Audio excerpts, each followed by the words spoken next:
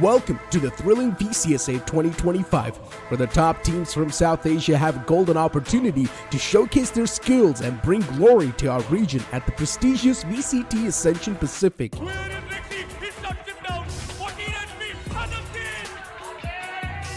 This exhilarating tournament unfolds in 6 stages. Let's dive into the heart of the action with the qualifiers. In the VCSA qualifier, teams from India, Bangladesh, Sri Lanka, Nepal, Bhutan, Afghanistan, and the Maldives will compete, with 4 premier teams directly entering the quarterfinals. Only 2 teams will earn their spot in VCSA 2025 Split 1 through a single elimination format. In Split 1, a total of 8 teams will compete. This includes 2 teams from the qualifiers, 2 directly invited teams, and 4 pre-qualified teams from VCSA Split 3 2024. They will engage in an intense round-robin competition over the course of 14 action-packed days. Only 6 teams will advance to Split 2, while the bottom 2 teams will face relegation. In promotion relegation, the 2 relegated teams will compete against 2 premier teams in a knockout round to secure their place in Split 2. Get ready for an unforgettable tournament filled with fierce competition and dazzling gameplay.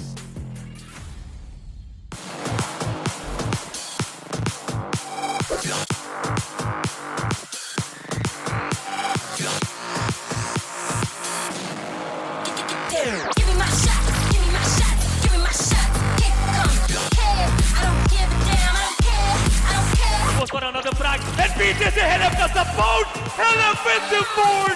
Watch me, get down, give me my shot, give me my shot, give me my shot, give me my shot, give me my shot, give me my shot. Get down. 1v2, the spike is ticking in, the outer shot comes in, but Eden King takes him down, velocity secures the Give me my shot, give me my shot, kick, come, I don't care. Get down. As the days pass by, the matches get even more intense and the opportunities are slowly and steadily slipping out of the hands. We'll have to see if today marks the day where some teams who are on the bottom of the leaderboard make that comeback. Ladies and gentlemen, welcome. You all are watching the VALORANT Challengers South Asia 2025 Split 1. I'm going to be your host and caster Sahishnu. Alongside me, we've got the great Aladdin right now. And Aladdin, as we mentioned, it's time for teams to pull their socks up. Absolutely. Once again, thank you so much for having me here. And as you mentioned, yesterday was definitely a solid one, but today is shaping up to be even more impressive. We have 2 best of 3s once again. Once again, we will see Team Asterisk, but this time around, they will not be playing against Global Esports Academy, but we will be seeing them against Revenant XSpark.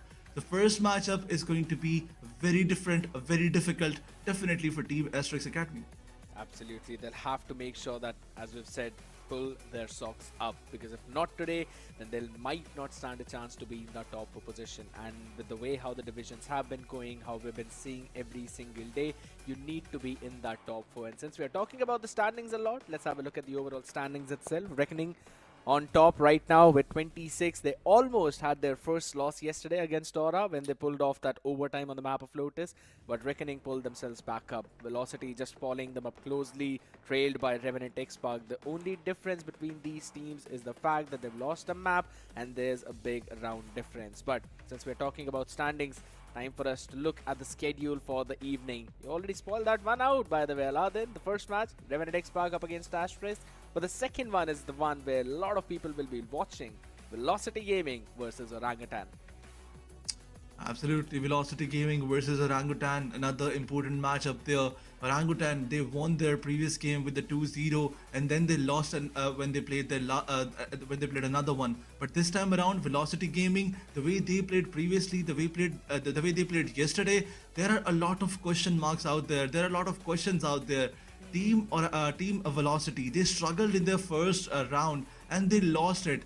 I mean, even when SK Rossi was there in the interview, he did mention that he did not prepare it, and that's why we lost it. Yeah, he did mention that out. They were just not ready for the map of Abyss, so that's probably going to be one of the permanent bans for Velocity. If not, then you know which map to play to eventually gain the advantage, so at least you steal one away from the other side. But I'd have to say that it was still a pretty solid performance from SATUL2. But another team that has been performing really good has been Revenant Esports. And this is the reason. Deathmaker, Aziz, Raw Fuel, Georgie, Antidote. The big brains behind all of these four powerhouses in those firepowers, you know.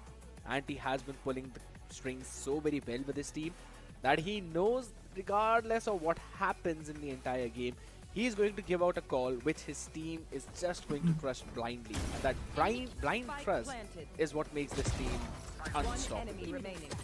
Absolutely, the current addition of Georgie is making sure that team Revenant Esports, they just win one after another game. And on the other side, Raw Fuel, his performance is also a very good. And if I mention at the previous starts of the last played game, Raw Fuel, his numbers was on the second. I mean, he was the second fragger of his team. So he's also getting all those elimination numbers. He's also making sure that his team wins game after game. But as you mentioned, on paper, if we talk about both these teams, on paper, definitely Asterisk is not looking up to that mark, because Revenant Esports, they won against Orangutan with a 2-1.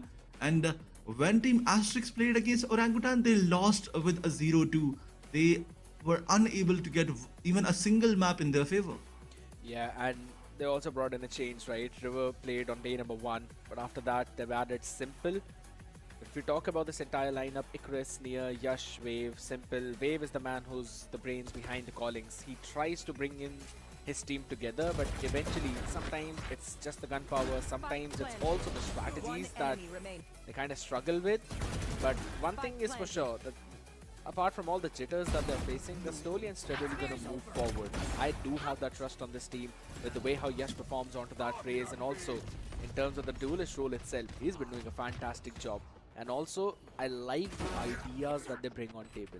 Whenever we talk about this team, it quickly reminds me that this was the first team that brought the Tejo breach in South Asia. So they're still, I would say, in the right direction. They're moving in the right direction. The only thing is that they need a little bit of that push. And I think so Wave should be able to do that. Absolutely, Wave and Nier, both of these players needs to do that. They did bring the Breach Tejo composition, but unfortunately their Breach is unfortunately the Tejo is not doing good at all. Nia, he's that player who usually plays Tejo, and he is struggling when it comes to the game. Yeah, indeed, that is true. But since we're talking about those big brains, right, we've been talking about those IGLs, we mentioned Antidote, we mentioned Wave. We're having a look at their stats itself, and there's a clear disparity. Antidote in terms of KDA and kills is the one in lead, but when it comes to ACS, when it comes to the total impact in game, as well as the headshot percentage, that's where Wave eventually has that upper hand. Even in terms of the first kills as well, he sometimes steps up. It's almost similar, but still so very different, because Antidote has got 4 players who can frag out of their mind, while Wave, yes, his teammates are still a bit on that struggling end. Absolutely, Icarus and Yash, they pulled off some good Valorant, some good elimination numbers in the first game, but after that, this team is looking all over the place. Team Asterisk, they have to come up with a different plan, some different strats out there, because this is going to be a really tough match. Revenant XSpark, they will not give any chance to their opponent. This is what we have seen from them previously. Aziz and on the other side, Deathmaker, Georgie, they will make sure that you struggle and this game ends in a 2v0. That's again Revenant Xpark for you. Every single map that we've seen this team play on, it has been not just domination, it's been a good Valorant play, but has always gone in their favor, right? Apart from just one map of Lotus, which also was overtime if I'm not wrong for this team, they were still able to close it out. Or rather, yeah, it was that one map of Lotus where they were playing against Global Esports Academy, and Global Esports Academy won that map against them 15-13. But the point still remains, it was still an OT. So eventually, if you're playing on a map that goes to the overtime, that means you could have closed that out, barring just a few shots here and there, maybe a couple of rounds left and right. If we're talking about Asterisk, yeah, they've kind of shown only 3 maps till now. One has been Lotus, second has been Haven, and if I'm not wrong, the third one has probably been bind or split? I'll just have to get a confirmation on that. That has been bind. So they have not really dived deeper into the map pool itself. They still stick to playing on that Lotus a lot more. And I feel that it's about time that they show out the other cards as well. Maybe the aces up their sleeve. Maybe they're preparing some of the other maps for the rest of the teams or for surprise. Now is the time for them to pull all of those cards out, because it eventually could be a do or die for them if they want to be in the top 4. Absolutely. If we compare to the matches of yesterday, Aura Esports, they did surprise Team Velocity, and on the other side, SATUL, the way they surprised their opponents, Aura Esports surprised Reckoning, and the way Team SATUL surprised Velocity, they were definitely prepared for their matchup, but unfortunately their opponents were just better. Same expectations from side of Team Asterisk. They have to be prepared, they have to come up with a different start, maybe push their opponents towards a map in which they are not comfortable.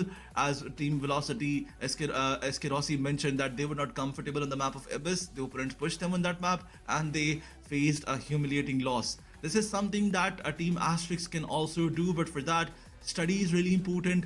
They have to read their opponents and they have to come up with a counter strat. Yeah, exactly, because I'm pretty sure we're not possibly going to see Haven in terms of the map veto itself, because Asterisk, you talked about embarrassing losses. Asterisk, they went 1-13 against Orangutan, but since we're talking about that, let's have a look at the veto itself. It's Pearl, Lotus and Abyss. Pearl is going to be the pick of Revenant Esports, Lotus for Asterisk, and Decider comes down to Abyss. Understandable, because we have seen so many times the bans being there on the map of Split, be it on any other map, right? And obviously Haven should technically be out of there. Asterisk don't really want to play that one. Revenant Esports banned it themselves. But there's this one thing. In the previous 2 vetoes, we have seen Asterisk ban out the map of Pearl. So I'm pretty sure that they might not be as comfortable on that map. And also they're starting on defense on all of those 3 maps. So that could also be a very important factor in terms of the momentum which you would want to carry in this entire series. There's one thing that I want to mention about Pearl is, although everything else is just normal, but Georgie bringing in that Reyna in 2025, that's something that was very controversial previously when he played Reyna. When he picked Reyna, everybody was saying that why is he picking Reyna? Reyna is just a duel who depends on his aim. So Georgie, is he gonna go with another Reyna pick on this map?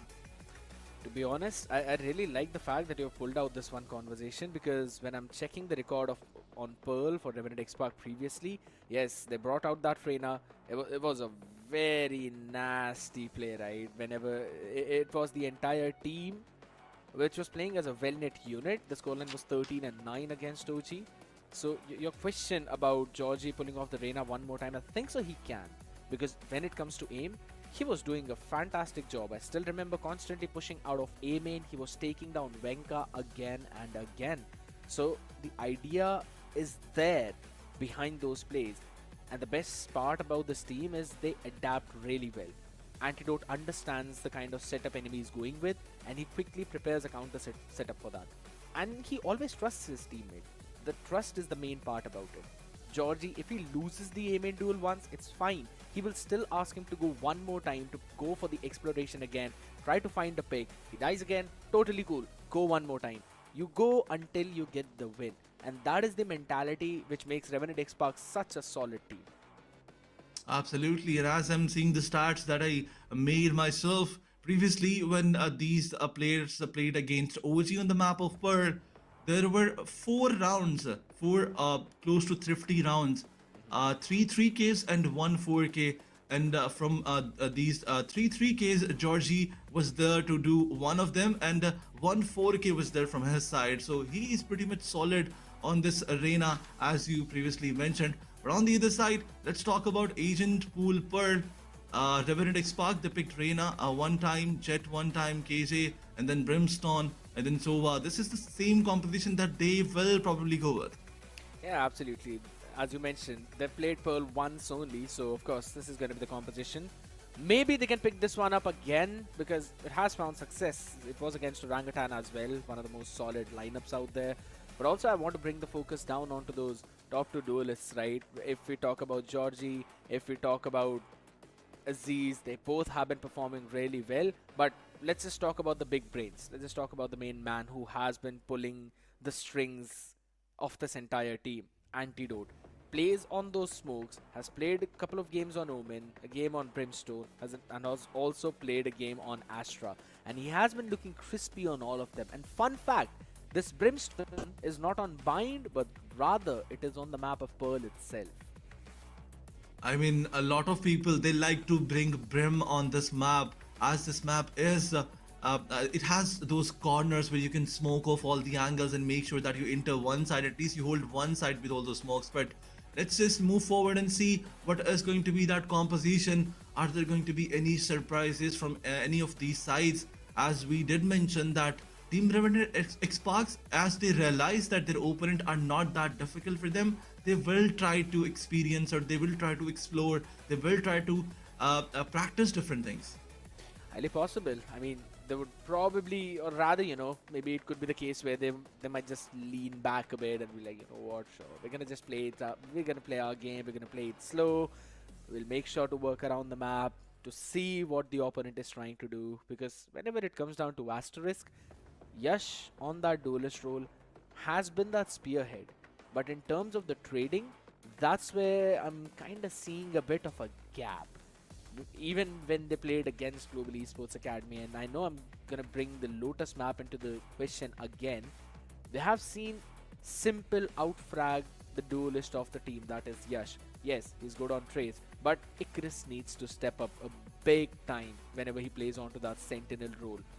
Wave needs to step up as well. I mean, he's the IGL of the team, right? He needs to answer in terms of the frag. And since we are talking about answering some things, ladies and gentlemen, you can answer this one question to stand a chance at winning 5,000 VALORANT points for the first prize and 2,000 for the second prize. The question is very simple. Which of the following teams has a full Indian roster? Revenant XSpark, S8UL, Revenant Esports, or Orangutan? If you have been watching VCS Split 1, this is super easy to answer. Just scan that QR code, answer the question. The one who answers the maximum questions throughout the week will eventually stand a chance to win 5,000 VP.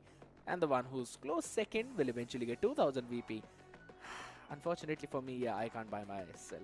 That guy's Can we give a hint to all our fans, all our viewers? Nah, the hint is not going to be that obvious. That team is playing today. So I'm just making things easy for you guys. That team is playing today. So just have a look, answer, and get a chance to win your share from those 7,000 wild points. But let's move forward. We did saw the agent composition. We did talk about that. What are the agents that these players are going to pick? Venka, definitely he will try to explore different stuff. Aziz, he probably will go on his default jet. Raw Fuel, he loves to play Sova. Georgie, is he gonna bring Reina or is he gonna bring Phoenix?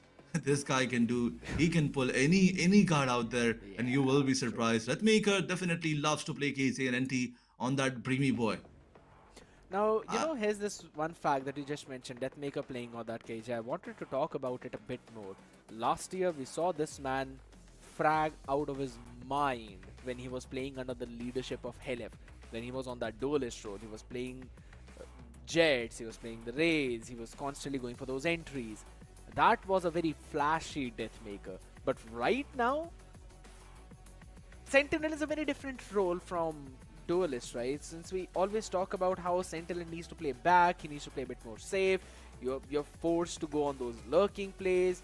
You need to make sure that you stay alive.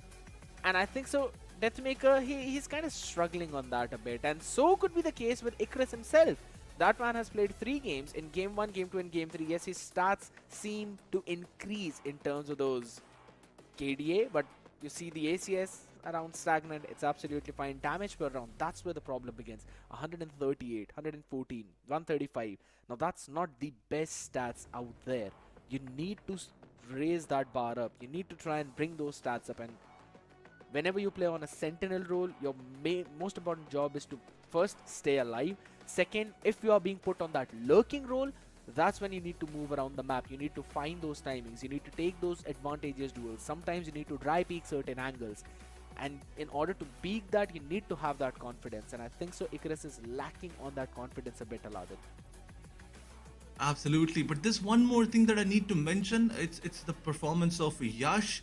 If you look at his stats, you will realize that all numbers are not in attacking but in the defense side. I mean, being a duelist, it's really important that you get all those entry frags, that you get all those numbers when you're attacking. But if your stats are highly relying on the defense side, I mean, in one best of 3, if you look towards his stats, the total is 27 kills and 30 death. But his 20 deaths are in the attacking side and only 11 elimination numbers. But on the other side, with 10 deaths, he has 16 eliminations on the defense one. So Yash, he has to step up big time in the attacking side, because that's when it's really important that your fragger performs. Yeah, hopefully they're not as stuck as the video feed that was out there. But I kind of agree, you know, Aladdin, whenever it comes down to those entries, whenever it comes down to those opening duels, you need to make sure you're winning. And also whenever we are talking about that, it becomes even more crucial for your team's initiators and the rest of the players to give you those setups. Sometimes you need those fault lines on time, you need those flashes on time. I think so Asterisk are doing that, but it's just in terms of the macro of the entire map where they sometimes struggle. When it's like they do have some ideas, but then they eventually run out of those ideas. And when it comes down to those adjustments, adaptations, yeah, there are certain problems. In fact, there are quite a lot of problems there. I think so they need, whenever it comes down to slowing down the pace of the game, they can take their own time, they can slowly move around, work around, then go for some of those executes. First map is going to be Pearl either ways. It's a very big map. And most of these teams in VCSA we've seen, they really like to play on the contact plays. They hear the contact on one side, they quickly rush up with their own rotations. They probably leave one player for that anti-lurk or maybe for the anti-flank. On Pearl, you can't really do that. You have to divide your members in a certain manner where you are controlling certain parts of the map, and mid becomes super crucial. Mid doors, art, both of those avenues, if you lose that as a defender, yeah, now good luck figuring out where the attackers are going, because one of them could eventually move down to the water, then move on to your spawn. Maybe they can just decide to quickly rotate over towards the double doors, towards B connector, go for the B execute. And we have seen Antidote do that, right? We have seen Antidote giving those last minute calls as well, last 30-second calls. He likes to take mid control with his team, and then they move forward. Specifically Georgie, if the team is going to any main avenues, Georgie is going to go and explore in mid double doors. We saw that duel between DC Rules and Georgie multiple times back when Revenant XSpark was playing against OG. So it's not just about that one play, it's also about how you're going to control that avenue as an entire team. So Asterisk, I really hope they have got some trap setup plays. Absolutely, they have to set up all those traps for the players who are lurking, specifically Georgie and then Raw Fuel. These players, they love to play lurks on lurk, and then they also get some output as well. I mean, in every of those three-sided maps, Georgie will try to go towards mid in every other round and try to explore some opportunities, try to knock some doors. And as he finds one or two picks, this is it. This is it for this team. This team just moves forward, goes all in, and gets the round for themselves. So team Asterisk, they have to deny all that map control, and similarly they have to make sure that Revenant did not get any of those advantages. The Revenant will test your preparation to the fullest. They will not just test your defense, they will test your attack as well. In every other round, when they are defending, they will try to push towards mid to get all that information. This is something that I want to mention, that if you remember, I think it was the Pearl where Team Revenant XSpark, they were pushing in every other round towards mid when they were defending, and that was giving them some extra map control, some extra information, and their opponents, they were unable to surviving. Yeah, that's what we were talking about itself, right? How important it becomes to control that mid area, to control the double doors and art, because it just opens so many avenues. And again, if you're on the defending side, if you're putting too many resources to control that avenue, that means your mains are weak. That clearly means that any kind of execute from main is just gonna lead you into retaking the site and playing for those slow approaches, go for the retakes, clear out the avenues over towards the CT, try and then move forward. So there's so many things. It's again a game of chess after all, Aladdin. We always talk about this, that in terms of those 12 rounds that you are 100% playing in the first half, you have to understand how the other team is calling, how they are pulling their own people towards one part, how they are trying to force your people to rotate on one of the extremities of the map. So these are the things that you as an IGL have to focus, and that's also one of the reasons why we normally see IGLs being on the bottom of the leaderboard in terms of those frags, because you talk about Wave, you talk about Antidote, yes, both of them, they mostly play on smokes. Their main aim is to stay alive, but also at the same time, they kind of really want to just, you know, be that big brain for the team, be in the position where they can give out those calls. Now, it's gonna be even more important for both of them to eventually stay alive, calls for their team, and set them up for success. Yash has been getting successful. River, back when he was playing on Breach, he was setting his team up really well as well. I remember he's got some good amount of assists in his pocket. But Simple also needs to do, if not the same thing, better things than what River was bringing. Eventually, it's the map of Pearl. Aladdin, I'm just going to ask your predictions. Who do you think is going to win now? Before I talk about that, let's talk about the Asian competition. Revenant XSpark with no change at all, and on the other side, Asterisk. They're trying something new. Not new, but they're bringing something different. ISO, Yoru, and Teho composition. I'm pretty sure that you are happy with this one. ISO Yoru comp, yes, I love that. Into the Teho as well. You've got a lot of utilities to work around with, and then a chamber, of course. We remember that there was a chamber pick in the Orangutans match as well. So you've got at least that one get out of the jail free card with the rendezvous. And also that alarm bot at least is going to cover towards those double doors. Asterisk, since they're starting on defense, it becomes even more crucial for them to try and at least end things up at a 7-5 or an 8-4 if they're feeling themselves. But in terms of the duels, that's where we've always seen Revenant XSpark shine. That's where we've always been witnessing the entire massacre of Aziz, massacres of Georgie. You've got to shut those two people down in order to slowly creep up in terms of that victory. Starting with a very widespread set. And funny enough, Yash is actually playing in mid. Alright, Wave is also going to join him. And as we've always seen, Revenant XSpark will try to prioritize that mid. They're probably going to start there. Unfortunately, there's going to be a technical pause, but don't worry. I know that the backend is trying to quickly fix that issue. They definitely will fix that. But it gives us enough time to talk about this entire lineup itself, right? In terms of the agent select, Icarus on the smokes this time, and Wave, he is playing on that chamber. So the one who's giving the calls, while also being in a position where he will probably use operator most of the times, if not at least the tour de force, you would require a tremendous amount of concentration. I mean, no change whatsoever in all those rules. We can see Icarus playing smokes. This is something different that they're doing. On the other side, Wave, who loves to play smokes, he's not playing smoker. So this is the change in rules. And then, apart from that, there's no other change. But Team Asterisk, they have so much utils to play with. If they time it correctly, if they use it correctly, they have so much utils to stop all those aggressions. And on the other side, if they convert 4 to 5 rounds in the defense side, they can get a lot of other rounds in the attacking side, because they have so much utils to play on post-plant situations. I agree. Whenever you pull out an Astra and you've got a Teho, that means you're playing for the post plants.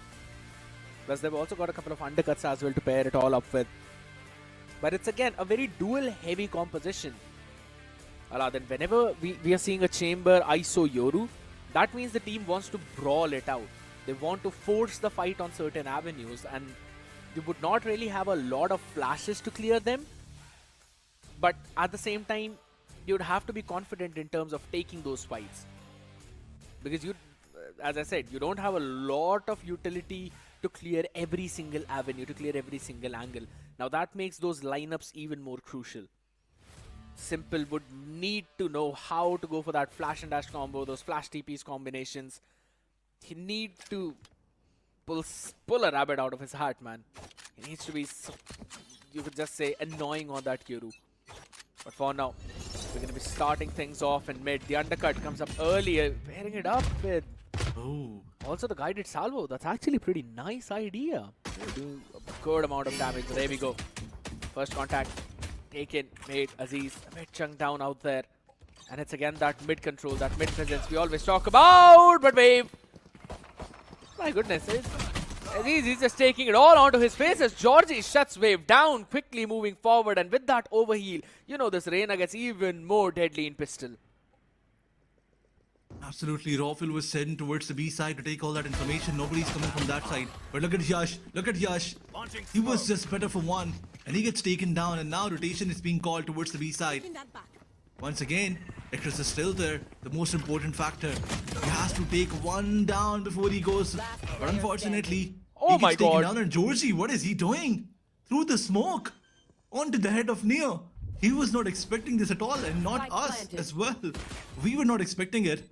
And now, as the situation, as the responsibility lies on Simple, I think this is close to impossible for this player. A 1v4 in this situation, he cannot do it. Ace. Can it be an ace? It absolutely is! What a way to start things off in style, Georgie.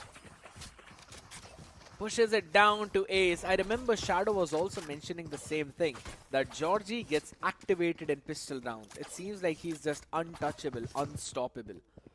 And that is exactly what's happening.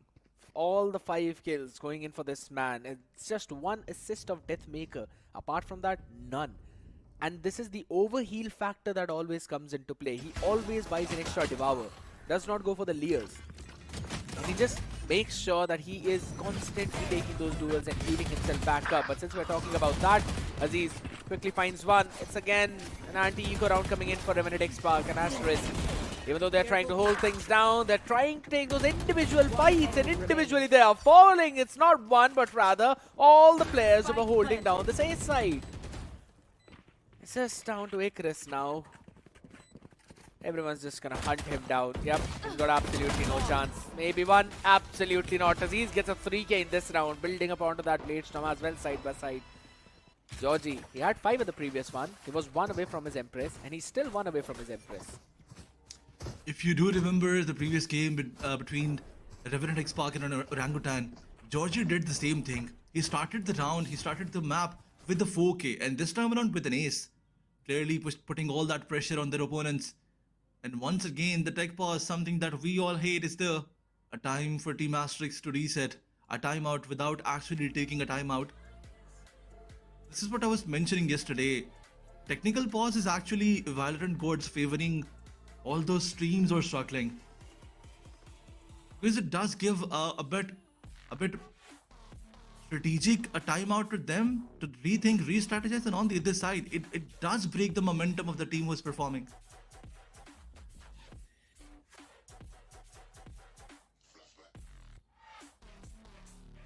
As we move forward towards the 3rd round, it's really important for Team Asterisk to win this one, as they are going to play this round with a full loadout. But on the other side, Aziz, he has 5,000 creds available. Raw Fuel going on that Spectre. And NT, he also has 3,600 creds available. Is he going to play with a Sheriff, or is he going to buy a Vandal? Still a question. And if they buy 3 Vandals, 1 Bulldog, 3 Vandals, 1 Spectre, I think this buy is enough to convert this bonus round. Highly possible. It is. And with the way how Georgie's aim was going on in that pistol round, I think so they very well can. Aziz as well is looking very crispy in the first 2 rounds. Both of these duelists, they've got that raw energy we talk about, and you can't really count out Raw Fuel as well throughout the mix. But it's again that mid hold, that mid take, not just in 1 round. You know, we'll probably see them move towards that same part of the map again in the next few rounds too. I want to see what ideas Asterisk have to counter that. I did like the first one where they paired up the undercut with the guided salvos. If in case they would have also sent out a flash of Simple maybe to blind all of them out and then use that util combo, it would have been such a phenomenal one. But it's fine. Slowly, maybe as this map goes on, we're going to see some more ideas. But since we're on that topic of Simple, right? He's going 0-2 and 0 on this Yoru. Not the kind of start you would have dreamt of. Plus he's also just got a Vandal and a half shield. Not even a clone to work around with. And just one gate crash.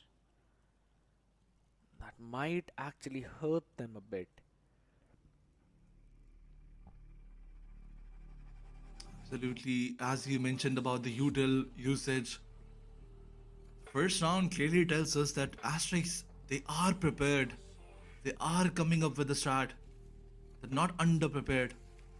But on the other side, look at Team Revenant XSpark. Going towards those Vandals. 3 of the players are playing with Vandals. And once again, technical pause is over. Finally moving towards the third one. A bonus conversion is something that we're expecting from the Revenant side. And on the other side, Asterisk, they have to come up with something different.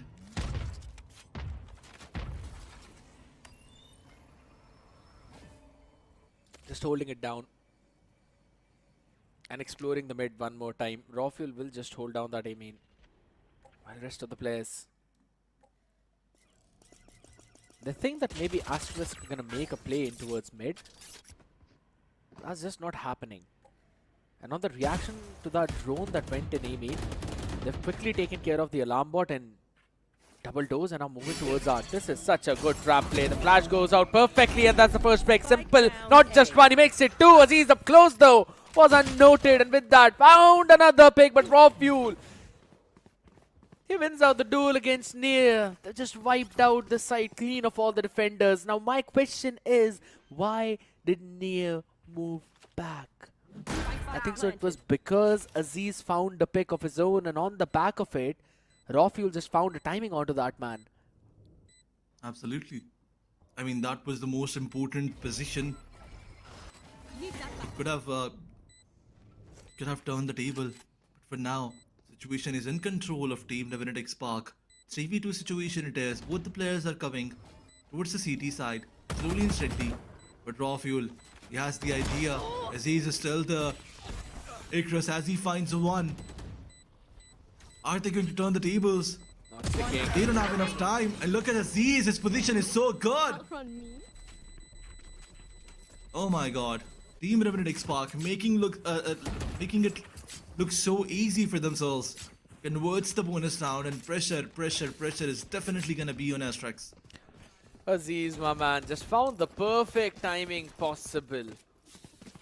Utilize the smokes of Icarus against their team. The reposition was phenomenal. You could also they kind of used Deathmaker as the bait, while Raw Fuel was just controlling the main. Now that's the main part about it. They've showcased their presence in mid, they've showcased their presence in A main. Now they're moving towards B. That is the weaker side. Asterisk are playing heavy mid. They realize that it's a full-fledged B execute. Now Georgie sends out all of his layer. Raw Fuel picks up Icarus. In the meantime, Simple quickly grabbing that weaponry. Might actually change the round. Target down. But it's all about timing. Yash with the Guardian that he pulled out. They will land in one more. Noted the possession, but Antidote goes unnoticed, untouched. And as you said, goes in not just with one, but rather 4. Oh my god. Man, oh man, what have you done, NT? 4 of those players down in a 1v4 situation. In fact, in a 2v5 situation. Asterisk, it was their round. It was supposed to be their round, but Anti, what a performance. We did mention that Anti was the weak link of Team Revenant XSpark. But is he really the weak link? I don't think so. But once again, Babe this time around, pushing forward, takes one down with the operator, falls back. A lot of util dump was there. The undercut being used with the guided salvo once again. It confused Revenant XSpark. And as Georgie is down, Raw Fuel is also low in HP. Drawn towards the mid from Art to take all that information. But look at Deathmaker. He's wrapping around. Yeah, the timing is in his favor. They've got no idea about him. He should be able to catch maybe 1, maybe 2, but he's going all the way towards spawn. That is so bold. It is going to be a hit towards the A side, but it totally depends. Near's attention, it was already grabbed by that owl drone. But at the same time, there's another lurk play coming in from Simple though, but Deathmaker finally Finds out the first one. Wave answers back quickly. Finishes that maker out, but they execute already beginning. Neha answered back on the other side. Simple. He did not continue on that flank. Instead took the TP back to the side. I don't know why he did that. He could have had the perfect timing, but it's fine now. Icarus has got the opportunity as the dimensional drift will give out all the information. Icarus, you need to catch raw fuel. How did he? Oh my god. Why are they finding those timings? And Simple just disrespects Antidote. Comes out of the ult in front of him and just puts a shorty in his face. Raw Fuel's repositioning should be noted, maybe not, but with this pick he should be, but the Fuse was stuck entirely as Icarus will win that last duel too. Will do that eco damage on the way and pick the operator up. What a round from Asterisk.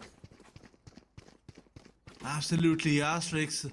They were just taking all those risks. Another round in their favor. Oh my god. That ultimate on the face of that player.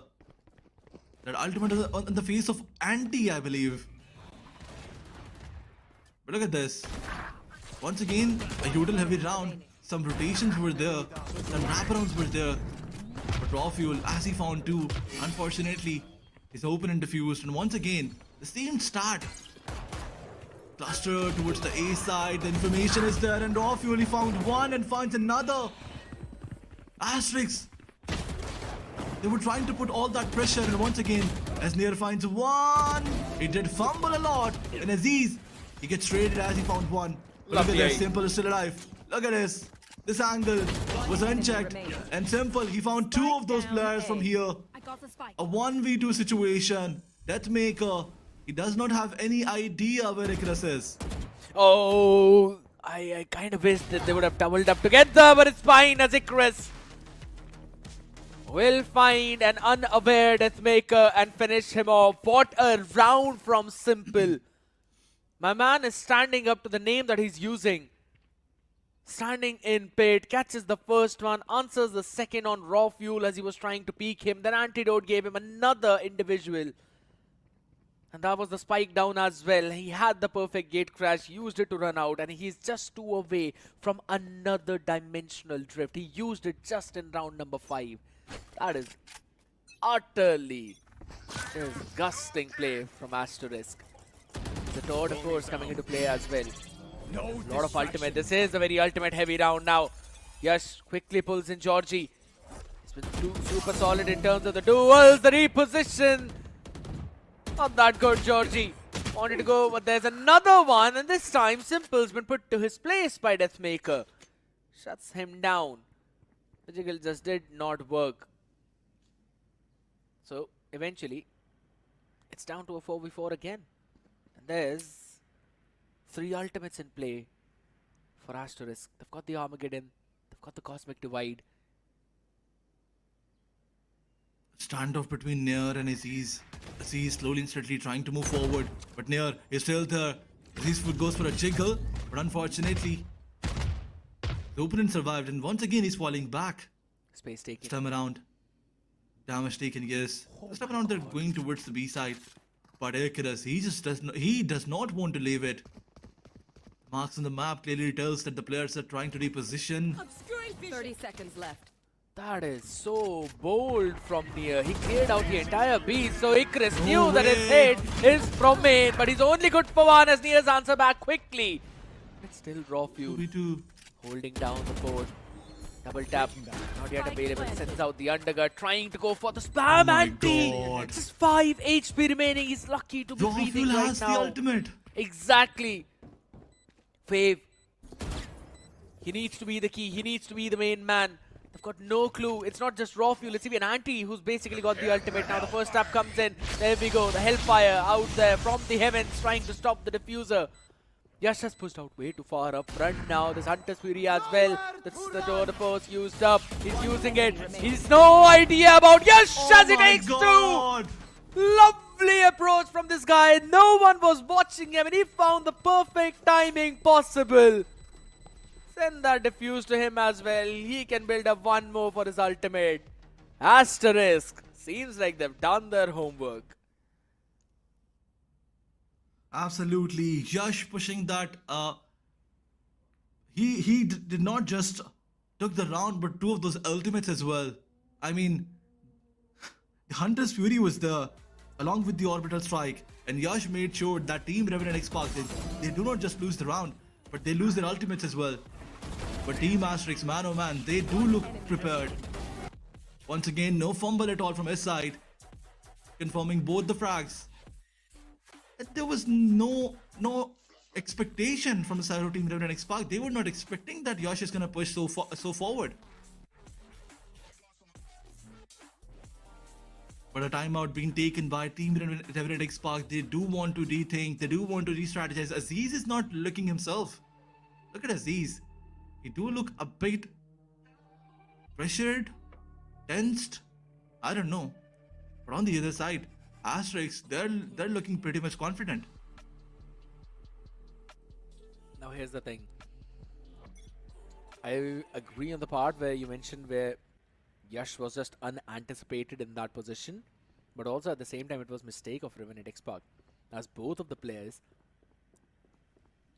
they were ready with their ultimate, but no one was actually checking out that avenue.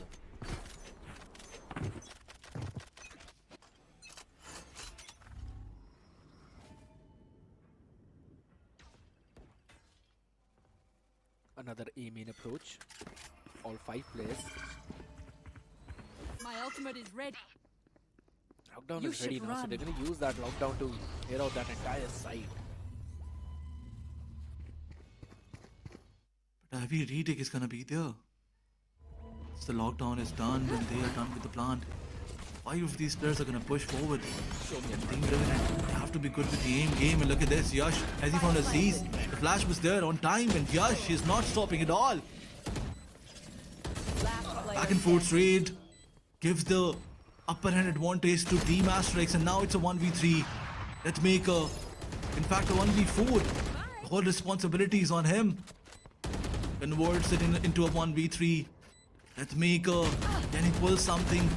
Can he pull this off?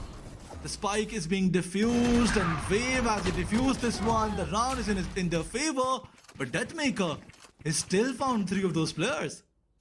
My oh Economy my. deficit is definitely gonna be there. Absolutely. Just doing that eco damage, but again, another round going in for Asterisk. Some rounds that you do not really expect them to pick. And by the way, they've still got the Cosmic Divide up. The entire team just wanted to push out all the way front towards the pit, but eventually were taken down. This time by Yash. In one of the rounds, it was Simple. Round number 5, Simple held his ground. Round number 7, Simple held his ground. And this time, Yash just joined him. And they've got And the that on-point flash was just crazy. Exactly. That one flash has constantly been working out for them. Distractions. Oh my No god, way. he was not able to pull out anyone in that no distractions. Seems like everyone was distracted, So was he. probably. But it's a full-fledged hard push down. Look at that, all 4 players moving towards the A side. It's again gonna fall down to Simple. Man has no Position. clue. Yeah, Lear in front, no one broke the recon, but Simple and Yash Spike in down the A. unison. One enemy Catching remaining. everyone, and Yash shuts down 3. He does not need kill contract to kill the enemy. He can just walk on the side and finish them off. Absolutely. Some crispy aim game is there. But Wave, Yeah, he's waiting with the operator. Deathmaker somehow realized now he's falling back. 30 Probably wants to seconds save this vandal. That He would does. be, yeah, that would be the best decision now. To save that weaponry for the next round. It's the first time that Asterisk are actually coming in lead in this map. And seems like they've been doing their homework so well. They 10 understand the seconds left. timings that Revenant XSpark are picking on this map. They have done their work. They did see how they are playing, and they are countering that brilliantly. And I'd have to give it to Yash and Simple. My boys have been holding that A side. It's like it's under a lockdown, but that's not from Killjoy. And there we have some.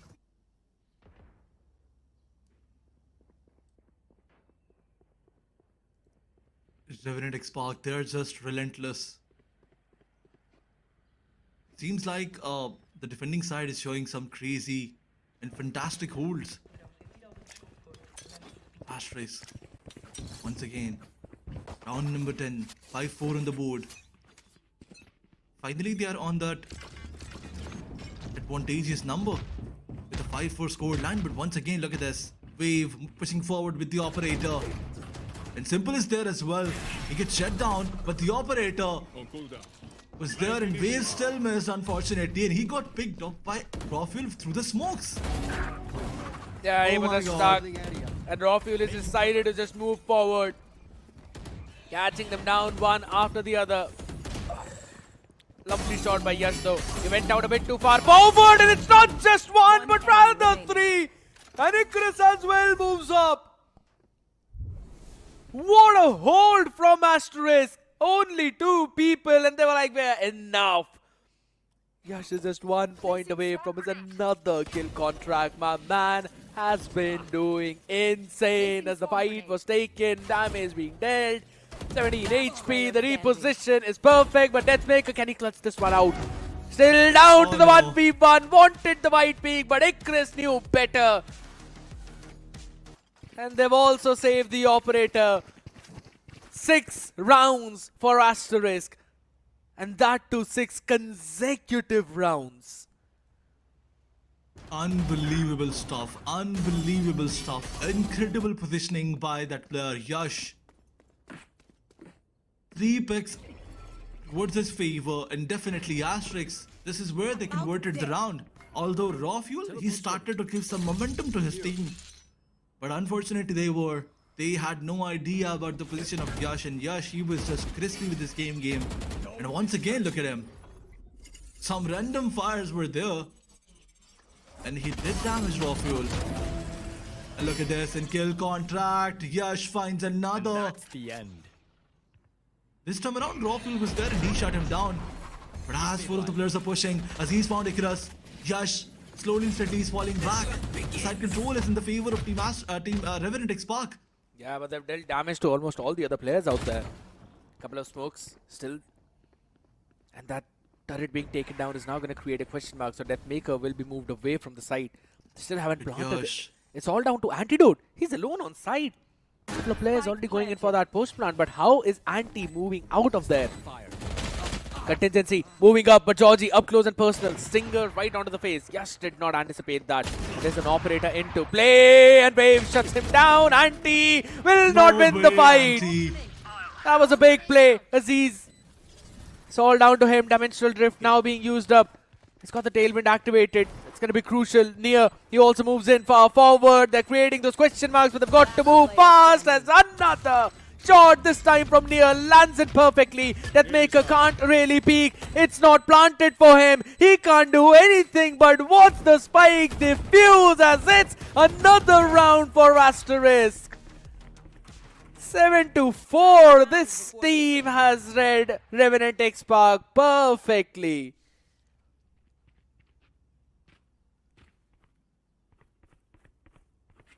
Incredible performance. Some crazy attacks. Some crazy retakes, in fact, from Asterisk's side. They're clearly surprising us and their opponents as well. They've read all the strats of Team Revenant XSpark. And once again, trying to obliterate the whole team of Team R&T. Revenant XSpark coming up with a different start now. Forcing 4 of their players to push towards the B side. Icarus is still there. A revealer was there and it pushed out Icarus, but as Aziz got tagged, he got a lot of damage. Planted. But on the other side, the ultimate could not take any of those players down. Stopping fire. One enemy remaining. Yash able to take one down, but Rafuel answering back on the other side. Now it's all down to Wave with an operator. A 1v3 seems almost impossible. Yeah, did not check for Aziz. And that's the round going in for Revenant XSpark. 7-5. And by the way, fun Switching fact, sides. not a single time was Cosmic Divide used in that entire half.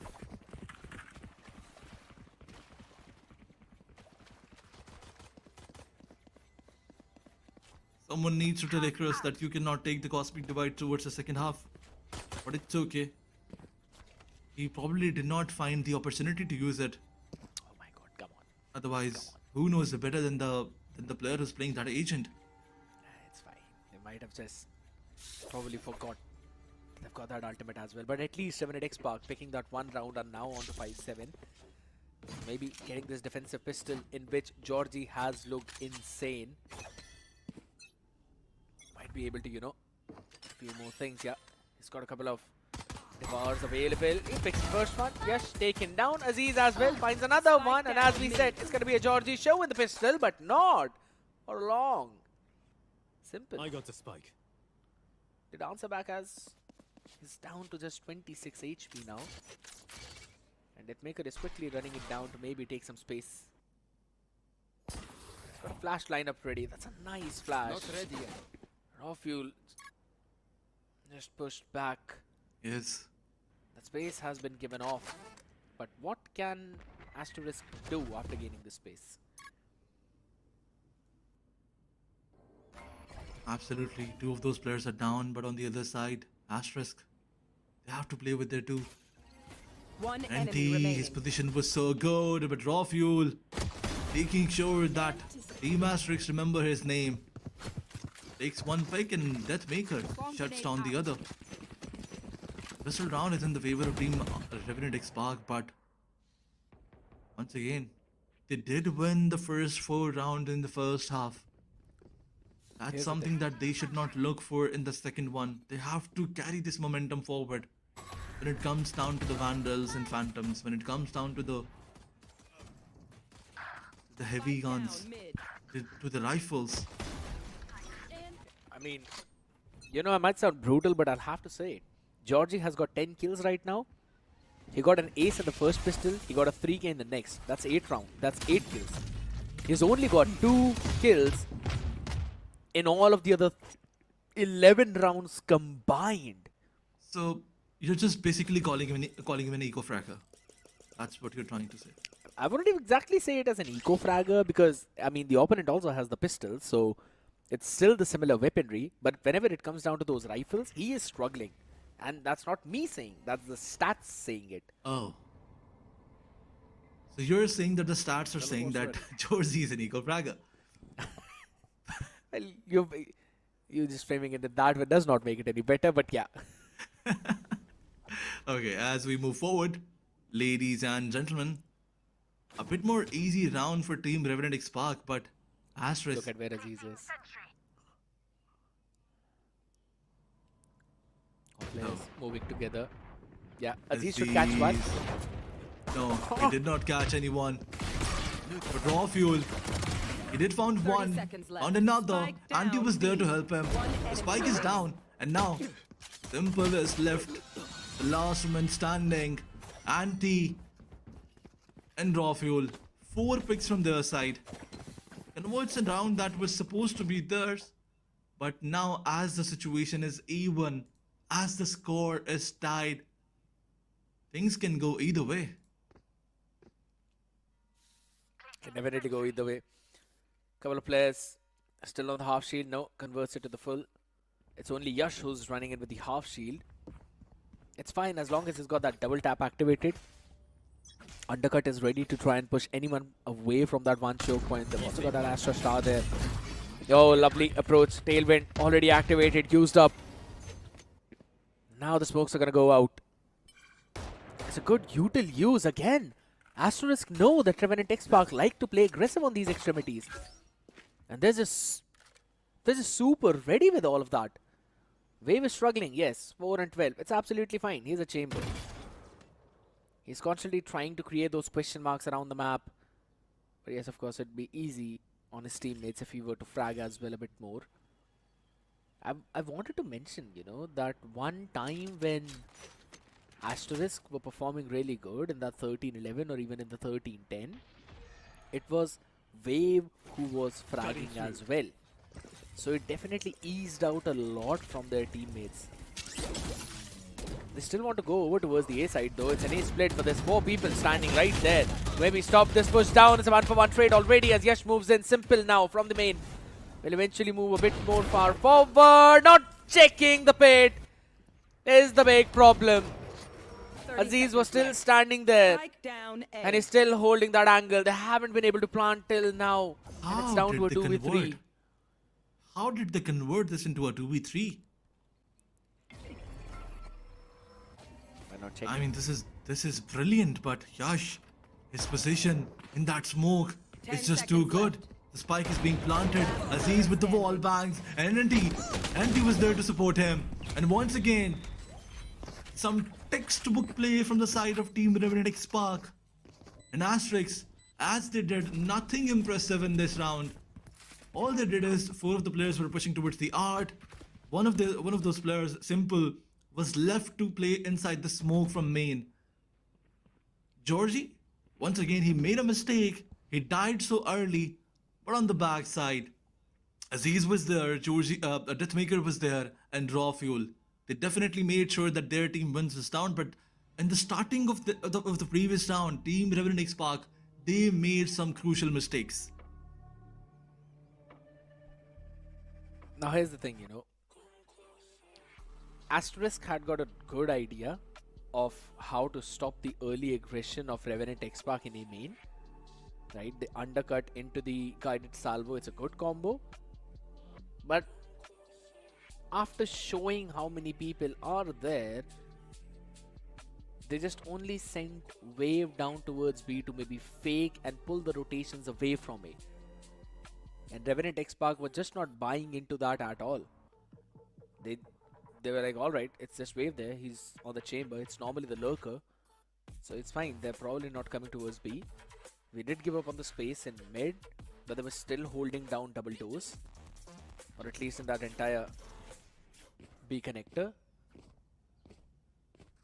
So eventually, they were able to stack the members over towards the A side, and Asterisk ended up forcing a fight on the stacked side of Revenant XSpark. So now, of course, their economy broken yet again. Still kind of trying to force as Yash, she's on the Vandal. And it's fine for the confidence that he's got right now. He's been doing a good job throughout the game. They're holding it down towards the B connector now. The dimensional drift being used up. It's a judge in the hands of Simple. Goes towards the double door, trying to figure out where the rest of the players are. Clear, thrown out, Raw Fuel already picking one off, and Georgie as well makes it a double. Now that's a judge, a bit far range, but it's fine as it's 1-for-1 trade. Raw Fuel still stands strong. This Sova is definitely being the hunter. Revenant XSpark shut down the optimistic approach of Asterisk. This is not the first time that Raw Fuel tried to give the momentum to his team and making sure that his bullets are counted. Once again, a 3K from his side, creating a lot of tension for Team Asterisk. As the side shifted, the pressure has also shifted towards the Asterisk team. As one by one, Revenant is getting those round. Once again, the approach was good. The dimensional drift was used on the right time, but Georgie was so good, and Raffle with their aim game. And now, as Team Revenant has started to push towards the A side, this was a bad idea. Yash tries to shut him down. He gets the success.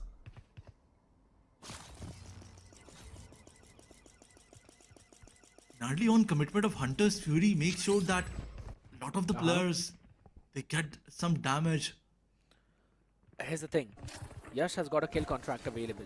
Noting the position down of one player, and he's going to pull him in quickly. And that's Antidote itself, as he's found two though. As an answer, they're already ready to maybe take this one down. Anti wins the most crucial duel. Yash needed to win that one out, but he could not. And it's down to a 1v3. Something which could have turned into a 2v2. And look at the positioning of Deathmaker. He's playing all the way back in spawn. He just thinks that maybe Icarus is on the greatest lurk around the world, which he's technically not. 30 seconds left. The utils are there, so Deathmaker he does not have to see those angles. Should be a save. But he can save the operator. And on the other side, there's one thing that I want to mention is he's getting collateral in with the operator. That's something really interesting. And look at this. Oh my god. 10 seconds Still left. damages one. But the operator is there. Takes down the operator. Winnable? Oh Nah. my god. He cannot save it. He's taking the risk. And he saved it. Take a breath now. Release. It's gonna be the safe, but what a nasty shot. He just diffed Aziz there on that op. Crazy good. But on the back of it, as you mentioned, they were also able to save their own operator. So both of them are now gonna be in play. Wave, he'll be using that. But here's the thing, Wave and Near, 5 and 15. Near has got just 4 assists. My man is struggling a lot on this one, along with Wave. It's basically just 2 players doing all the heavy lifting out there, Yash and Simple. Making cover.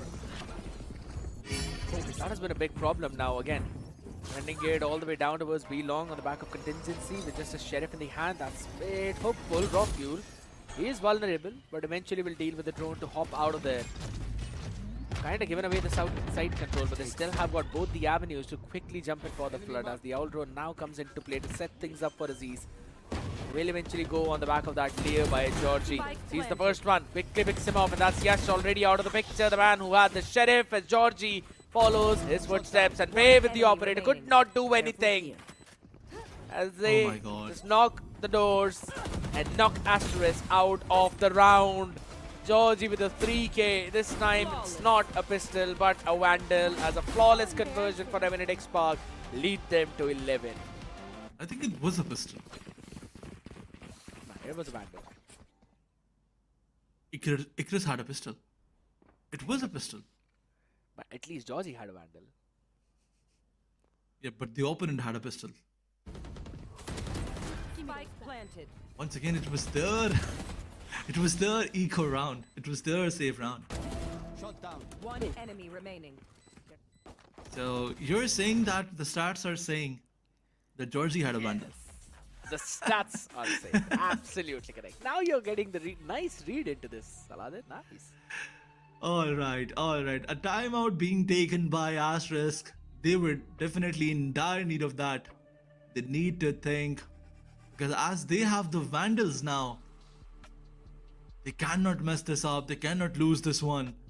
The momentum is there towards the opponent, Revenant XSpark. But Asterisk, if they want to shift the momentum back in their favor, this is that round. Probably. Or at least I'd have to say this is their last opportunity to try and pull themselves back in this map pick, which is of Revenant XSpark, by the way. So I'd have to say Asterisk have been doing a phenomenal job. But please, Icarus, please, for one time, use the Cosmic Divide. At least someone show me you that Cosmic Divide sometime. Seems like people, they just hate that. And it's such a good util for the post plant though, but behind the contingency, Aziz in an off angle though has not been noted. He missed out on that shot, and now someone needs to bail him out as Wave will be able to shut him down. Yes, still moving forward. Couple of undercuts available for him. He's gonna be bunny hopping out after being marked by the Sova drone. Not getting a lot of information on the back of it. There's the team towards the backside as Wave catches one more, but it's Maker and Raw Fuel with a back and forth. Push their team in an advantage. The Cosmic Divide now comes into the play. But now, man, he's basically got to cross his own wall. He's The blocked Cosmic himself off. Divide, absolutely. This is what I was trying to say. The Cosmic Divide is in play, but against himself. Icarus, he knows the position of Georgie. Raw Fuel. He's playing in a crossfire. The spike is there. You have the revealer as well. All you have to do is wait.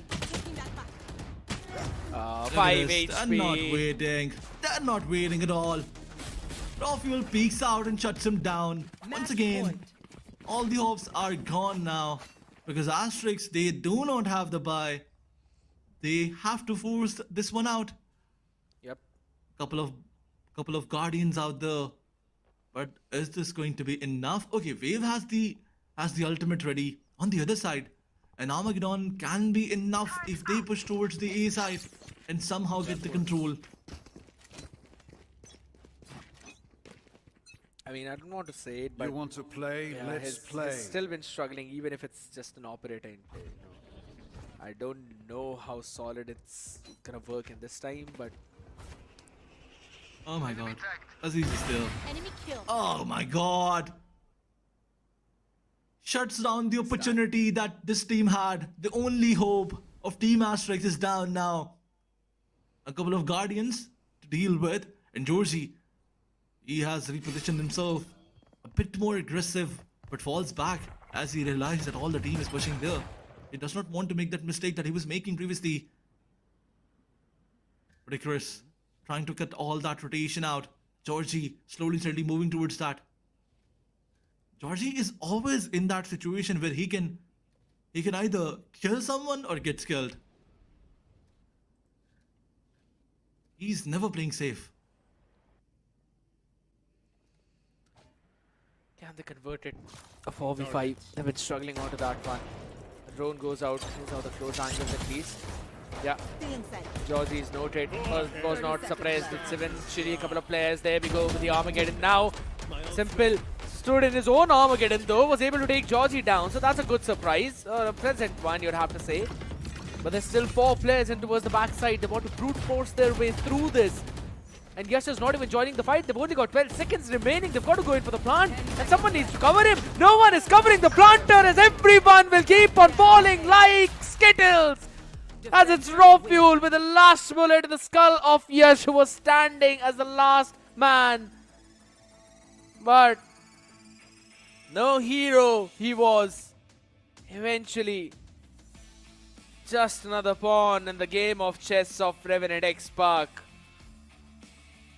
The Spark eventually turned into a wildfire, claiming the victory on their own map. What a way, my guy, to pull it off. And I'd have to say, it all goes in the hands of Raw Fuel. He was holding his team down on his shoulders when everyone kept on falling. Absolutely, he was there to change the momentum, to shift the momentum when his team was struggling. Raw Fuel, even in the round number 10, he tried to shift the momentum with a 3k, but unfortunately, after that, Yash was there. And we cannot ignore the performance of Yash as well. In the first half, he was just deadly. If there was one person on one side, there was the other person on the other side. I cannot, agree more with you on that fact. Yash was doing such a phenomenal job, making sure that his team had a chance. The only reason why we even saw this team have so many good rounds on their defense was because of the fact that it was Yash who was constantly stepping up whenever it came down to holding those avenues, holding those angles, controlling the side, stopping the players who were pushing it down. It ended in a 7-5, by the way, Aladdin.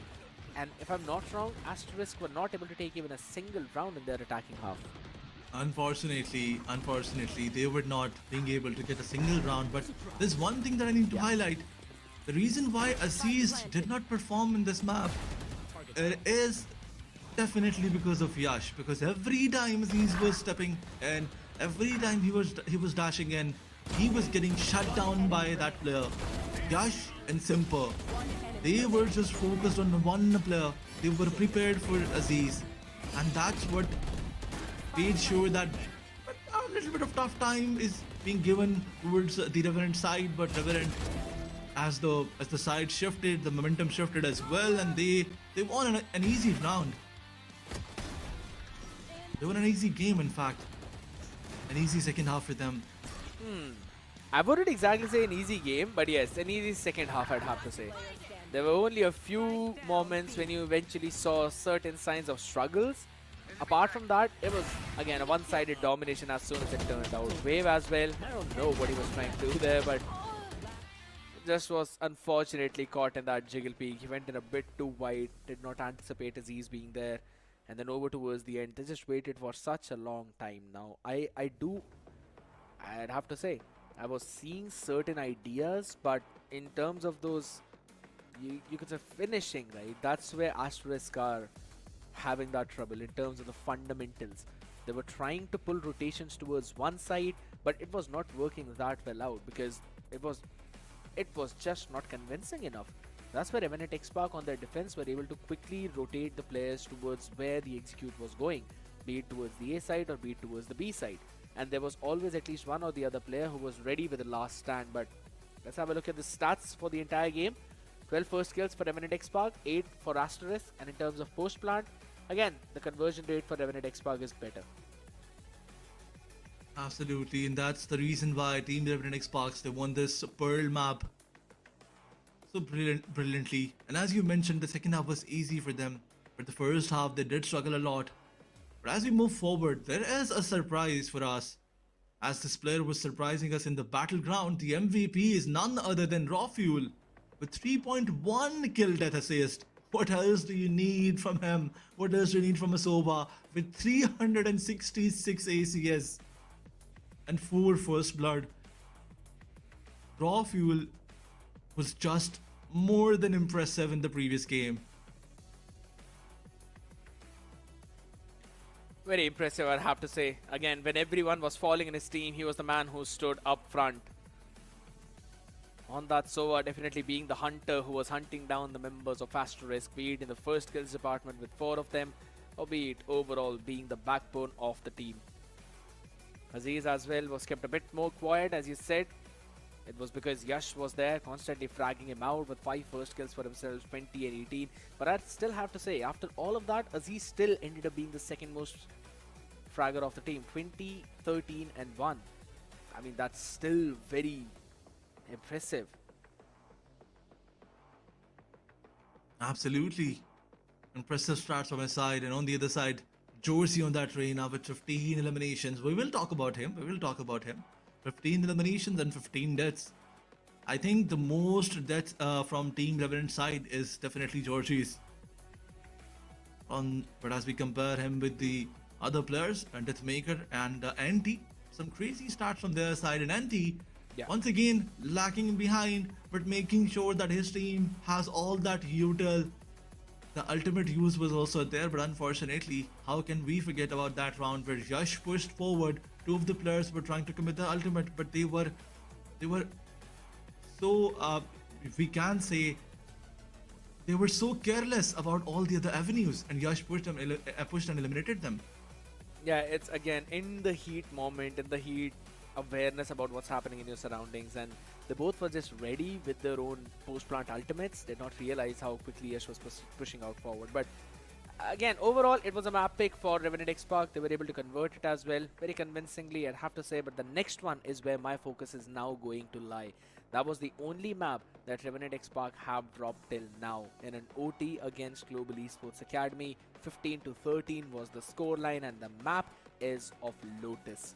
This is also a map where Asterisk have been looking a bit better, and they're constantly pulling that Breeds Teho composition in the mix. So I think so. This is the map which they would be able to steal away, given that Yash plays how he's playing, but also the rest of the players need to step up. Be it Icarus, be it Wave, be it Near, all of them have to pull their socks up.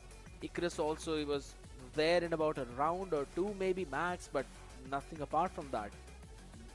Just barely touching that double-digit kills as well, while the rest of the players, they could not even go to that.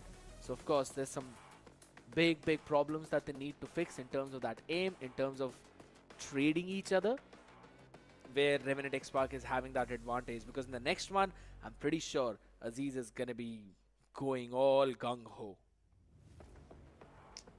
Alright, as you talked about all these players, before we move forward, let's take a short break and then we can come back with the next match. Ladies and gentlemen, all you have to do is stick around, grab your popcorns, and be there after a few minutes, because the next match is definitely going to be really interesting.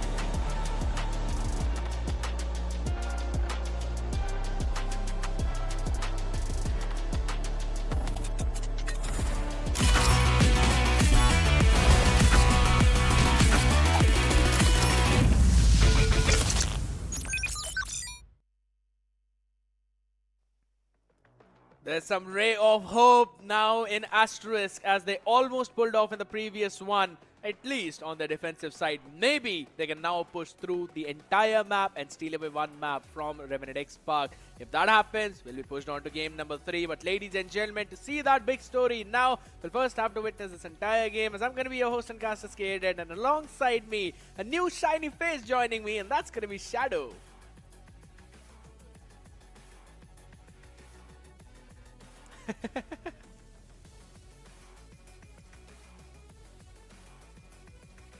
Yeah.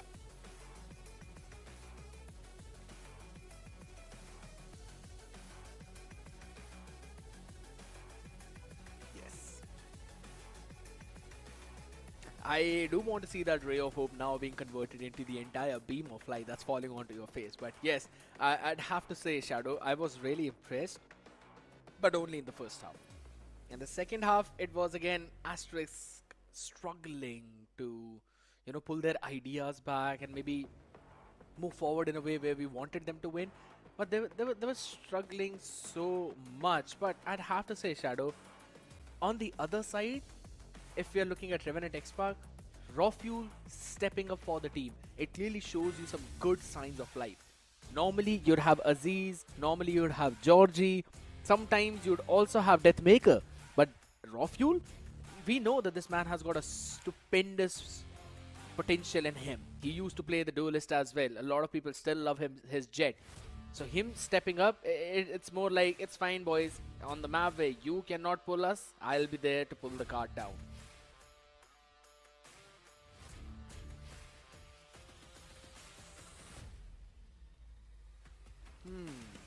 But we'll just have to slowly and steadily wait as the composition right now comes in front of us. Revenant XSpark. They've already played this one composition. The win rate has not been that good. They've still been kind of struggling on this, but Asterisk as well, they face the same problems. With the Wise, Raze, Breach, Teho, Omen. I always love this comp, the Teho Breach comp. On the other side, it's again the double smokes, Deathmaker, Antidote playing on the Omen as well as the Viper. Now here's the thing, Shadow, I want to ask you a big question, and it's a pretty important one as well. Deathmaker was the duelist. Now he's being given the role of a lurker. Would he be able to fulfill that? Because the last time they played, he was struggling. Last time he was struggling, maybe this time he won't be struggling because maybe there is a possibility of him rectifying all those mistakes. He would have realized what really happened wrong last time when he was coming on the same map. The lurk plays which you are talking about were completely missing. But maybe this time it won't happen.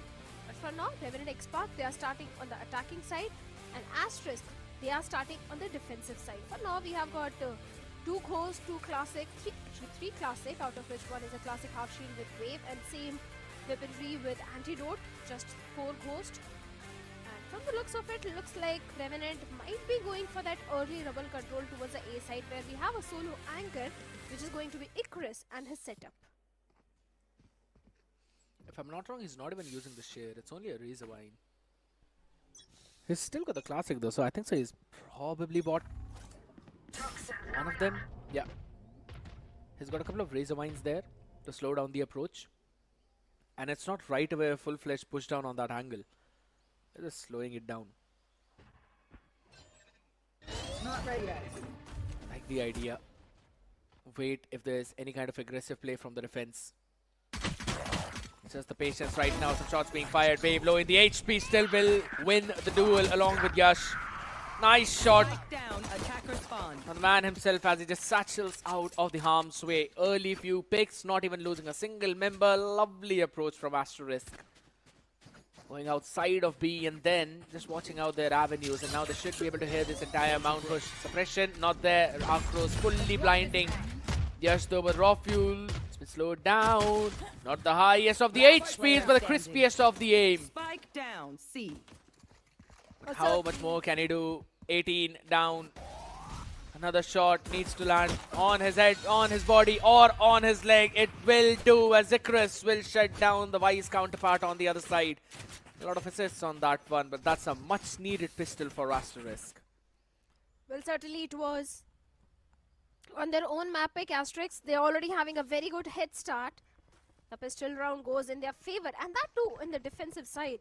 The way they went all the way towards the A main and got 3 picks over there, especially Yash getting 2 of his own. Now the entire eco round for the players of Asterisk and a save round for the players of Revenant XSpark. This time Revenant might be looking for a C-mount control, where we have Nier. That one-way smoke is there, and Nier also has got the information. Trying to delay that push. The C-mount control has been established, but look at the proactiveness of the players of Asterisk. Early rotations coming in, but still the flash goes in, but behind that raw fuel shuts down Nier. Finds an opening towards the C side. The entire control goes to the players of Revenant XSpark. It should be easy for them to plant the spike now. 3 players into the site, 1 playing on mount, and Deathmaker is going to try and find some timing on the lurk. Couple of players going towards the waterfall while the rest of the players slowly moving in the site. Comes down to those utilities, those angles cleared. The shear is going to get activated as soon as Wave crosses that.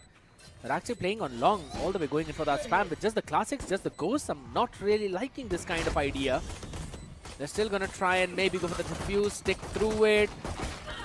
It's kind of like a one-way now. Deathmaker 33 HP. As I said, I'm not liking this approach at all. The door's going to open up. Just catches 2 before falling down. Deathmaker still will go for the single spams, and they are doing enough. Just 1 more needed. No time for Icarus to try and hold it down, as he will eventually lose the round. Only trying to catch those orbs. That's a thrifty conversion for Revenant XSpark. All the 5 players playing on mount. No worry in this entire world. Thrifty conversion for the players of Revenant XSpark. Asterisk, they got the pistol round, but Revenant XSpark did answer back in their own fashion by getting a thrifty conversion for them. Now they have got the economy as well, a full buy coming in for Revenant XSpark, but a save round for the players of Asterisk now. Sheriffs, pistols all across the board. Let's see what's going to the approach, but this time Asterisk, they are going super aggressive. They're pushing the B main and C mount. Control is there, but all the trades are going in the favor of the players of Team Revenant XSpark. As simple as the last man standing. Oh Gets my one. goodness. 1v3 Simple. converted into 1v1 of 4k and maybe an ace now. Simple? Simple almost! Aziz will put this breach to rest, but it seemed that his arms were not just good, they were absolutely beast-like.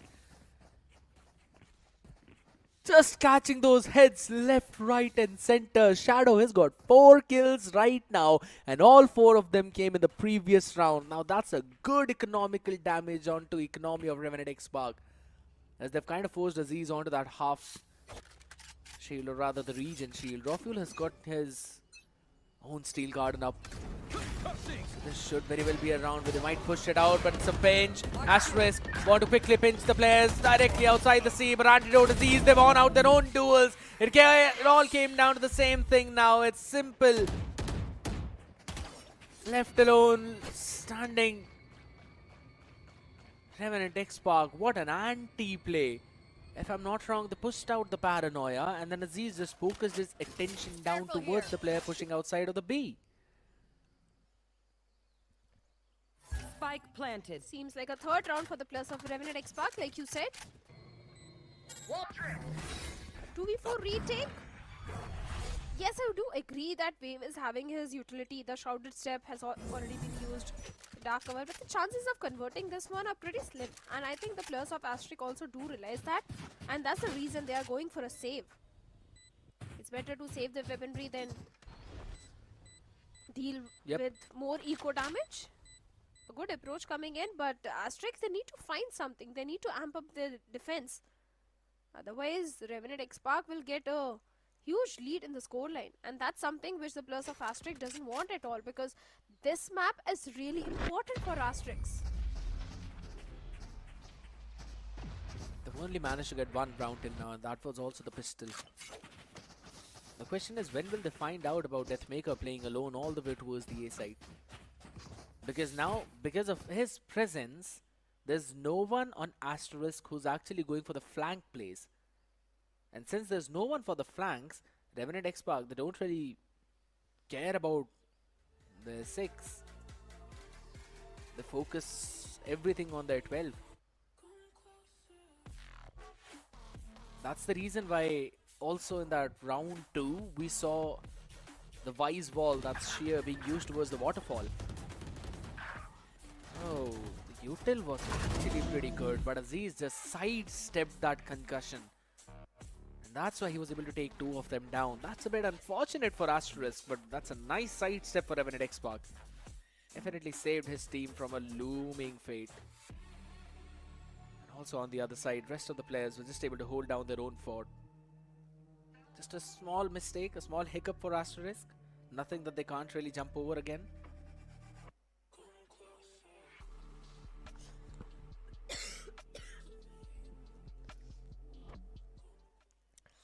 See, the problem is Asterisk, they are on the defensive side. They need bare minimum of 4 to 5 rounds. Without that, I don't see any possibility of Asterisk converting this one. Once again, like you said, a scrappy by coming in, the only win condition for them is going to be the showstopper in the hands of Yash. And he's a solo anchor towards the A side. 2 players towards B, 2 players towards C side. Wave is already moving all the way towards the spawn. The Prowler will give the information. The stealth drone from the side of Near gets an info. But smokes are there on the back of it. Revenant XSpark are trying to execute the B side. Georgie? Yeah, I was wondering where he's actually taking that spike up after jumping up towards the heaven. But it's fine. Just holding it down now. All the 5 players will eventually flood in from the B connector as well as the heaven. Depends on the amount of utility that they've got. Steel Garden used up. Got to run away now. Antidote. Crispy with that headshot. Still controls that avenue. Got too many angles to watch out for. Icarus good for 1 as Anti gets 3, but Wave and Simple answer back in unison. Simple 1 away from the Rolling Thunder. He needs 1. Lovely flash. Fully blinding Deathmaker. There's still a smoke there. Snakebite being thrown out, but the refuse is being stuck as the Snakebite is not enough. Asterisk stealing a round from right under the noses of Revenant XSpark. And on the back of it, they've now got some crucial ultimates for the next one. Rolling Thunder, Steel Garden, Showstopper. This one's gonna get messy. Yes, 3 ultimates with the players of Team Asterisk. It should be an equalizer. Like you said, Steel Garden, Showstopper, Rolling Thunder. 3 ultimates are there. Even from the shadows is also just 1 point away from Wave. The fault line, Aftershock. Lot of utils being done towards the A. And Trouble Control is already there with the players of Team Asterisk. But seems like the players of Revenant XSpark are eyeing for the C side. Trying to get some information, but Icarus finds Rockul, shuts him down. A good banana on the back of it. Icarus gets 1 more. Antidote does get the trade, but he's the last one standing in a 1v4 situation. Not anymore, as Simple will shut him down. And the 3rd round goes for the players of Team Asterisk. For a second, I thought it was going to be an ultimate heavy round. But seems like Asterisk, they were able to convert the round and save those crucial ultimates as well. And it's not just for one side, it's also for the other side as well.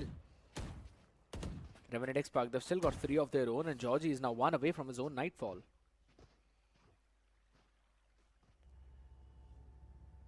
Couple of half shields there. Aziz is with the region one though.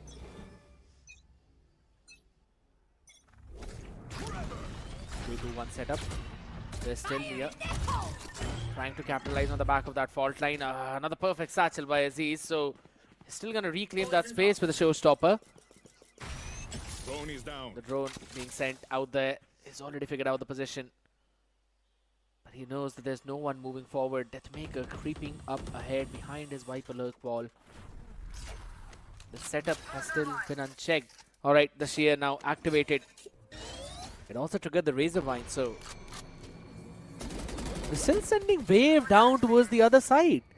There's a couple of players playing there, but alright. Wave has got from the shadows available as Nia is super ready for raw fuel. Lands a shot right onto his skull. It's not just 1, but maybe 2. Wanted to push for the 3rd one. On the back of that fault line, it's absolutely fine. Aziz, his position, important. As the Viper spit now has been dropped on side. Aziz in that off angle. It's good for one. The discipline needs to kick in for Asterisk. This fight in heaven is the most important one. Simple. He's just gonna peek alone. And Icarus now is a bit too worried. Steps a bit too side. Aziz not that good with the aim there. Could not readjust. Now there we go. Steel Garden used up. Yash wins out the first one. Deathmaker falls. The pit will go down. And Georgie is only running with a classic. Nothing he can do to save this round apart from a horn. The diffuse being stuck.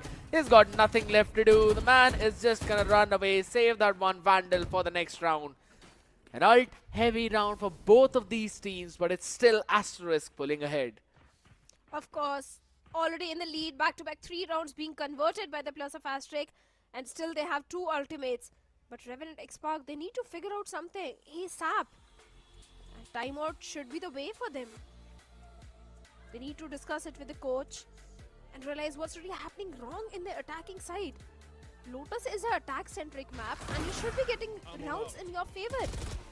But seems like Asterisk is just one step ahead every time. So I'm sure in this timeout the coach is going to guide the players that how to approach the upcoming rounds, because even the economy is also not looking that great for the players of Revenant XSpark now. Seems to be the case. This time raw fuel also not getting activated is a big problem for them. In the last one, at least he was doing something. He was constantly catching those timings, trading the players, even going in for some of the first kills. But this time, that it's just not working in the way that they thought it would. Even Georgie is struggling, not just in one, but even in the previous game. Apart from the pistols, he was not really finding a lot of success.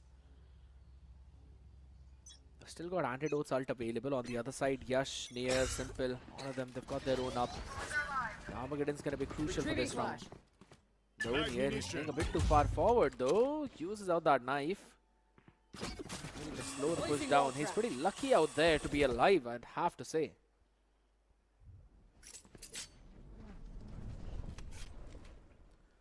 A Paranoia baited out just with that one shear, which is now going to be triggered as Deathmaker finds the pick on the other side. Yash taken down. That's the strength of this man on the aim. 33 HP, but as long as he's alive, that's all they need. Question marks created. Defense line even more thin as they go in for the execute towards the A side. Simple has got the rolling thunder, but a couple of players peeking right onto his face will put him to rest. Careful here. Armageddon used up, but there's just no one to catch there. It was way too late. A big mistake. Wave catches one though, but Aziz answers back on the other side. Nightfall was already sent out towards heaven. And an off angle was Aziz, and in an off angle he will fall as Georgie now takes his place. Does not see the timing as Nia gets it perfect. Icarus now in a 1v2 situation. The Razorvine under his feet will still stick with the Refuse. Can't really move. The Nano Swarms as well. The combination good, but it's just not there at the right time. He's still going in for the tap. He's lost it as Raw Fuel will get the body shot. And the round for Revenant XSpark. Finally, the momentum of Asterisk has been broken by the players of Revenant XSpark. Seems like the timeout did really work in their favor. A much needed round indeed for the players of Revenant. Deathmaker still leading the chart with 8 and 5. Even Rawfuel is also doing really great. But Georgie, he's getting all the assists, getting all the information, providing all the backline support which the team needs. Once again, Asterisk going for that early rebel control, and Simple finds Deathmaker, immediately shuts him down. But the plan of Revenant was to go for a Seek Mount Crush. Going for a C hit. Showstopper being invested, and Yash gets 2, not just 1 but 2. Georgie getting one more. Antidote gets one more. The Paranoia was so perfect, still keeping the hopes of Revenant XSpark alive to convert this one. Georgie is going for the plant as Antidote finds Simple all the way towards the spawn. Oh, can he? And yes, he does. A 3k for Antidote, and last player for Asterisk. Yash in a 1v2 retake seems like an uphill task for him. And the both players have repositioned now over towards the spawn. So many avenues you've got to clear. The horn goes down, position revealed. He still goes for the peak. As Georgie will get the headshot. Antidote saving his team from almost 100% demise in that round. And also saving them from their economy getting broken. What a round from the IGL. After that mount pinch, when two players fell down to that showstopper, he still took the fight to the players who came out of C, punished that aggression, and then moved forward directly towards the spawn, catching the third one by surprise, and then rotating all the way back in Waterfall, where Nian, he just kept on pushing smoke, so that was a big mistake, and he was punished for that. He certainly was punished, but now Asterisk, they don't have the economy. Just a single rifle in the hand of Yash, a hero vandal. That is it. Nothing else to work around with. Yeah, the Rolling Thunder in the hands of Simple might be that win condition. But let's see how he's going to use this one. For now, the rubble control is with the players of Team Revenant XSpark. Double stacked up side, and not anymore because Georgie shuts down near, leaving Chris all by himself. Fuel finds Simple as well. Going all the way from the B link towards the B side because Revenant did realize that the defense towards the B side is going to be weaker. An easy plant. Spike planted. But Wave still hiding in that smoke. Waiting for an opportunity.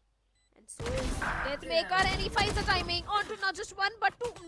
No. Actually only one. Yash takes him back. Wave also finds Georgie, still keeping hope alive for the first of Team Asterisk. Wave, the last man in a 1v3 situation now. Antidote in the off angle should catch him. Aziz is the man though. Will land the bullet to the skull. 6th round for Revenant XSpark on this attack side of Lotus. Wave minimum hit. Good round for them. Deathmaker as well, constantly having that rubble control, maintains that space. Now my question is, why was Asterisk not pushing out of rubble so early on in the previous few rounds? Take the rubble control, at least force Deathmaker out of that angle. The big problem of Asterisk is that after a couple of rounds, they've just stopped pushing out on these extremities. They haven't been taking the control. And since they've not been taking the control, they've been constantly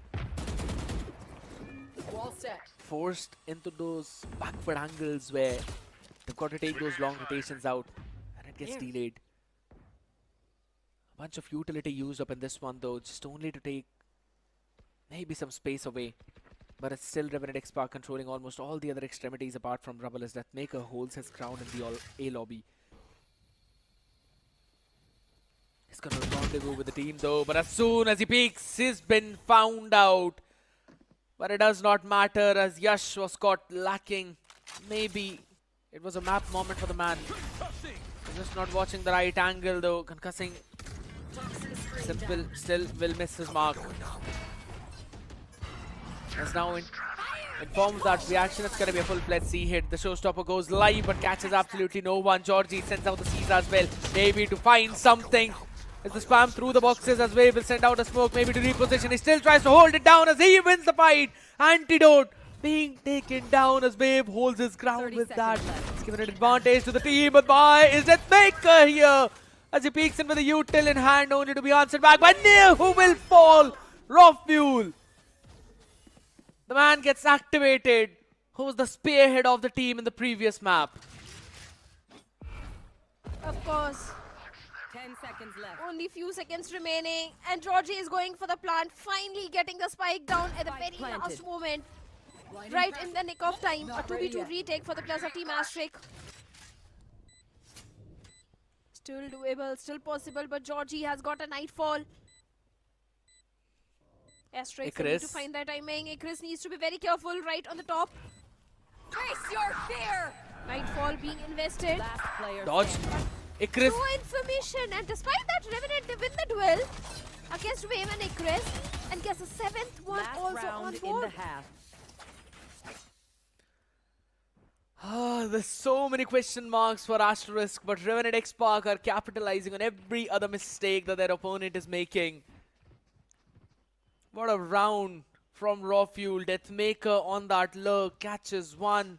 He was answered back, but Raw Fuel then doubled up on B, and the last call was to run A. Lovely calls. Again, towards the rubble, they're gonna run in and take that control. Pain Shell goes in. Showstopper still quite far away though, but Wave catches one. Raw Fuel's been taken down this time, so no more close available for this guy. That's a good advantage, but how many times we've seen Shadow, Asterisk, they have the advantage and then they just throw it all away.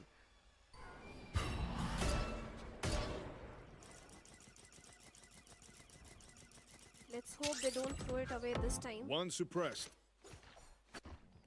Like you point out, 2 ultimates available with the plus of Team Asterisk. I don't know when Simple will find the perfect timing to use that Rolling Thunder.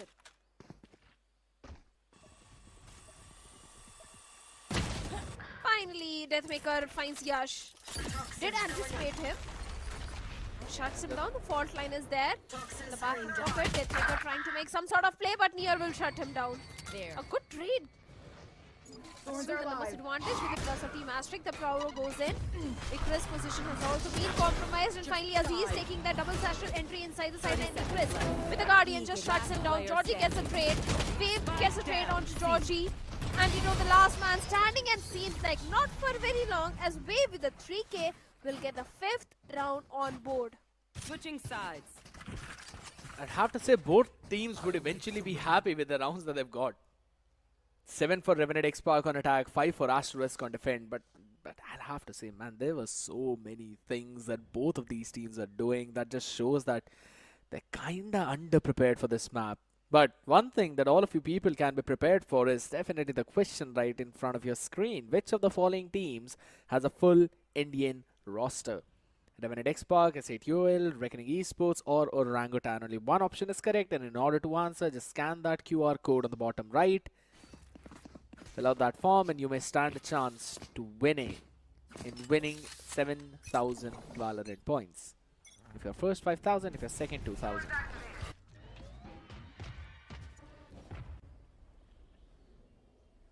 7-5, Right. like you said.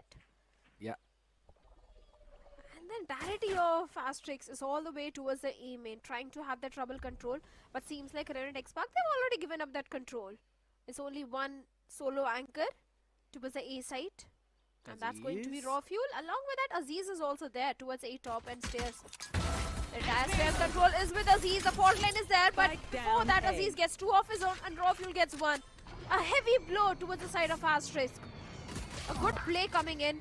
Icarus do get the trade onto Raw Fuel, but seems like the damage has already been done. Should be an 8th one for the players of Revenant.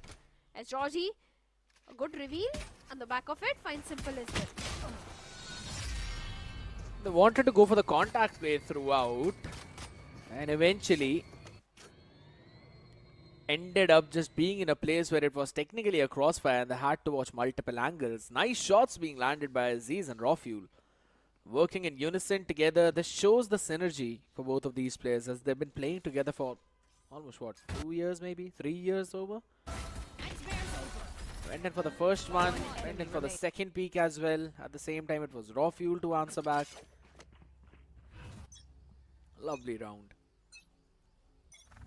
Georgie as well getting activated in that previous one. Now, that's some more red signals for Asterisk, who are now deciding to push all the way towards B. They've lost Mount, they've lost Rubble. There's no other place that they can go with. And Maker just repositions a bit, and this long range weapon One enemy remaining. is gonna just keep on catching those heads as they peek him one by one. Near good for one. It's only Raw Fuel who's falling as Antidote will take the revenge of his fallen breathe-in. 9 and 5. And it seems Revenant are ready to close out this map as well. It should be a 2-0. All the hopes of Asterisk are getting crushed round after round. Although a full buy should be there. 2 players on the Guardian actually. In fact, 3 on the side of Asterisk. Once again going for that C-mount control, but this time it's not just 1 but 3 players all the way towards the seaside. Look at Aziz.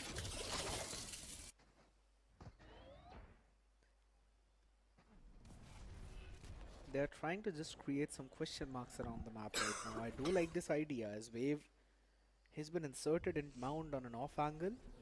Can probably catch in maybe 1 or 2. He's also trying to figure out where this wise ball is to maybe just walk over it and trigger it once. Icarus on the other end though, catching a nice shot onto Aziz. It's gonna put some more question marks as Wave retreats back to safety, understanding that Revenant XSpark would want to push the other extremity to try and equalize the numbers. They're all running it down over towards the A side as Anti has already given the call to probably bring his own teammates towards that part. The opening door is going to give out that information. Couple of players playing in for the flank too. Paranoia tries to slow them down as Anti catches one. 30 seconds left. Suppressed entirely. No smokes to play around with. It's a good fault time, but has been covered by raw fuel. Playing inside the heaven. They've got not a lot of space to work around with. And Maker on the flank catches one as Anti on the side still holds his ground. Player standing. And the answer back is just impeccable as all the players from Asterisk will fall one after the other. Double digits now reached by Revenant XSpark.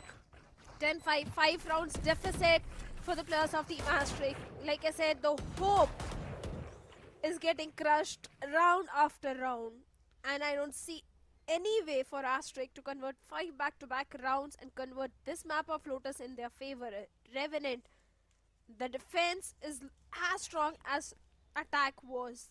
Back-to-back 3 rounds being converted, and it's high time that Asterisk needs to call for this time, or they really need to discuss with the coach that how they can go for a better execute and better post-plant situation and stop the players of Revenant XSpark for the retake. Just look at Deathmaker, he's looking so comfortable. Not just him, the entire team looking so comfortable and so confident that no matter what is going to be a 2-0, they are going to seal this map of Lotus in their favor. You know, I'd have to say that Asterisk, in terms of just playing the game itself, they do have the understanding of what's happening, but at the same time, their approach is pretty passive. As once Icarus got the pick, they just gave up on all the other avenues of B main and Mound and tried to, you know, just roll it down towards A side. Antidote understands that, and the entire Revenant XSpark know what they're trying to do. And that's why they found the timing to clear those spaces as well. Deathmaker quickly pushed out of Mound, Georgie pushed out of B main. That gave those final pieces of information that it's still an A hit. And that's why they were able to hold it all down. It's a fast B hit now. The shear, it's going to be triggered as well. The snake bite goes in, only to be stopped midway. Deathmaker does not really want to jump in close. It's a sheriff in hand. Prowler used up, information given, and long range fight being taken. As Aziz is winning that out though. Bucky in the hand. Deathmaker will not go close, but rather will send them back to their maker. As it's all down to just Yash, who wanted to reposition, but his footsteps have been heard. Everything is known. Anti realizes where that man is. The Bucky not close enough to shut him down as it's 11-5. Asterisk did not even get the spike planted. Problems and problems. That's what Asterisks are facing at this point. Steel Garden is just 1 point away, but I don't see any ultimate that can help the players of Asterisk convert this map. Because the Revenant 6 rounds lead is what they are having. They are on the 11th one. Just one more round, and after that Revenant, they'll be on the series point. Right there. Deathmaker's Viper Spread is also just 1 point away, and Aziz for Showstopper, just 2. Only double control is there. And Wave finds Georgie, shuts him down immediately. Aziz still hiding in that dark cover. Finds Yash, the trade game is definitely there, but Wave gets one more. Aziz gets simple, a 3v3 situation. Can go either ways, but suddenly Nia steps up, finds 2, leaving raw fuel all by himself in a 1v3 situation. But look at the HP of Nia scared. He's down to 5 HP. But they're still going towards the A side, and that's where raw fuel is. Spike planted. He's got a Razor Vine to play around. There's also an Armageddon. So now, yes, even though Nair is 5 HP, as long as he stays alive. Rip and tear. Thorns down. Crucial, he sees him, he's taken him down, but Icarus peaks in at the perfect time. Asterisk, they've still got something left. Not bowing down yet, and it was a crucial round for them because on the back of it, now Icarus has got a Steel Garden. Yash 2 points away from his own showstopper. The relative economy is now building up, so there is a possibility of a comeback, but only if they shut down Aziz and Deathmaker. And there's also Raw Fuel who's 2 away from his own Steel Garden, so there's some crucial ultimates now being built up, and Revenant Esports got this 5-round lead, so they can close this one out very soon. Asterisk will have to shut those ultimates down with their own antidote. Being a bit too presumptuous now, quickly puts himself back in that corner. And in the other side, Icarus answers back onto Aziz. Now that's good, that's important. But still, the utility now being dumped out. Antidote on an island, or rather I'd have to say on a mountain peak, alone standing. Only to be picked off. Raw Fuel tries to find some timing from the waterfall as Nair will send him back.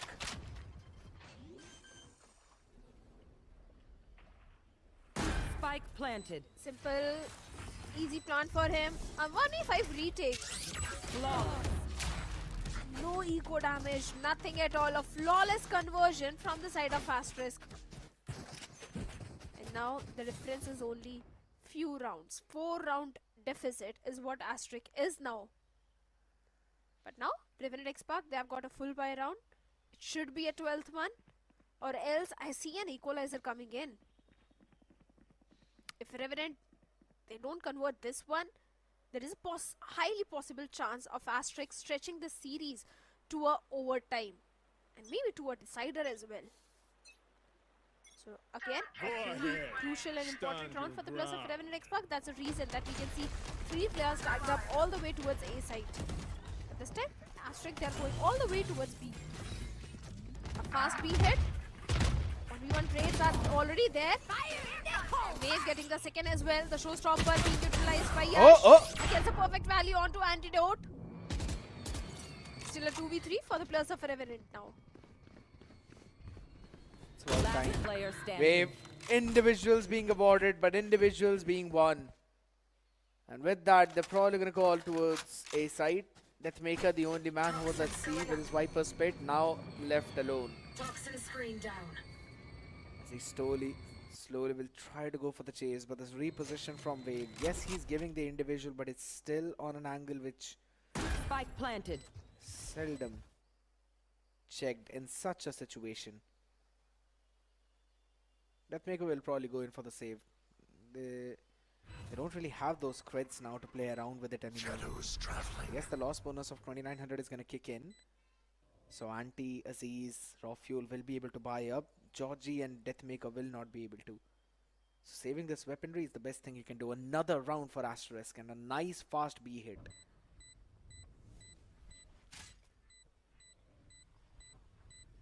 I don't know what's really happening wrong with the Plus of Revenant Esports. Giving isolated fights is something we never see from the side of Revenant. The weaponry has been saved, but Revenant, they need to convert the round. Or else, Asterisk, they will easily come to an equalizer. Because if you look at it now, once again, Revenant, they have enough credits to go for a buy. Judge from the side of Georgie.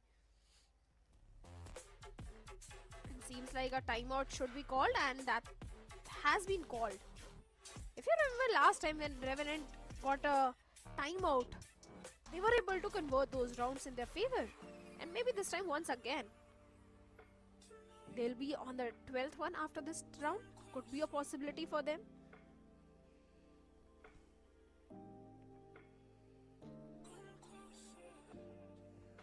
They're just gonna rethink the choices for the past few rounds as to why Asterisk is now winning. And it seems like Asterisk has read onto the habit of Revenant Esports pushing those extremities time to time. and they're just catching them by surprise. And that's why that Armageddon was also used up towards B connector.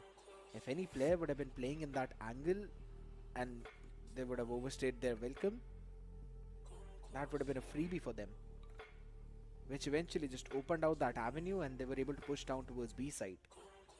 Some back and forth trades did come, but eventually the numbers advantage did go in favor of Asterisk, which they were able to convert into a round win.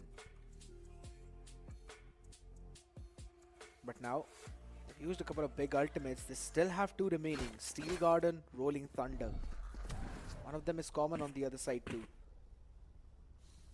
Revenant XSpark to counter that B push, and now paired up towards B side. Just hold them all down with the paranoia ready. It's going to be a trap play, but no one is there to fall into that trap. Judge in play as well by Georgie, who's 2 points away from his own nightfall. So if he's able to get a couple of picks, that would definitely ease things up for Revenant XSpark in this one.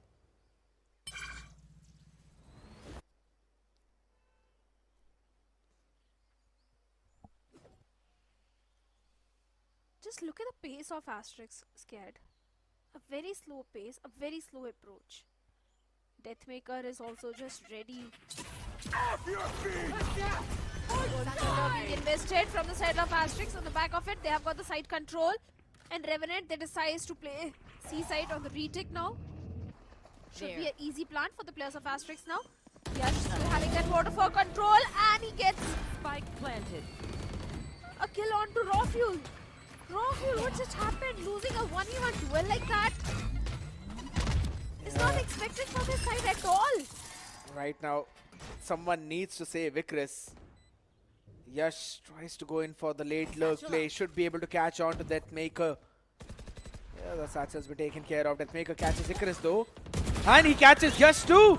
That's the big blunder. That's the biggest problem out there. 25 HP on Simple. As he's just pushing the players back with the util, which he does not have anymore. Spam is there. Time not really left as Aziz will land in those shots. And Revenant XSpark convert the round. Asterisk, a big blunder again. And I'll have to say, Shadow, Deathmaker has been owning Yash in this entire half. Every time on attack we've seen this duel, it's always gone in favor of Deathmaker. And it is hurting Asterisk a lot. It is. But seems like a time when we need to draw the curtains. That Revenant, they are winning this one because they are on the series point now.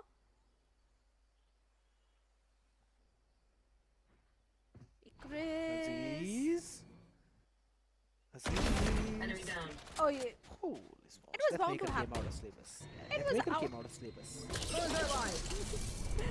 The paranoia all the way towards the tree. And Georgie gets wave. Nightfall being invested. No way on earth Asterisk is getting this one. As Near is the last man standing. He gets one, but still a 1v3 situation right in front of him. Look at the discipline. Antidote could have taken that fight, but he decides not to go with it. Waits for his teammate. That's the discipline we are talking about. Near just chunked down because of the paint shells a bit. Now Anti holds the angle. He's definitely winning this one. It's a 1-for-1 trade as Deathmaker will close the round out. Of course Just do he it. will. Indeed. That's what they're doing. They are just That's it. glowing. Shadow, was that a celebration from Antidote that we just saw? So certain kind of, you know, maybe what Velocity players were doing. Of course. A celebration should be on the way because a 2-0 is something which even it is done now. I'm sure they are going to be really happy. Well, I mean, highly possible. But Asterisk, you know, I'd have to say that the fight that they put up in the previous map was a much more solid one as compared to this. Or I'd rather have to say, in terms of the macro of the map itself, yeah, they were losing out some crucial duels in times when they were supposed to win that. and many a times it was Deathmaker who was setting things up for his team. Even though, yes, there were some certain moments of raw fuel, Antidote as well shining in so many moments where he's supposed to get only one but ends up getting what, three maybe? Those are the kind of plays which were not supposed to happen, but eventually Revenant XSpark made them happen, and that's why they were able to 2-0 the series. I don't see Revenant XSpark any time when they were struggling, except for those few rounds, back-to-back 3 rounds, which Asterisk were able to convert, especially round number 17, 18 and 19. Other than that, I think Revenant XSpark were having a streak of rounds in their favor in the attacking half. Also, first they had back-to-back 3 rounds. After that, they lost 3, but then they replied back by getting 4 back-to-back rounds in their favor. And once again, the back-to-back round conversion were also there in the defensive side. So the entirety of Revenant XSpark was looking really promising in this entire map of Lotus and Pearl. A 2-0. I'm sure this is going to hurt the plus of Team Asterisk, but this can also be the catalyst which forces the plus of Asterisk to realize what mistakes have been done and maybe next time come back much stronger by rectifying all those mistakes. You know, I'd have to say that those rectification of mistakes is necessary, and also at the same time the adjustment, adaptation and the settlement of Deathmaker, the role of this lurker sentinel style, it's been so good, specifically on this map. When Revenant XSpark were on the attack, this guy was constantly taking space towards rubble, constantly creating question marks. Wherever his team was going, he was on the other side, but also coming to save his team almost on all those occasions. Yes, even though the attacking halves were a bit more shaky, a bit more left-right, it was also because Asterisk were on the defense and they're much more comfortable on defense. But also Revenant XSpark then closing things out in a bit more of that advantageous note. That was only because of how Deathmaker was able to make plays like these. I mean, you're just not supposed to win out the duels like that. This guy, not just winning one, but multiple in those situations, meant a constant threat of backstab on Asterisk, and they were just not able to deal with it on time. Well, certainly they were not able to deal with the force of Revenant XSpark. They were just one step ahead every single time. The entirety of Revenant XSpark, because if you look at Deathmaker, he was 23 in 12. So many moments were there where Revenant XSpark was really shining, especially if you remember one of the rounds where there was a round where Asterisk Simple did shine. And that was round number 3 where he was able to convert a 4K. Antidote, Deathmaker, Rockpool, Georgie. They all were shut down by Simple. But other than that, I don't see any individual heroics also from the side of Team Asterisk. In terms of first kills, they were very close to Revenant XSpark, just one away. But in terms of post plans, yeah, that's where the trouble begins. 6 out of 8 for Revenant XSpark, 3 conversions out of the 5 plans for Asterisk. Now, they were able to take those 3 rounds, but after that, yeah, it was again the same story. Revenant XSpark having a good raid, winning on those duels, understanding that Asterisk were now playing a bit more slow. So they just stopped pushing. Like, it's fine. Take your time. We're going to take our own time as well. And let's have a look at the MVP of this map. I'm pretty sure it's going to be Deathmaker. With how he was playing, how he was controlling the map. Yep, that's going to be it. 306 ACS. That is crazy. I'm sure you guessed the MVP by your own self and there was no help from the producer. But like you said, 306 ACS and 204 damage per round. Perfect stats being showcased by Deathmaker. He's one of the best Viper in the South Asian region. 29.8 headshot percentage and 3 first kills. This guy was doing so much. Be it the Viper Spirit, be it the Snake Bite, be the defense or the attacking side. Every single time Deathmaker was making sure that his presence was felt in the server. And Asterisk, they were just not able to deal with the entirety of Revenant XSpark, especially Deathmaker. They were not able to. Cannot be more correct on to that one. Wave this time stepped up big time. IGL.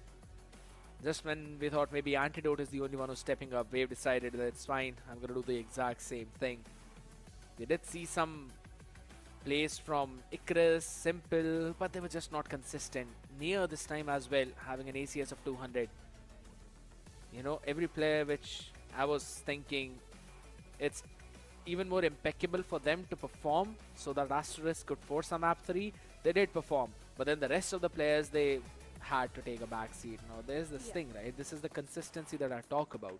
You see Revenant XSpark Yes, Georgie had a rough day today, but Rawfuel stepped up, Antidote stepped up, Aziz always performs. That's the consistency of the player, right? So Deathmaker always performs. That's the consistency of him.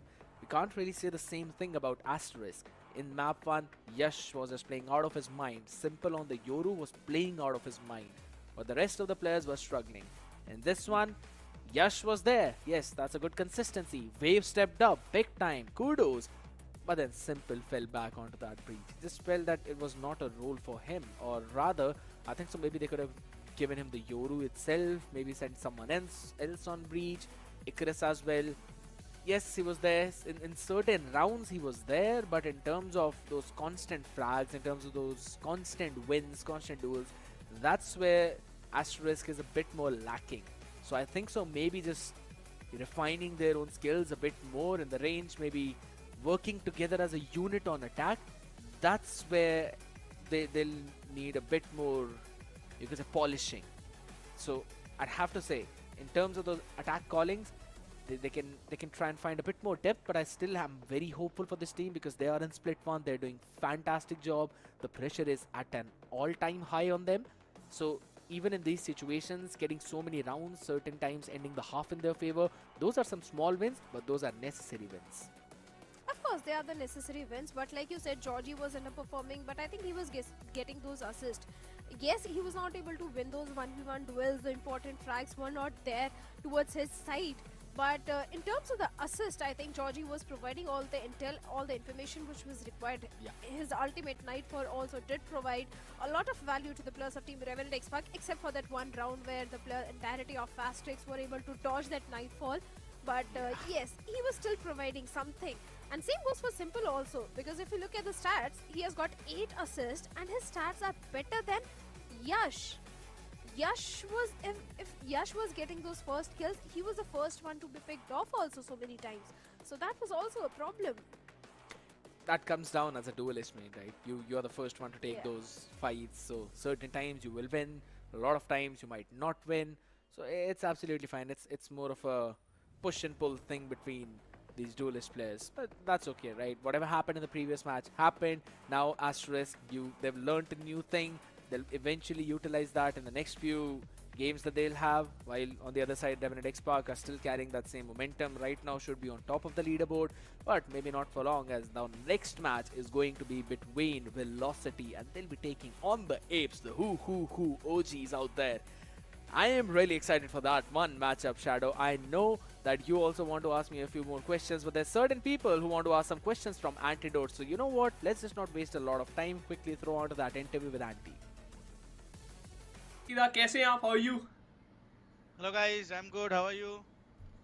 Perfect बहुत ज़्यादा अच्छे. Antidote yet again, एक और दिन एक और victory. But Perl जो लगा था थोड़ा आसान हो सकता है, वहाँ दिक्कतें कहाँ रही थी आज? पहले ही बता रहा हूँ कि we started strong again. ये जो प्रॉब्लम है वो हम लोग फिक्स करने वाले. कि आप अगर हम लोगों का पहला भी गेम देखोगे कि we have already started strong, then somehow कुछ rounds individual mistakes, silly mistakes या कम्युनिकेशन कुछ की वजह से दे केम बैक, एंड वो हिसाब से हम लोग वो वापस राउंड ले नहीं पाए, and we ended up on a 7-5. तो 2 राउंड का डिफरेंस था फर्स्ट हाफ में, if I am not wrong. But eventually defence में जाके हम लोग अपना जो प्लानिंग था, अपना जो गेम प्लान था वो करके we secured the map. So I would say कि लंबा टूर्नामेंट है, लंबा जर्नी है. इट्स स्प्लिट 1 स्प्लिट 3 तक. तो मैं चाहता हूँ कि मेरी टीम टूर्नामेंट के अंदर ही इम्प्रूव करे और ये सारी चीजें इंडिविजुअली मेरा जो चीजें है in terms of calling, in terms of managing the team and everything, वो सारी चीजें इम्प्रूव करूँ और जब पेनल्टी में टाइम आएगा तब दिखा पाऊँ कि what we are and why we are rated so high. मेरा इसी पे एक बस फॉलोअप क्वेश्चन ये है, पर्ल के ऊपर रहना एंड जेट कॉम्पोजिशन कुछ ऐसा जो इंटरनेशनल मेटा या कहीं यूज होता नहीं है, तो उसके पीछे का आइडिया क्या है? देखो एक टीम अगर आप बनाओगे या एक टीम को आप अगर देखोगे, लीड करोगे, तो आपको जैसा मेरा अंडरस्टैंडिंग है कि sometimes you have to follow the meta and sometimes आपको आपके प्लेयर्स को देख के भी कुछ कॉम्पोजिशन रन कराना चाहिए ताकि सब कंफर्ट जोन में भी रहे, उनको मजा भी आए एंड मुझे जो डिजर्व रिजल्ट्स है, मुझे जो चीजें कराना है वो भी हो जाए. एवरी टाइम मेटा फॉलो करना मतलब एक टीम के पास वो होता नहीं है. I can see if I अगर मैं कोई टीम को देखूंगा कि ये लोग इंटरनेशनल टीम ये ऐसा मेटा फॉलो कर रहे हैं, बट मेरे टीम पे वो चीज है नहीं. मेरे टीम में कुछ दूसरा चीज है, तो मैं वो चीज नहीं फॉलो कर सकता. मैं उसको ज्यादा फोर्स नहीं कर सकता, तो कि आप किसी जगह पे भी नहीं रह सकते. ना रिजल्ट्स आएगा, ना वो मेरा प्लेयर अच्छा खेल पाएगा. तो sometimes we try to follow the meta and sometimes we try to do our own, ताकि कंफर्टेबल में रहे. I agree with that fact and अच्छी बात है, कंफर्ट जोन को रिस्पेक्ट देके खेलना जरूर चाहिए. But if you talking about the comfort zone itself, Georgie is a new player जिनको कंफर्ट जोन के अराउंड अपने आप को खुद को डेवलप करना है. कहाँ से ढूंढा है और किसकी रिस्पॉन्सिबिलिटी थी जॉर्जी को पिक करने की और इंक्लूड करने की टीम में? वेल हम लोग का जब लाइनअप बन रहा था, जब बात हुआ था के साथ, एंड जब हम लोग कंफर्म हो गए थे, तो हम लोग को ऑफ कोर्स हम लोग इंडिया में we have that, not India, the VCL circuit, we have that luxury to get 2 imports एक टीम में. एंड हम लोग के पास ऑलरेडी अजीज था, जो कि पिछले 2 साल से एसए में खेल रहा है और उसको एसए का सब कुछ पता है. देन तो दूसरे इंपोर्ट की तलाश में हम लोग थे, और इंपोर्ट का मार्केट इतना स्मॉल था वो टाइम पे कि जो रोल्स में मुझे चाहिए प्लेयर्स, और जैसे मुझे अच्छे ह्यूमन बीइंग्स चाहिए, अच्छा टीममेट चाहिए, तो वो सारी चीजें को देखते हुए हम लोग ने, मैं, कोच, हमारे मैनेजर रियो, हम सब ने इंक्लूडिंग द टीम, सबका ओपिनियन था. एंड टू बी ऑनेस्ट, वो Georgie was a no brainer, because he probably, I won't count Aziz as a Filipino, because वो मेरे साथ ये थर्ड ईयर है, तो वो आधा इंडियन बन चुका है. तो आधा इंडियन बन चुका है. But apart from Aziz, probably I think Georgie is the best Filipino player in the VCL circuit, and no brainer कि वो मेरे टीम पे आएगा. तो in terms of fire power, in terms of maturity, in terms of experience, सब कुछ देगा. And so वो इजी पिक था. बाकी उसको लाने के बाद उसको कंफर्ट में लाना, उसको होमली फील कराना, because at the end of the day वो इंपोर्ट है, अपना घर सब कुछ छोड़ के हम लोग इधर आया है खेलने. तो वो सारी चीजें किए हम लोग, एंड वी करते जा रहे हैं. एज आई सेड, लंबा टूर्नामेंट है, आगे आगे और भी इंप्रूव करेंगे, और भी अच्छा खेलने की कोशिश करेंगे. That's it, and I really hope कि और भी ज़्यादा टीम ब्लूम करे और भी अच्छे रिजल्ट आए. Thanks a lot, Antidote, and congratulations for the victory and best of luck for the future matches. Thank you. And also, guys, before I go, I want to give shout out to Asterisk. They are very good, like they are young players, and उनके पास बहुत ज़्यादा potential है. And वो ऐसी team है कि वो कभी भी कुछ भी कर सकती है, और कोई भी टीम को शिकस्त दे सकती है. तो I like to give a shout out to the young boys on Asterix. आगे भी मेहनत करें और बहुत अच्छा खेले. Thank you guys. Cheers to you guys also. Thank you, Antidote, and yeah, best of. Wow. Sportsmanship at its best. That's such a heartwarming moment. Antidote also giving a huge shout out to the opponents themselves, right? Understanding that they're also a very solid team. It's the first time that they're here, struggling a bit, but at the same time trying to do their best. It's super. Now that's where you could say that he's one of the most experienced guy in this entire scene, Shadow. And that experience is also showing up.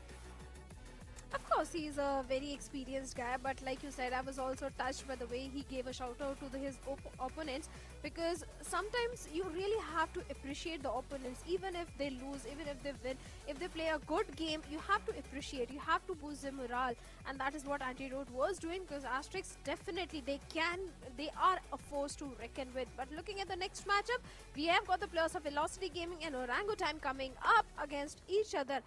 But before I ask you the prediction for the upcoming match, did I ask you about the prediction of Revenant and Asterisk? Nope, because you did not. I don't. Okay, that's the reason Asterisk lost. Huh? Wow. Who do you think is going to win in the next one? Velocity Gaming. I think so. It's probably going to be VLT as well. 2-0. No idea. VLT. I kind of want to see that to go to the third mapper, man. That is one of the most awaited matchup for a long time now. VLT up against the entire lineup of Orangutan. It's Helef and the boys. Well, it's rather Hooks and the boys moving up against the other team. But it's absolutely fine, ladies and gentlemen. That match will be up after the short break. Don't go anywhere.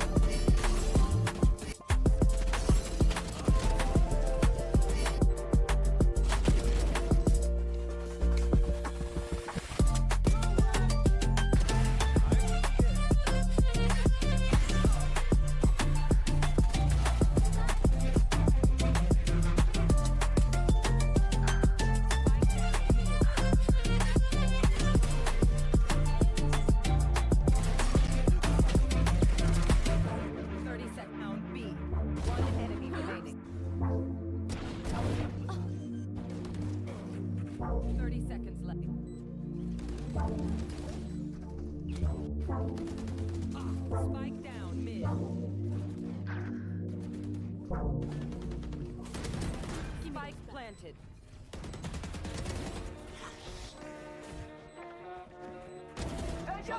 One Bienvenidos a Madrid. ¡Eso no! We are here.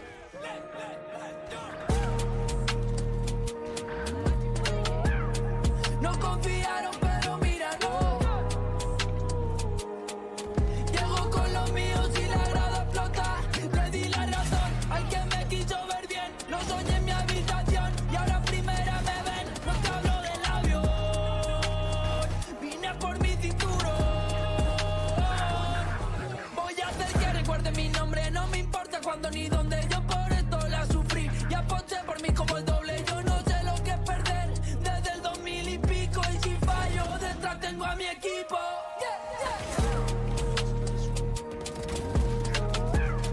No confiaron, pero míralo. Llego con los míos y la grada explota.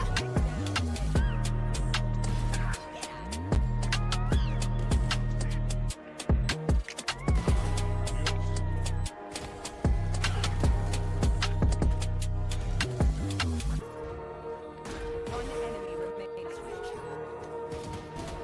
No more. Mission.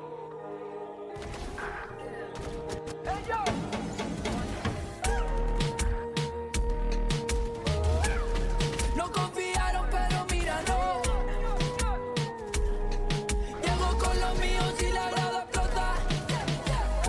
Spike down. C. No confiaron, pero míralo. One enemy remaining. Llego con los míos y la grada explota. One enemy remaining. Spike down. B.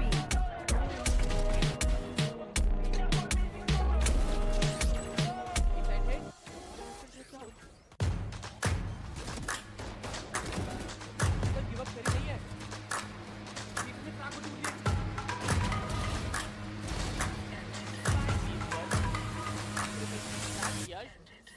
Y'all sit back and watch me speak. About to take over your screen. Talking bulls in 93. Talking mama, I'm on TV. Y'all know all I do is me. All I do is me. Y'all sit back and watch me speak. Y'all sit back and all I know, my money green. About to snap and make a scene. My cup off and make this free. My cup off and make them scream. Go back off for TMZ. Y'all sit back and watch me speak. Y'all sit back and watch me speak. Y'all sit back and watch. Watch me. Watch me. Watch me. Sit back and watch. Sit back. Sit back. Sit back. Spike down. Sit back. Money wrong, nothing on credit. I got style, don't catch no feelings. All this bread, ain't got no lettuce. I got style, don't catch no feelings. Watch me. Watch me. Sit back and watch. Sit back and watch. Sit back and watch. If it ain't got style, I ain't with it. I ain't with it. If it ain't got style, I ain't with it. Look. If it ain't got style, I ain't with it. I ain't with it. If it ain't got style, I ain't with it. Look.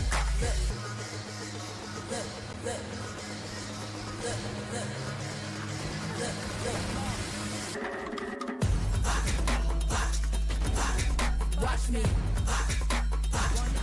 Sit back and watch. Watch me. Sit back. Sit back. Watch me. Sit back and watch. Sit back. Sit back. Sit back. Sit back.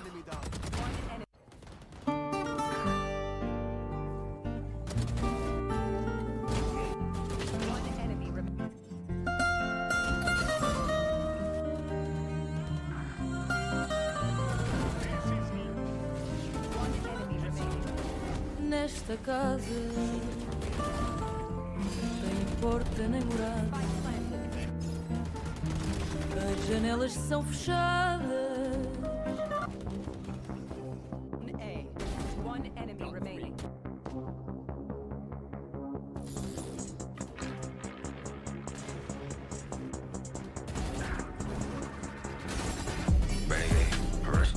Let him move love when he can't come.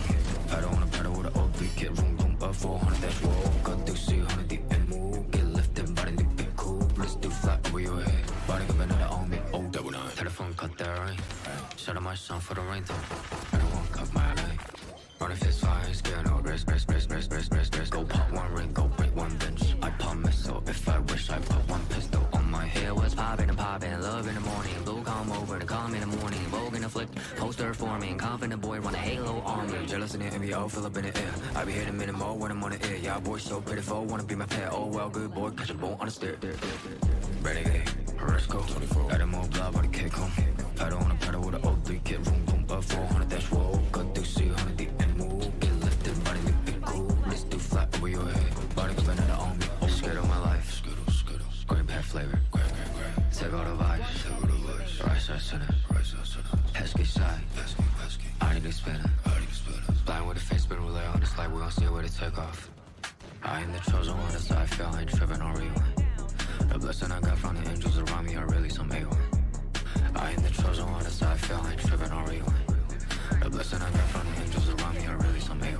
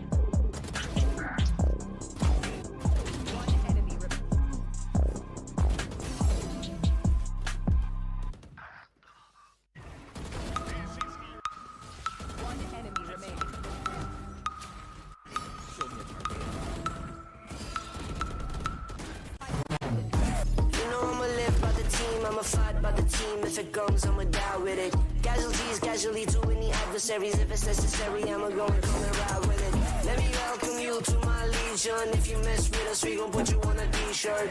Never take a day off, what's the leisure? Squad's always up, this teamwork, stream work. Chalo fir aa jao sare, ek ek mara fir gole gare. Sare mere bantar bhave, registan mein bhi hum nadiyan baha de. Chalo chale de bahane wala tana mat jab hum aa jaye samne.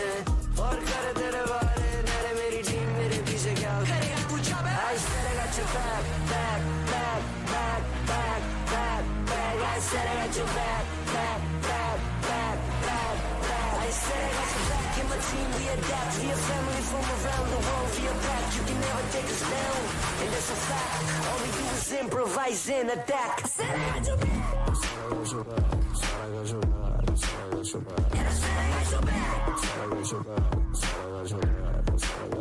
And I said I got your back. And I said I got your back. हम खड़े फिर यहीं ऊपर आसमान नीचे जमीन पूरा है अब हमें यकीन बढ़ते रहना आगे और चढ़ते रहना ऊपर साथ मेहनत है और हमारा जमीन खुशी हो या कभी जीत की तरफ है बढ़ते जाना लड़ते जाना कभी माननी है हार नहीं we work hard and we play hard चाहे जितना भी दिखे हम गंभीर चलो करें मजे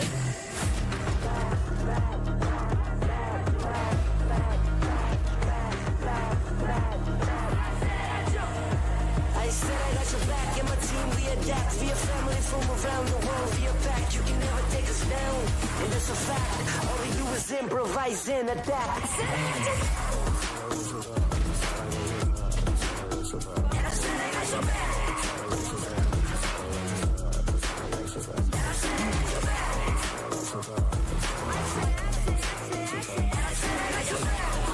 All we do is improvise and attack.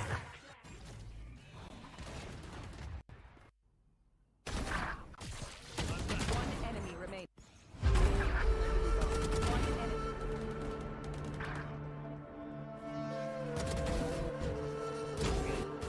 One enemy remaining.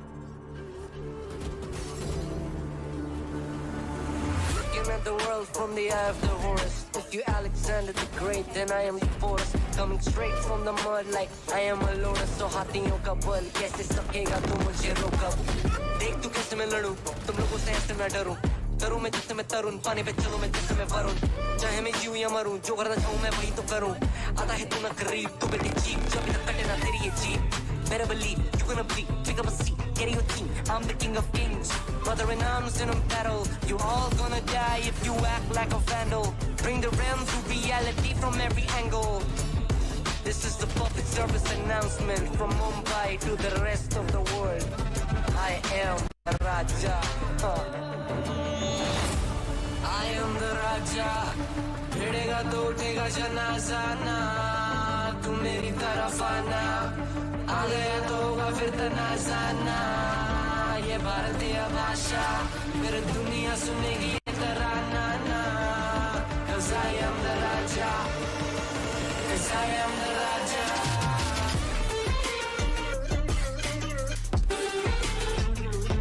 I am the. 'Cause I am the Raja.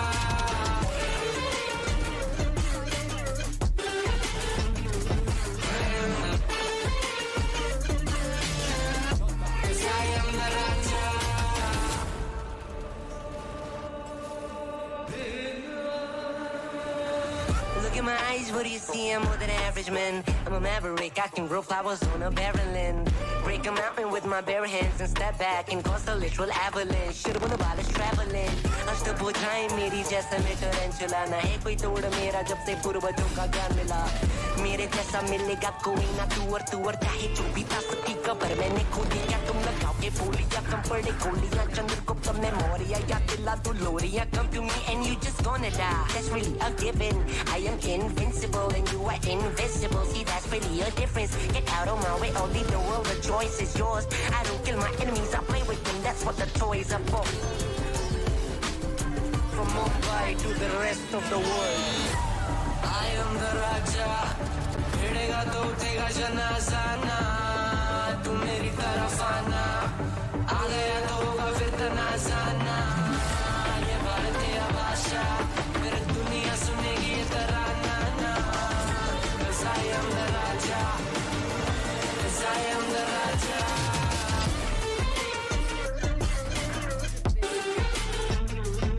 I am the. 'Cause I am the Raja. Put your back down on your knees with your history. Put your back down on your knees. I am the. Put your back down on your knees with your history. 'Cause I am the Raja.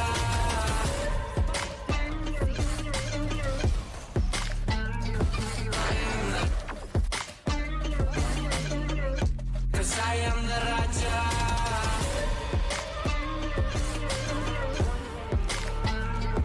I am the. 'Cause I am the Raja.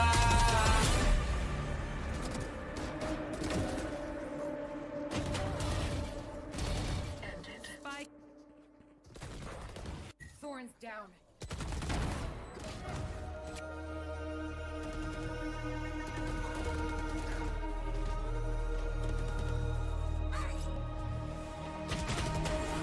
I'm out here in the cold night, running till I barely feel my feet. Wanna see it through my own eyes. There's no going back, and I'm not afraid anymore.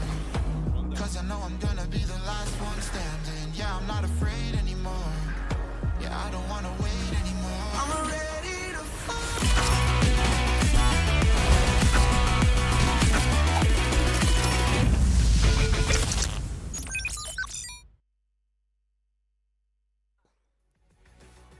Welcome back everyone, you guys are watching VALORANT Challengers South Asia 2025 Split 1 and my name is Shadow. Joining me on the desk is going to be Aladdin for the next matchup, which is going to be Velocity Gaming versus Orangutan. And Aladdin, what are your predictions for the next one? Well, thank you so much for having me once again. And for this match, definitely I am going to pick Team Velocity Gaming as the team looks in momentum. 2-1 was the scoreline when they played against SATUL. And on the other side, it's Orangutan versus Revenant. It was Orangutan versus Revenant Esports previously, and Orangutan, they lost against them. So that's one of those that's one of those factors that I can say that is going to bring a lot of momentum towards VLT side.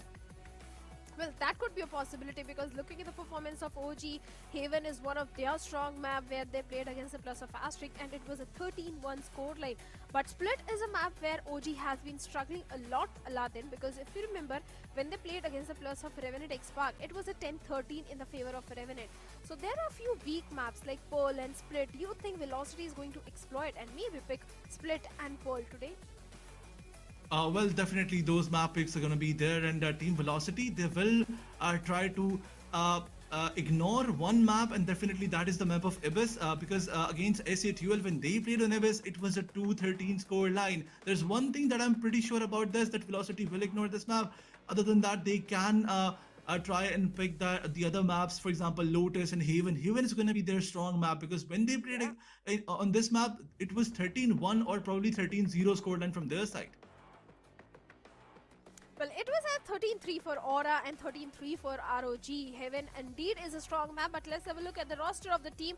SK Rossi is there, Lightning Fast, Russ, Madeline and Tamara. Tamara, a superb addition in the team, but recently we have been seeing that Russ and Madeline, even they're also stepping up big time. So the entire roster of VLT is looking super strong to be a strong contender for the grand finalists and maybe lift a trophy. Looking at the highlights also, we can see that how many more times Tamara goes for this clutch moment, 3Ks, 4Ks, and every single time this guy is doing that. Absolutely, Tamara was just insane with that Neon, and in the attacking side, VLT was making sure to get all those round in their favor, and up against Aura, this team dominated, and it was the map of Lotus, it was the map of Pearl when this team performed really well. But Team VLT, can they bring the same performance when Team OG will be in front of them? But considering that Team Aura and Team OG, they are a lot different teams in terms of experience. Team OG has a lot of experience. And when we talk about the coordination, definitely Team OG will have that coordination as well. But the problem, Aladdin, is that Lotus, Pearl, Haven, these are the maps where VLT shines the most. But Orangutan on the other side, they really struggle on the map of Pearl, they struggle on the map of Split as well. But Velocity, they have a 100% win ratio in all these maps. Looking at the roster of OG, we have got Hawks, Venka, Makavli, DC and RVK. Even RVK, if you remember last time, this guy was doing wonderful.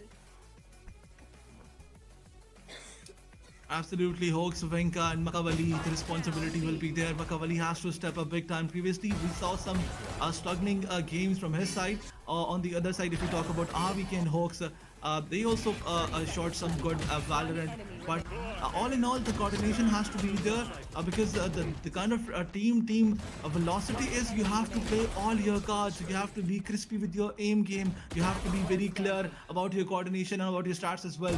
And on the other side, VLT, they have practiced a lot. They made a lot of mistakes. They had enough time to rectify those mistakes, and now when they are going to play the matches against Orangutan, they have to show that their practice was there on point. They have to show it. It's going to be really important. I think the most crucial thing is going to be the map veto, that which maps OG is going to pick, which map they are going to ban. I think they should go for an insta ban on the map of Lotus, because Lotus is one of those maps where it's impossible, close to impossible, to defeat the players of Velocity Gaming, since the composition which VLT brings on these maps is also very strong, especially on the Pearl. They go for a Chamber, Teho composition with Fade and Neon in the mix and Astra.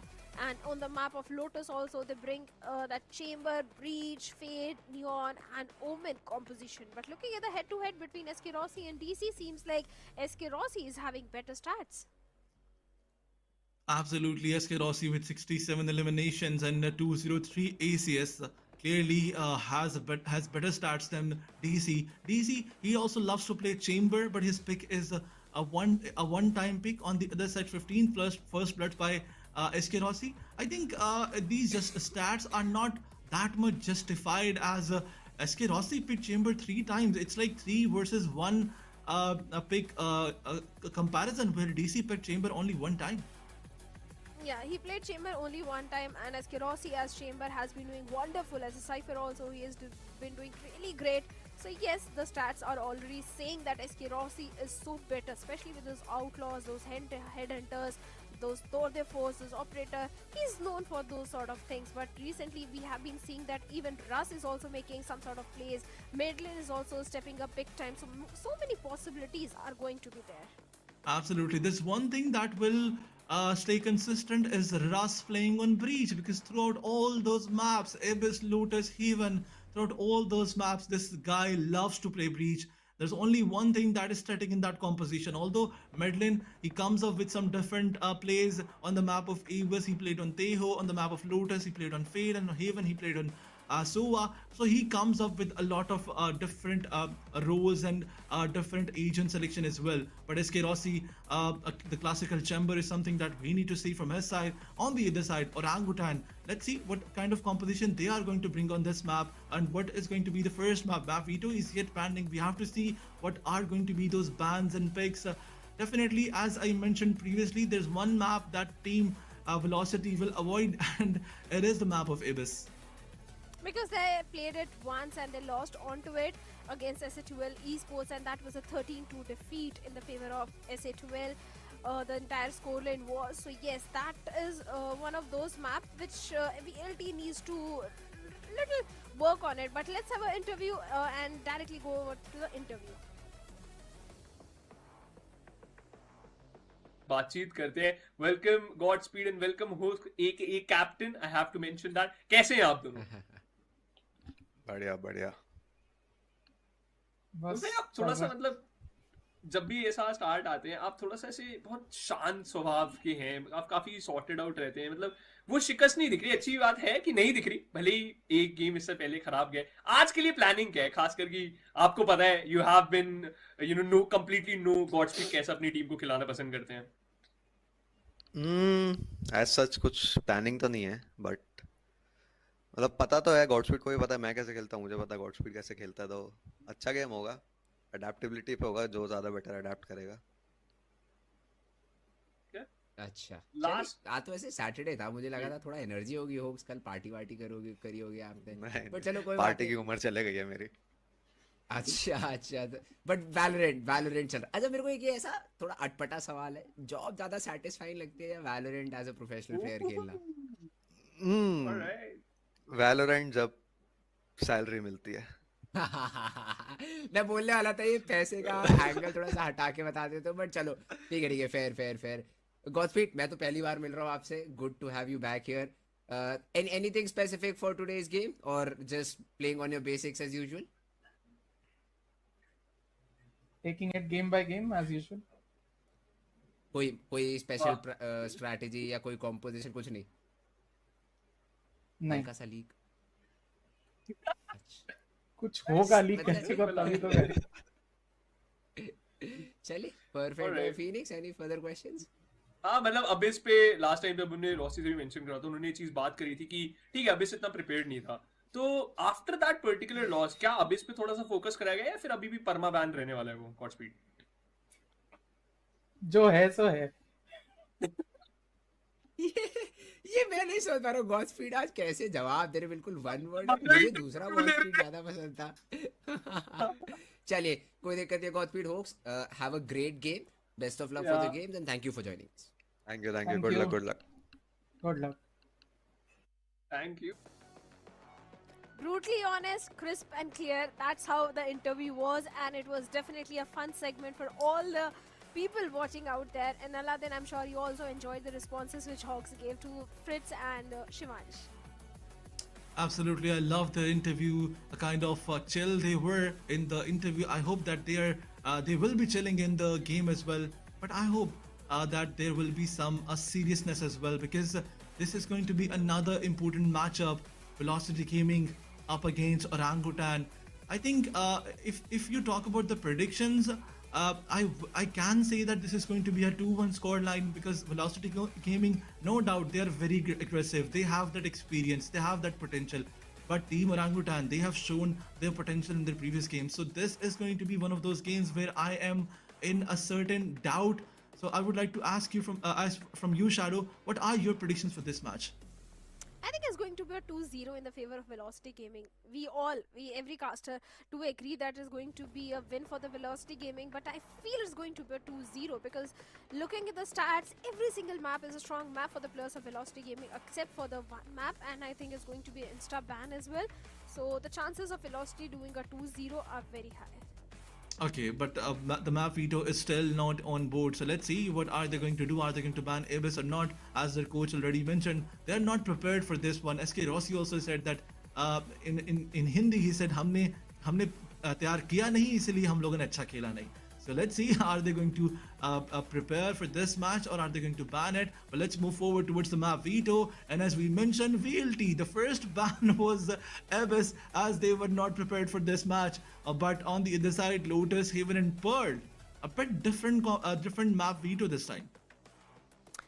Lotus was bound to be there. VLT, one of the strong map has been Lotus, but Haven is also not that weak for the players of VLT. Pearl, once again, a very strong map for VLT and not so strong for the players of OG. So the entire map Veto is looking like it's in the favor of the players of Velocity Gaming. So for sure, I think that Velocity, they are going to win this one, but 2-0 is something I am hoping for.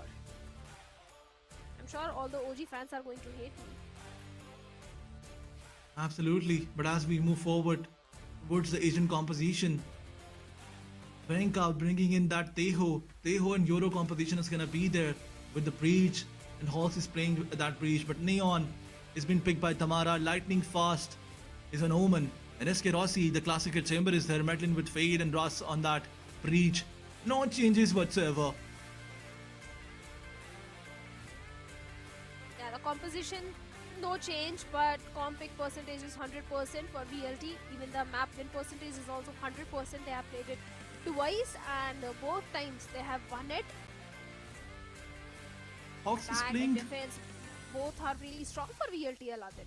Absolutely, but Hawks is playing on that Breach for the first time. He has to be very accurate with all those flashpoints and the fault lines. You know that it's really important. The aftershock has to be timed perfectly, otherwise you can damage your own teammates. Of course, it has to be. The timing is also always going to be really important, and I'm sure Hawks is going to do something about it. But for now, OG, they are starting on the attack and VLT on the defense. The first task is going to be really important for the players of OG. For now, they're going for that C mount control, where RVK might be creating some question marks towards the A side. Absolutely. One player to take information towards the A side, but Lightning Fast, he's going to push aggressively. The paranoia was there, but the fault line was timed perfectly. But Tamara, as he pushes forward, Venka shuts him down. All the four of the players, they were tagged by Fade and they were blinded as well. And yet, VLT, Tamara, he got eliminated as SK Rossi was found by RVK. A lot of damage was given to SK Rossi. But a nice TP towards the side. SK Rossi survives for now. But a lot of player of Team VLT, they got damaged. Not a lot, but SK Rossi was damaged. But on the other side, OG, look at the HP of their players. 3 players on a very low HP. Still doable for the players of Velocity. Russ is still having that entire tree control. Trying to the way towards the B side, but this duel is going to be important. And Venka and DC finds 2. Lightning Fast gets a 30 trade. seconds left. But SK Rossi and Lightning Fast, only 2 players remaining in a 2v4 situation. 1 bullet is what they need Last to connect. player Just standing. 1 shot. But Venka is going to get that 1 shot onto Lightning Fast. So 3k for Venka. And DC finds the last one, SK Rossi. And seems like this pistol is going in the favor of the players of Orangutan. A good start indeed. Can you even punch a ghost? Who cares? I'm doing it.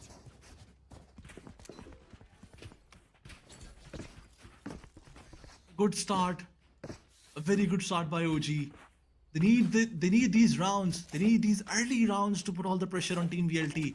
Because there's one thing that can get them like a guaranteed victory, and that is if they push a lot of pressure on Team VLT. Because VLT, under pressure, they do underperform sometimes.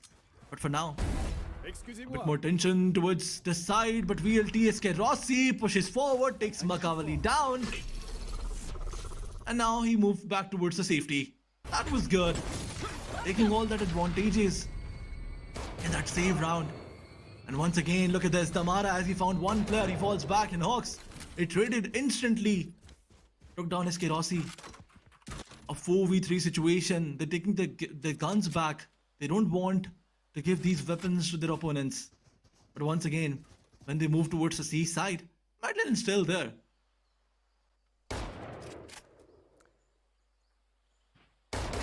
Solo anchor towards the C side. And for now, the entire team of OG is trying to go all the way towards C, but no. Seems like it can be a B hit. OG is still trying to create few question marks. The dark cover is stopping the players of OG. They don't want to push the smoke, respecting the dark cover. A bad idea. Moving all the way towards the B side, but look at the position where Lightning Fast is. Like you said, it can be a bad idea, but seems like the position was anticipated. Look at Ross. He's behind them. He is behind them, but Ross, as he missed his shots, but finally he connected it. The spike is down, and they don't have the time. VLT versus OG, a 3v2 situation it is. The relay board was there. Damara, he moved forward, they took one down, and Damara finishes the deal as well. A good position from Russ's side. That's all Team VLT needed. And they converted a thrifty round towards their favor. Once again, OG was doing so much. They were trying to create so many question marks that they confused themselves. Well, they were, but I want to point a fun fact to you, Aladdin, that if you remember the very first roster of VLT, when Valo came into the picture, and VLT came up with their first new roster, that time in that roster also, pistol was something which was not a strong suit for the players of VLT. It seems like that is still sticking with this organization. Pistol rounds are not their best thing. Absolutely, although they did win the first pistol round, and SK Rossi, he realized that lots of players are there. Information was taken, but no shots given whatsoever. Once again, a heavy C execute is going to be there, but Lightning Fast, he had the Vandal, shuts down DC. Advantage is there. All the players are committing towards the side. But with the pistols, Hawks found two. Tamara with that Guardian taking instant trades out there. Just some crispy aim duels out there. Nothing more than that. No utils being used. Entering the side through the smoke, that was a bad idea. But OG, they pretty much gave up in this round because they had no weapon advantage. They didn't had any weapon advantage. They lost onto the entire eco round, so it was a save round for the players of Orangutan, and very comfortably Velocity was able to convert the second round in their favor. It's a 2v1 in the favor of Velocity, and now overdrive of the Mara is also just 1 point away. Venka has got his own ultimate online, but SK Rossi with that outlaw can definitely give a lot of damage because the entire team except for Hawks is on half shields. Absolutely. So, perfect weaponry in the hands of SK Rossi to deal with such sort of situations. Once again, trying to get the information. Rossi having that mount control. That was quick. He wanted to take one of the players down with him, but Tamara, as he peeks two of the players, Makavali shuts him down. Once again, a push towards B is something that we're expecting. Armageddon was being used, but no benefit whatsoever. Medlin, as he peeks, he takes on Makavali. The control is there, the plant is there. Lightning Fast, look at his position. This can be very crucial. DV4 it is. SK Rossi through that gate. He wants to take someone down. Asterisk found a RVK. The situation is even now. And Madeleine use that crawler to the perfection. Once again, the fault line being used. And DC, man oh man. Making sure that Team VLT suffers in this round. He took 2 of the players down. And that's it. That's it. Madeleine was not enough for the entire team of Team OG. And that's how OG got another round. 2-2 is the scoreline, and now we have got a technical pause. It has to come every time. But I'm sure all the technical issues will be fixed very soon. But like you said, OG finally equalizing the scoreline. And it was really important because when you lose the entire eco round, the confidence little bit goes down. And OG, they are not ready to bow down at all. DC's from the shadows is also just 1 point away. Rolling Thunder is also 1 point away. So the entire ult progression of Orangutan is looking really good. But the two win conditions which the players of Velocity are having are the overdrive and the operator in the hands of Asterisk.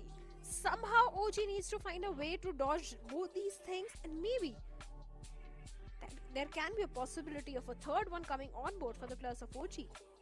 Absolutely, you did mention something important, and that was the operator, Asterisk. He is deadly with that operator. He's so deadly with that weapon. And once that operator will be gone, if they lose this round, he will have his ultimate as well. So Team OG, they have so much to deal with. But on the other side, now we're going towards some back and forth battle. But Team OG, they're definitely showing that they have the edges in the previous rounds. But a technical pause is there, something that we all hate, something that we all dislike. But it gives a lot of time to VLT and Team OG to think about. If you look towards VLT, a couple of ultimates are there that are close to be ready. Like from the shadows is there, one can say one kill away, 1 point away. And on the other side, Tamara with that magical finger, he's ready. But this is one of those rounds where both the teams will go towards a rifle heavy round. Most probably OG will attack and OG will try to go all in. They will. OG will play this round very carefully because they do realize the gravity of the situation. They do realize the importance of this particular round. But like I said, if they really want to win this one, they need to dodge that operator and that overdrive. And let me tell you, the Mara has been fantastic as a neon on the map of Lotus, especially with that ultimate overdrive. Stopping him is going to be an uphill task for the players of OG. So let's see what's going to be there in the minds of Orangutan. I'm sure they are already prepared some plans, some sort of plays are being cooked. But if OG really wants to win on this one, Makavali needs to step up because as a Yoru main, it's his responsibility to use that dimensional drift, gate crash, everything, the entire util kit to the perfection, because Yoru can bring so much advantage on this map, especially on the attacking side. Absolutely. Previously, when they were against Revenant Esports, Makavali was not stepping up, unfortunately. His score was 12-17. 12 kills and 17 deaths. That's something that you don't expect from the duelist. And on the other side, Hawks, he was doing all the heavy lifting. So in all those 3 maps, unfortunately these players were suffering a lot, but Makavali has to step up. But as we move forward, we have a very short break to announce. Ladies and gentlemen, we will be right back after this short break because the technical pause is yet not over, but the game is still there. So wait for that and we will be right back.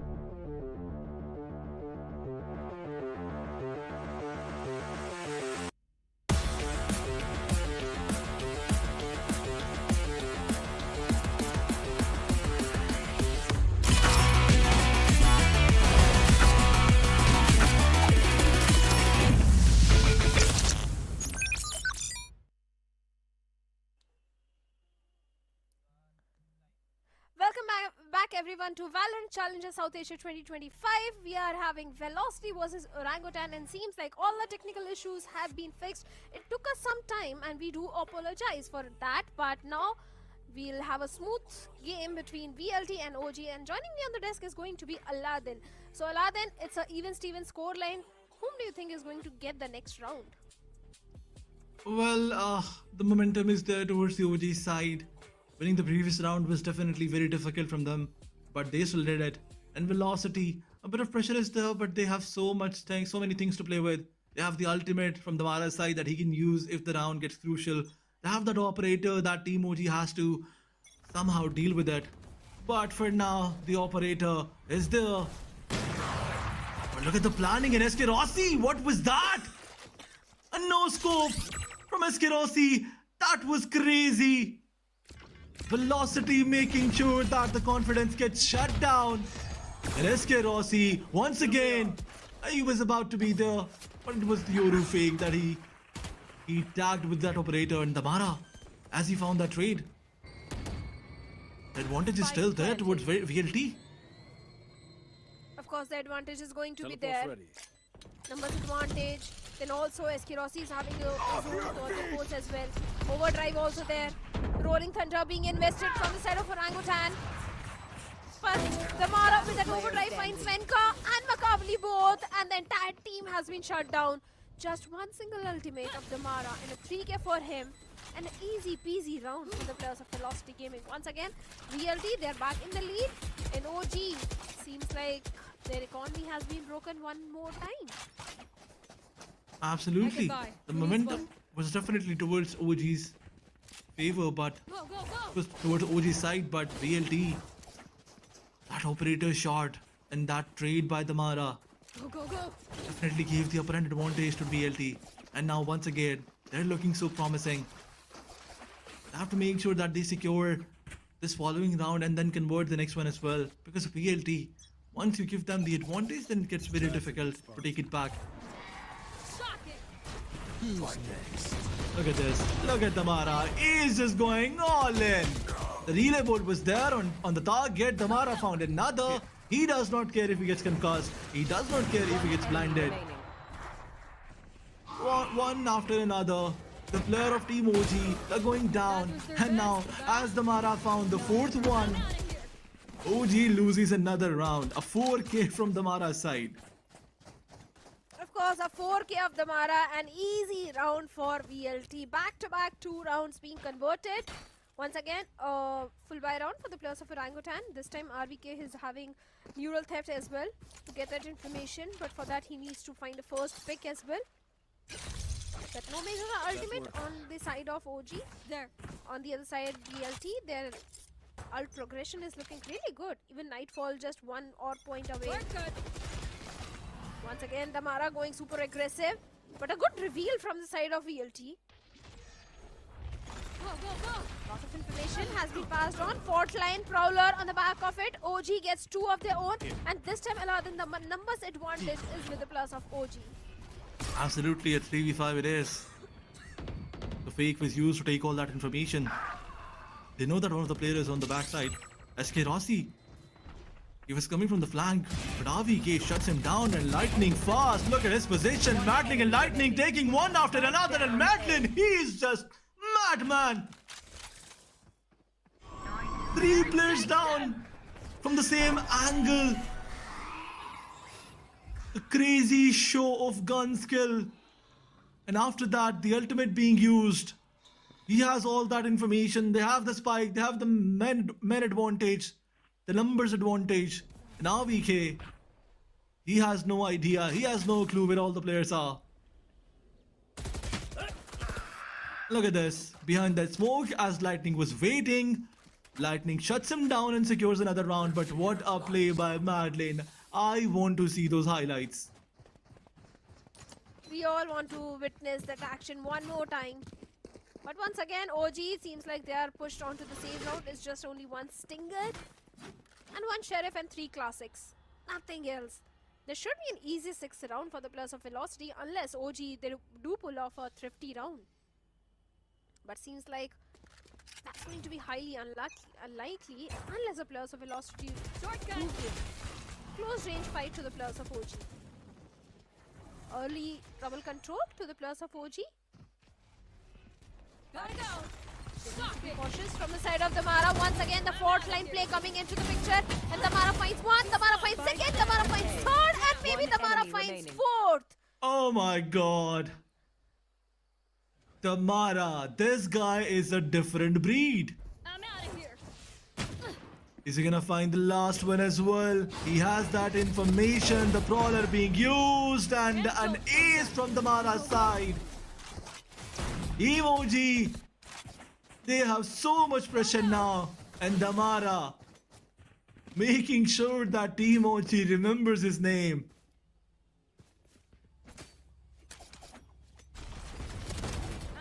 This guy, Damara, a great addition. I repeat once again, like a broken record. On the map of Lotus, if you really want to win against the players of Velocity Gaming, you need to shut down Damara. You need to find a way to shut this guy, and that seems highly unlikely at this point. Once again, the overdrive is there. Should be a 7th round for the players of Velocity. OG, a half-buy round for them. The C-mount control is there. But RVK trying to create few question marks towards the A side. The solo anchor, SK Rossi is there, but he's enough to deal with DC. A dry peak and instant punishment. Absolutely, the operator is placed towards the C side, but look at 3 of the players moving towards B. I mean, wrapping around from B side. And in front of them, there's only RVK, and he gets dealt with. RVK, he faced 3 of the players, but now card itself are being used on SK Rossi. SK Rossi got eliminated. The side control is there, and now they're moving towards the spawn. But look at Madeline. Look at Madeline. One enemy remaining. He's gonna find 2 of them, and then the third one. Once again, a 3K from Madeline's side. Oh my god, round after round, Madeline is just shining. This is one-man show, and that one man is a madman. Madeline. This peak, this dry peak, although the dark cover was there, but the timing was not there. One enemy remaining. And after that, it was Madeline show. Back-to-back 5 rounds to the players of Velocity. 3 rounds remaining in the first half. There should be an 8th one. This time Damara pushing the A rubble and already going for DC. Shuts him down. The fault line is there. The relay bolt is there. Venka does get one. But will that be enough to reward them with one more round? Because they don't have the economy. It's only pistols and a guardian. And no major utility. No map control. Look at lightning fast. His position has been compromised though. SK Rossi is also there. His position has not been compromised. Oh my god. Yet. Look at Damara and Ross. Look at them. Once again, repeating the same script. But this time around, Venka, he found one, but he got traded by Damara instantly. That's not something that they wanted, but it's okay. It's alright. The man it wanted is still not there for anyone. A pivot towards the C side is definitely gonna give them a lot more easy side, but no. This is something that's not gonna happen because SK Rossi, he is retreating out with that operator. And we all know that he's enough with that one weapon. But Makavali with that dimensional drift. And SK Rossi shifts back to Shorty, shuts him down. The ultimate gets eliminated. Makavali gets eliminated.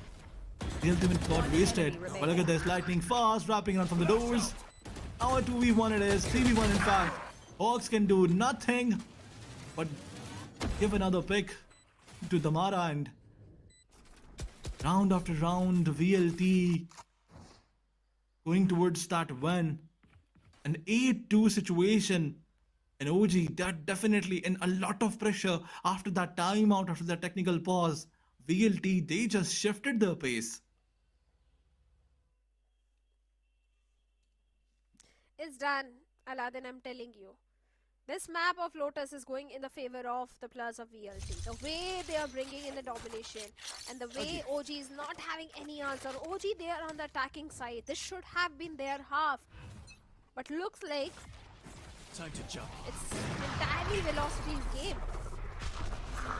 Once again, Asterisk all the way towards the C side. The C mount control is there. But Asterisk, he has been shut down. DC finds him. Lightning Fast gets a trade onto Hogs. 1v1 trades are there, but Lightning Fast and Tamara. Tamara, how do you stop him? Oh my how do you God. stop him? It managed to take 2 of the players down. Another advantage goes towards them, but the Prowler, as it gives information, Madeline follows it and takes down RVK. An easy win for VLT once again. A 9-3 is something that OG is looking for. A curse to put on Team VLT. They do have that weapon disadvantage, but enough weapons to work with if they look for those early picks. Those early on picks are very important. And as VLT is pushing round after round, you can come up with a different plan. But once again, look at Asterisk with that ultimate. Dodge that fault line. Do not peek him. Do not peek him. He can be dangerous. OG now they're moving towards the B side. Oh, paranoia. A perfect paranoia, Aladdin. And the Mara finds one, but Makavli gets 2 of his own. Asterisk gets 1 more. The trades are back and forth. That paranoia was so precise and perfect. The timing was there. Russ gets 1 more. Maybe Medvin can also get 1. After that, Venka will be the last one. And yes, Venka is the last man standing. This is a 10th round coming for the players of Velocity. OG, they were denied a complete site control. They were not able to even take the control of the site. Although Venka is having his own ultimate, but I don't know how much that ultimate can help him out. This is how we stand. Finally, the ultimate being invested. Armageddon. At the back of it, no value at all. And Russ swings out along with Medlin. Shuts down Venka. The 10th round goes for VLT. A 10-2 swap. The last I saw, it was Fnatic who were able to stage a comeback from such a score line. I don't know if OG can do that, especially on the defensive side, because Lotus is an attack-centric map, and staging a comeback on the defensive side is going to be really difficult, especially from such a score line. But that paranoia outside the B main was so important, so critical, that really rained on the parade of the players of OG. The smiling faces of VLT and OG under tremendous pressure now.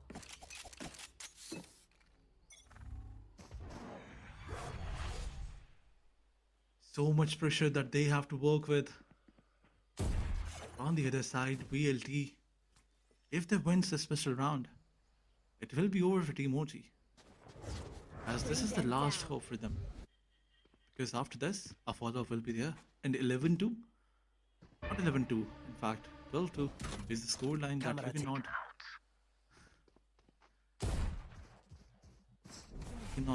come back from. But now once again, Asterisk moves forward with the headhunter. He found Makavali. He eliminated him. The blind was there, right on target by DC. He took Asterisk down, but the situation is still a 4v4. And once again, a pivot towards the C. No one is there towards the C side. In fact, RVK was there. But look at this. Damara, as he moved forward, he had no idea that RVK is there, holding on to his ground. But the guided servos, as they denied the plant, once again, Team VLT is forced to rotate. 30 seconds Still, left. they have 3 players remaining. RVK finds Lighting Fast. Russ gets 1. Still a 2v3 situation. Look at the HP of Hawks and DC, down to 22 and 40 HP respectively. Still a possible situation for the players of VLT. It's all about the timing. Enemy remaining. And Venka gets the timing. Now it's done. It's done. It's going in the favor of OG. And Venka lands the last blow onto Raz. The 3rd round for OG. They have managed to secure the pistol round, but like I said, pistol has never been a strength for the players of VLT.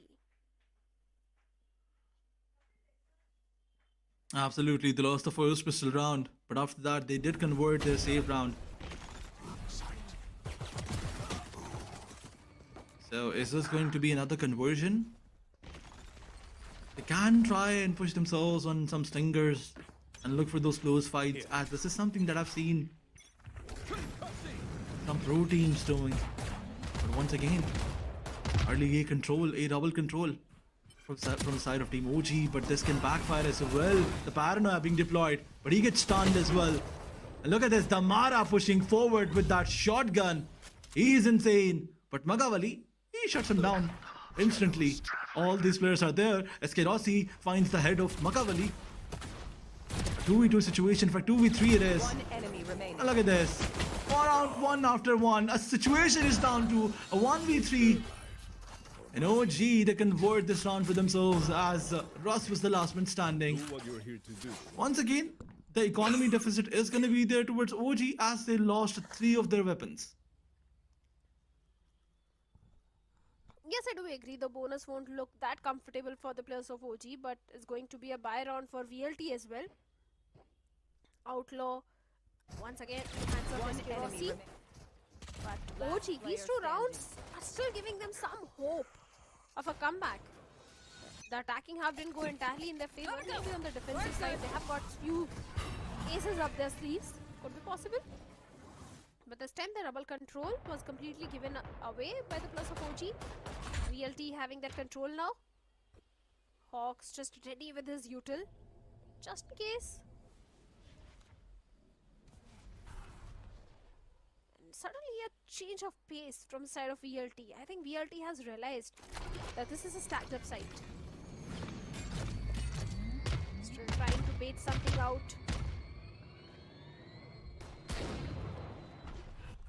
The entire side control is still with the players of OG at this point. Locating And target. VLT, they don't want to take any sort of risk, Aladdin, if you notice. That's the reason they have suddenly slowed down their pace. But finally, the tree control is there, and the paranoia, the flash, and lightning fast finds DZ. The trades are coming, and Hawks, the aftershock, finds lightning fast. A Oh my God. blinded Hawks shuts down Damara.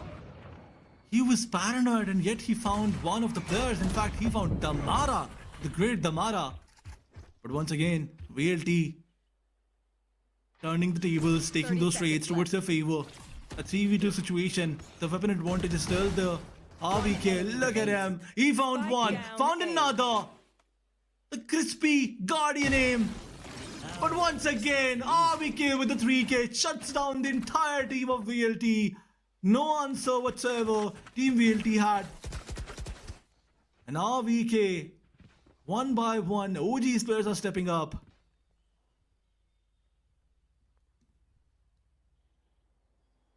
There's certainly are, and that's the reason that VLT, they have called for a timeout, because back-to-back 3 rounds have been lost, and VLT doesn't want this map to be stretched anymore. They want to close this one as soon as possible. Few mistakes were there, because if you notice, Hawks, like you said, he was completely paranoid, and despite that he was able to get one, and that too with a sheriff, and one with his aftershock. That's the reason this timeout has been called. The coach is definitely going to guide the players at how they can find some sort of value in these situations and deal with the players of OG, deal with the aggression of OG. Maybe after the timeout, we can see this map closing in. Absolutely. But how can we forget the previous round? Hawks, he definitely surprised Damara. But RVK, man oh man, 3Ks with a Guardian. When your opponents had pistols, when the opponent had rifles. Now Team VLT, they're forced towards some stinger heavy round. Time for regret. And that's something that we saw previously in the pro teams, the gameplay. See, here is something that this team is expecting, but when Gus shuts down Rossi, they were expecting the same thing from their opponents. And VLT, as they were planning to push forward, the drone is going to give a lot of information. Makavali, look at his position. He was placed in such a beautiful angle. Found 2 players. went back towards the safety, and his teammates were enough to shut down the entire team that was left behind. VLT gets another round. In fact, OG gets another round. But VLT, the pressure is going to be there on them now. They do have some good weapons, as the previous round was the save round or maybe a light buy round. But now they have those full buys. Some Vandals and Phantoms are in play, but look at SK Rossi. He has that Operator, that mythical weapon. But Operator in attack can backfire as well. The possibility is there, but it's SK Rossi. I have a complete faith on him. This time, VLT going for Tamara, be careful! What are you doing? I mean, why? You cannot walk like this. You're walking down your opponents like this, and this was something that was unexpected. But RVK, it shuts down Russ. The round is still not over. 3v3 situation it is. SK Rossi. Spike planted. Moving towards the C-Link with that Operator. Hawks. If you peek, you get eliminated. RVK has to play some different moves. SK Rossi still waiting. RVK casually walking outside the smokes. But DC, look at him. He was towards that angle where team VLT was not expecting. And it's a 1-2 situation. Lightning fast. Gets stunned. Falls back. Spike is being diffused. A high-low setup that he has to work against. But unfortunately, he did not. Seems like DC was on towards that position that team VLT did not expect any of the players coming from. And VLT, they got surprised. Oh, they definitely got, especially the Mara. Getting off guard. See, this was not Oh my god. Unfortunate. He wanted to use some sort of a util. The Dark Hour was also there, but the timing was not there. The Dark Hour was a bit late. And unfortunately, the players of OG did find a timing onto the Mara. But mistakes like these can cause the entire map to the players of VLT. Play, let's play. Once again, a save round for VLT. It's only 2 stickers and pistols. And Oh my Maccabi god. shuts down SK Rossi. This is not what OG wanted. SK Rossi wanted. And OG really wanted to shut down SK Rossi. A complete shutdown. A shut-up call from his side. But VLT, the hop is still not closed. Makavali has all that information. Venka once again finds Tamara in the high gear. And Makavali, he gets taken down by Madeline. And Madeline, he is not stopping. Found 2 of those players. It's a 1v1. RVK with that ultimate. Information is given to him. But Ross has that rolling thunder to play with. Does RVK has any idea that Ross has the ultimate? But do not peek. But he peeks and shuts down in a thrifty round. VLT can watch another victory. The 11th finally coming for the players of Velocity. A much needed round. But a heavy round, in fact. They lost on to 4 of their players. Somehow they were able to convert this one. It was not really a very convincing round for the players of Velocity though. OG, they do have a full buy round, and so do the players of Velocity. The ult progression is also looking really great for the players of VLT at this point. The rubble control, a good reveal. Let's see. Venka with a stealth drone. Face your fear! Get information, the Nightfall. Being invested, Makavli gets Russ. Tamara gets a trade as well. It should be a 12th one for the players of ELT. And look at the position where DC is trying to find one, but seems like that's not going to happen. Tamara's aggression has been shut down, and Maitland finds DC. Right, a 2v3 for the players of OG, and Madeline is going for the plant. A 2v3 retake, and seems like Aladdin will be taking a little bit of the breather for this one. And joining me on the desk now is going to be Scared Yet. Scared, are you scared for the players of ELT? Because I so am at this point. I was up for a series, but as soon as I joined, oh my, Lightning Fast was able to land in a nasty shot. It's all down to RVK. 30 HP, just a couple of bullets is all he needs to take down those players. The smoke is going to be creating the problems for him, and Lightning Fast eases his pain out by picking him off and also picks up the operator for the next one. So as soon as I joined Shadow, it seems VLT just woke up. Need one more round to close it all out. OG, they eventually raised our hopes by showcasing that they've got something left. They can One enemy remaining. maybe push this map into the OT. But alas, seems like that hope is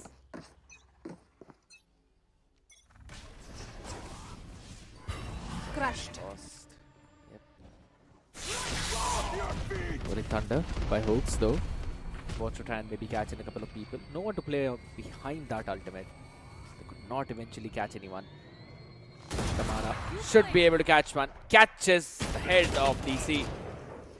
The Sheriff is just not good enough for Venka. He tried his level best, but it eventually seems they're crumbling. They're falling down. Hooks with the headshot. Deng right now is not enough to take Damara down. He gets a 3k in the round, and it's all down to just one RVK. He's clutched it multiple times. The phantom moment was there, but SK Rossi is crispy with that operator.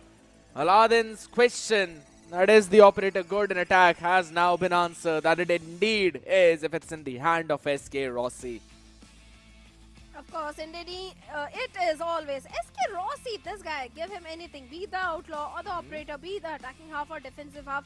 He knows how to get the value out of it. And this time, Velocity versus OG. See, let's be honest, it was pretty much decided that Lotus is one of those maps where VLT shines the most. So it was bound to happen. But yes, I was happy to see that OG did give a tough competition, the players of Velocity Gaming, especially in the defensive half, because attack is where OG was struggling the most. They got only 2 rounds in the attacking half. Had they had more rounds in the attacking half, maybe this could have been a very close series.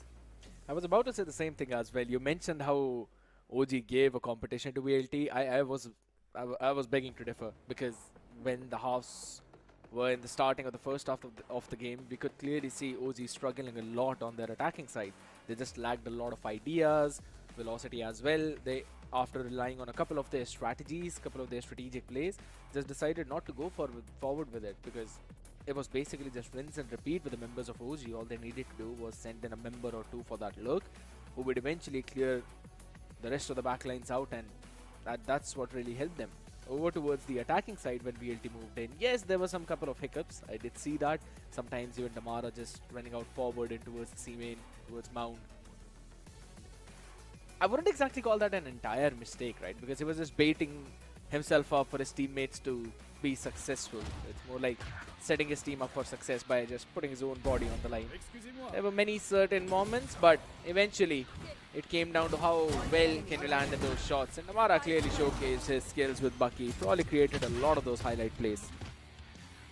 I was just waiting for you to appreciate my technical skills, but never mind. Moving on, yes.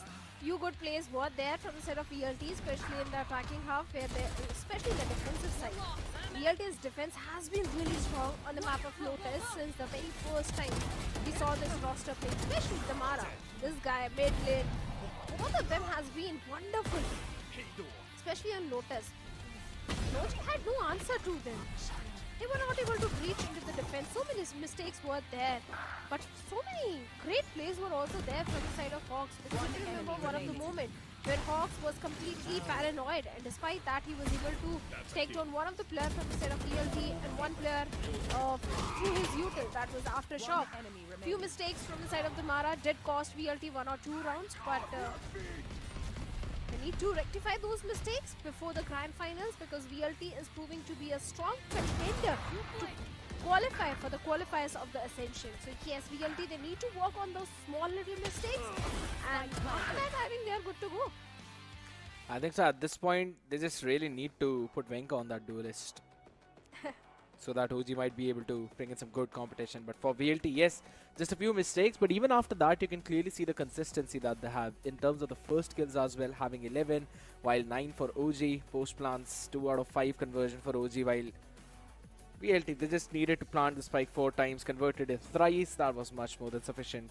They got better post plant win percentage as well at the same time. So of course, all these stats clearly showcase the story that VLT brought, but at the same time, it kind of does not do the justice to the members of OG, who eventually put up a decent fight once that half swap, getting those 5 rounds constantly was actually the key for them. But eventually the key to victory for Velocity was definitely Damara. 386 on that ACS, 5 first kills, 229 damage per round. This man never fails to impress me, Shadow, and he is the main reason why VLT mostly has a smooth sailing in almost all of their matches. Here's the thing. His foes are also getting impressed by him. That is how Damara is playing. Not just his team and the audience, even the foes in the lobby and the server are also getting impressed with how Damara plays. Venka being the MVP from the side of OG with 17 and 15, 216 ACS, 4 first kills. Venka was also great as a Teho, but Hawks was also doing really great. 10 and 15 and 14 assists is what he has. It's just that the entire team of OG really needed to capitalize on the information which Hawks was getting for them, and that was kind of missing in the entire gameplay. I'd have to say yes, and also it eventually comes down to the practice that the players have with each other. We've seen multiple times, and Hawks in the interview as well is saying the same thing. His players are busy with their own life. Venka, Bodes, he himself working the job as well, so they don't really have a lot of time to practice together, which directly results in the plays that we normally see, right? Those set plays, or playing on the back of each other's utility, being snappy in the moments itself.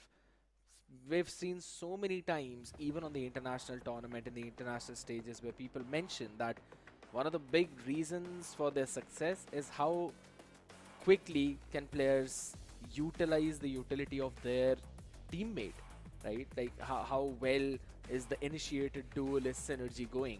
How quickly can you play behind each other's utils? So that's the main part about it. But ladies and gentlemen, you know what? We've still got a couple of maps remaining potentially, and which will be up in after the short break.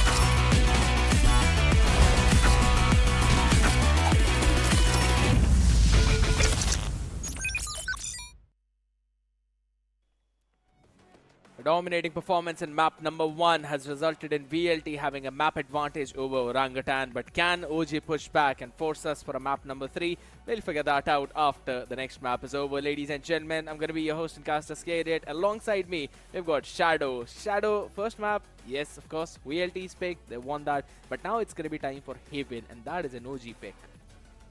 Although it's an OG pick, but the stats of Velocity Gaming are really good on the map of Haven. They have played it 3 times, once against the Plus of SA12, that was a 13-8 victory. Once against Aura, that was a 13-3 dominating victory. Once against ROG Academy in the open qualifiers, that was a 13-3. So even VLT, they also look really strong on the map of Haven, especially on the attacking side, because that is where they shine the most. But for the Plus of OG, I think they have played Haven only once against Asterisk, and that was a 13-1 victory. So I don't know, maybe OG can steal this one in their favor. Highly possible, to be very honest. If they want to force map number 3, they will have to steal this one away. And also one of the key players whenever we talk about OG has always been Venka. In terms of that duelist role, in terms of the frags that he does, regardless of what role he's playing, he's always on top. But I personally feel that he's much more comfortable whenever it comes to that duelist role and not on any other, right? Be it any initiator, be it any sentinel. I remember he was playing on the map of Pearl and the agent was Vice, and he was struggling quite a bit there. So I personally feel OG should put him back onto the duelist, maybe to win this one. And it also seems to be the case because Venka is apparently now playing the ISO. So I do like this composition again. The ISO with the Yoru. OG, they played this map once and they've picked up the exact same composition. While talking about VLT, that's exactly what they've done as well. The stats show this. They've also got the map rated as 100% for both of them. And in terms of the rounds that they actually get on defense, OG has played a very solid defense with this comp on this map. So my question is, what's going to happen when Damara's go Neon is now going to strike the brick wall of OG?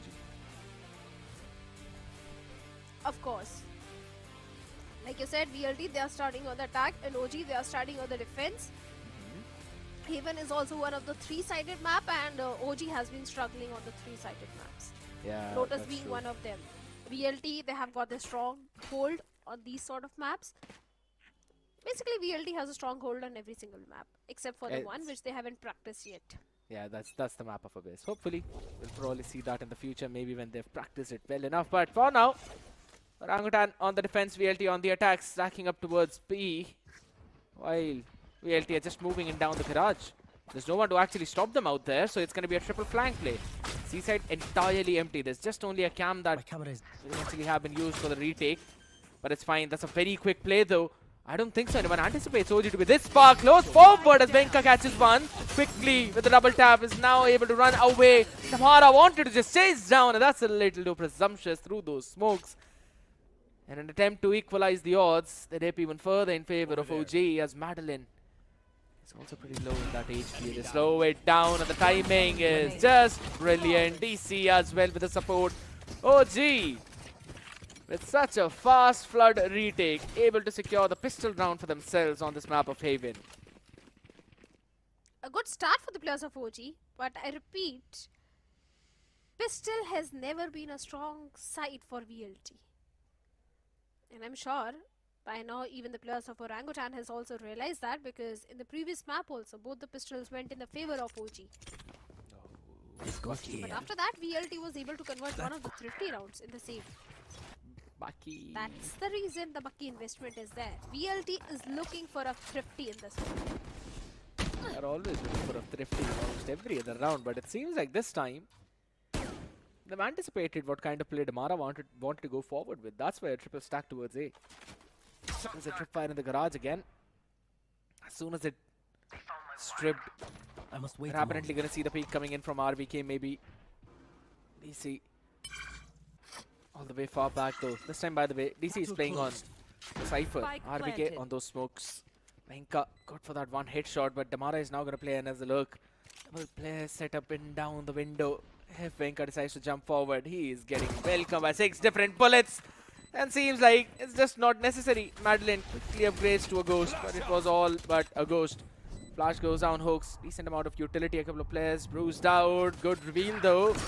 But Tamara and Lightning Fast answer back really well, but with the spray down and support of Hoax, DC survive. 5 HP on Tamara with the Outlaw. Can this man do wonders for now? He almost did. Caught one, but Hoax will do the damage control. OG. And I was almost getting the deja vu of the previous map. Almost they got it converted. But still, it's a win-win situation for the players of VLT, Scared, if you notice, because the bonus now is not looking really great for the players of OG. They have to go for a buy.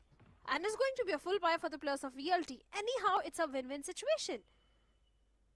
The Outlaw investment from the side of Makaveli, I don't think is going to provide much value to them, because the entire team of VLT is having full shields. Scrappy buy indeed from OG. Let's see if they can replicate the same performance. This time going for an aggressive A hit. A long control already established by the Mara. But it is a stacked up side. Yeah. 4 players all the way towards A. But again, it's not the best weaponry out there apart from Venka with the Vandal and Makaveli with the Outlaw, but there's absolutely no one with the half shield. That's the strength of VLT. They do understand these small intricacies and are always adamant on getting those adaptations on point. Just holding it down as well. Waiting for OG to maybe make a play, maybe make a mistake.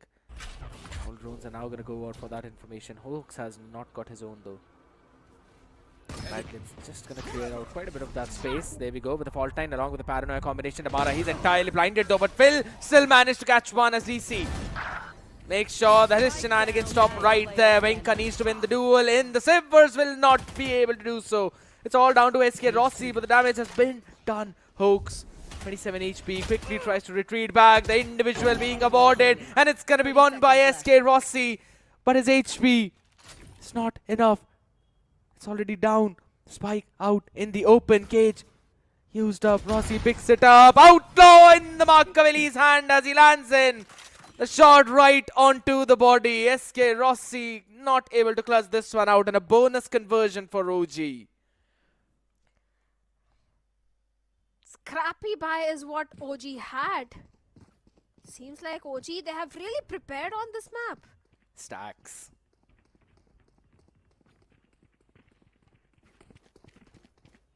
Yeah, it was a stacked up side, but despite that, back-to-back 3 rounds. Cutting through. And that too in the defense. VLT, they need to find something out of the box. Once again, the fault line play towards the A-long. But that was just a fake. But here's the thing. VLT has got a lot of stingers on board along with Tamara's Bucky, and it's been very successful in the run towards the B side to hit. Oh my goodness, on a swivel, Tamara's been taken down. RBK had to make that play. A fantastic job at that as Madeline almost wanted to take him down. Venka just shuts him out, and that's just a meat grinder on the B side as RBK shuts them down with a 3K. Great answer from OG.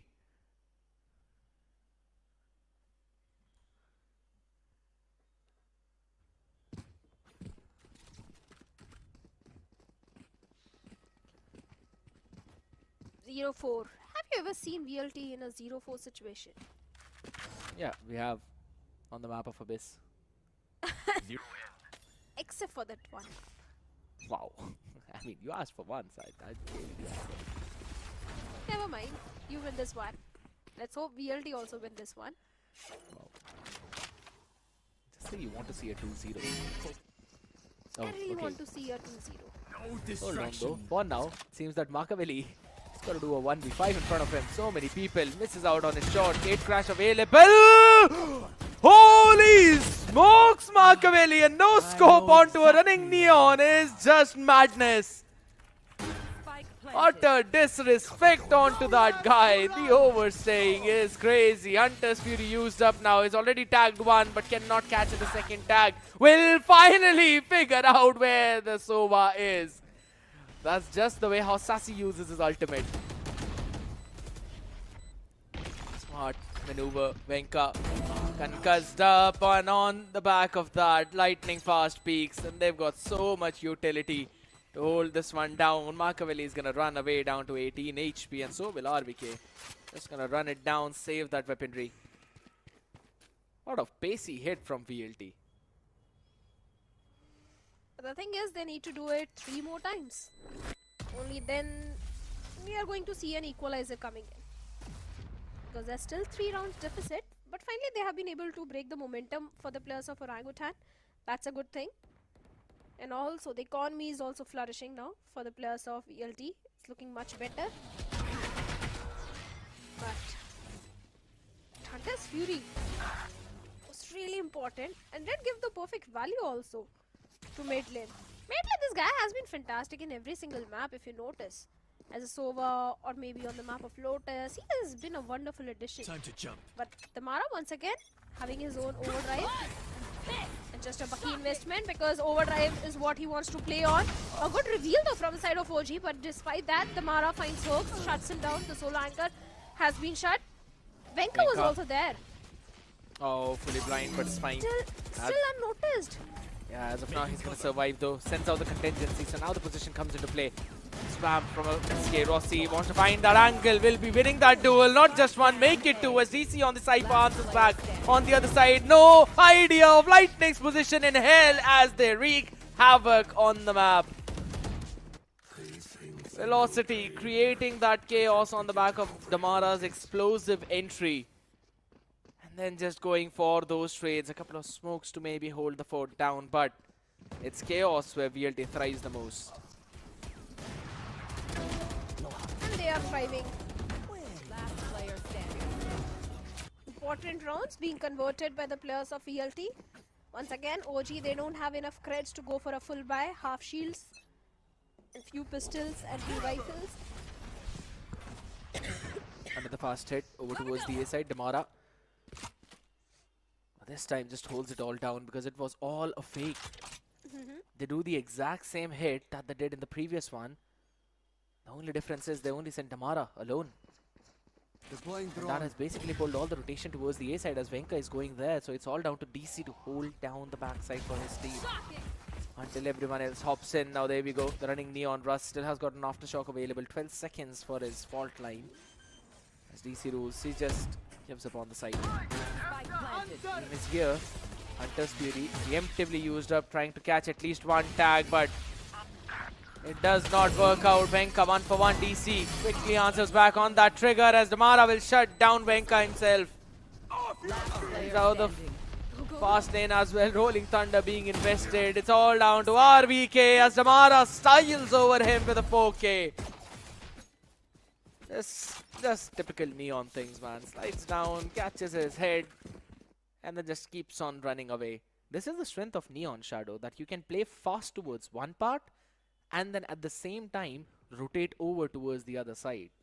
And that is very quick movement. You can't really do the same thing with either a Jet or a Raze or any other duelist. It's just that Neon things.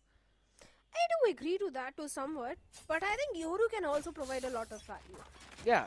I Yoru can feel do that Yoru is not being utilized to the fullest by the players of OG at this point. Because the only agent I think which can counter the aggression of Neon could be Yoru with his gate crash or dimensional drift or with his team. There's so many possibilities being there. Oh! But for now, it's a Neon show and this Neon is going to shut down RVK and Hawks, both the players. They'd probably eventually call it for a save though. Venka is just one away for his own kill contract. So if he gets one, might want to go in for more. Venka catches one though, but will be shut down instantly. Damara catches him and Russ in the meantime will not let Makaveli breathe at all. It's all down to DC. And he's not here to rule right now. Does want to, but random stray shots. The call is all going to be but to save. Lightning fast repositions out in the connector, and yeah, he's not catching anything. He'll be taken down. That's the last rifle going out of the hands. Another great round for VLT. You asked them to do it 3 more times, Shadow. It seems with the way how they're going, they might want to do it more than 4 or 5 times. Seems like a Neon montage. Or how to play Neon on the map of Haven. Because it's an entirely Damara show, if you notice. Every single time this guy is providing those entries, taking down the site anchors, lighting fast, watching out for those lurk plays in case if there is any from the side of OG. A perfect laid out plan which VLT is executing every single time. Once again, OG push back to a save round, just a bucket in the hands of Makavli. And this time, VLT, they're going all the way towards the C side. Here we have DC along with the setup. The tripwire is there, the cam is there. And one tripwire outside the garage. It's going good to be a slow C hit. Recon, the fault line, the dark cover, everything set up. And now they have the entire side control. Seems like OG, they have to play this one on the retake. The call from Russ has been so picture perfect. Every time he's just basically getting his team on an open free side. And even those fake hits, they always catch OG. Going in for those rotations. Now, with the flash TP play, Bucky in the hand, DC still catches one. Into the classic though, Madeline lightning fast, working in unison. And Russ washes the hands in the flowing river. With that, they finally get the lead. VLT, they make it look so simple. And trust me, it's not. It's just the amount of practice that this team has been doing constantly in those hits. Yes, for the first few times, OG were able to catch them. But then Russ calling in those fakes, getting those setups, and then Damara doing Damara things. It's been very difficult for OG to handle all of that.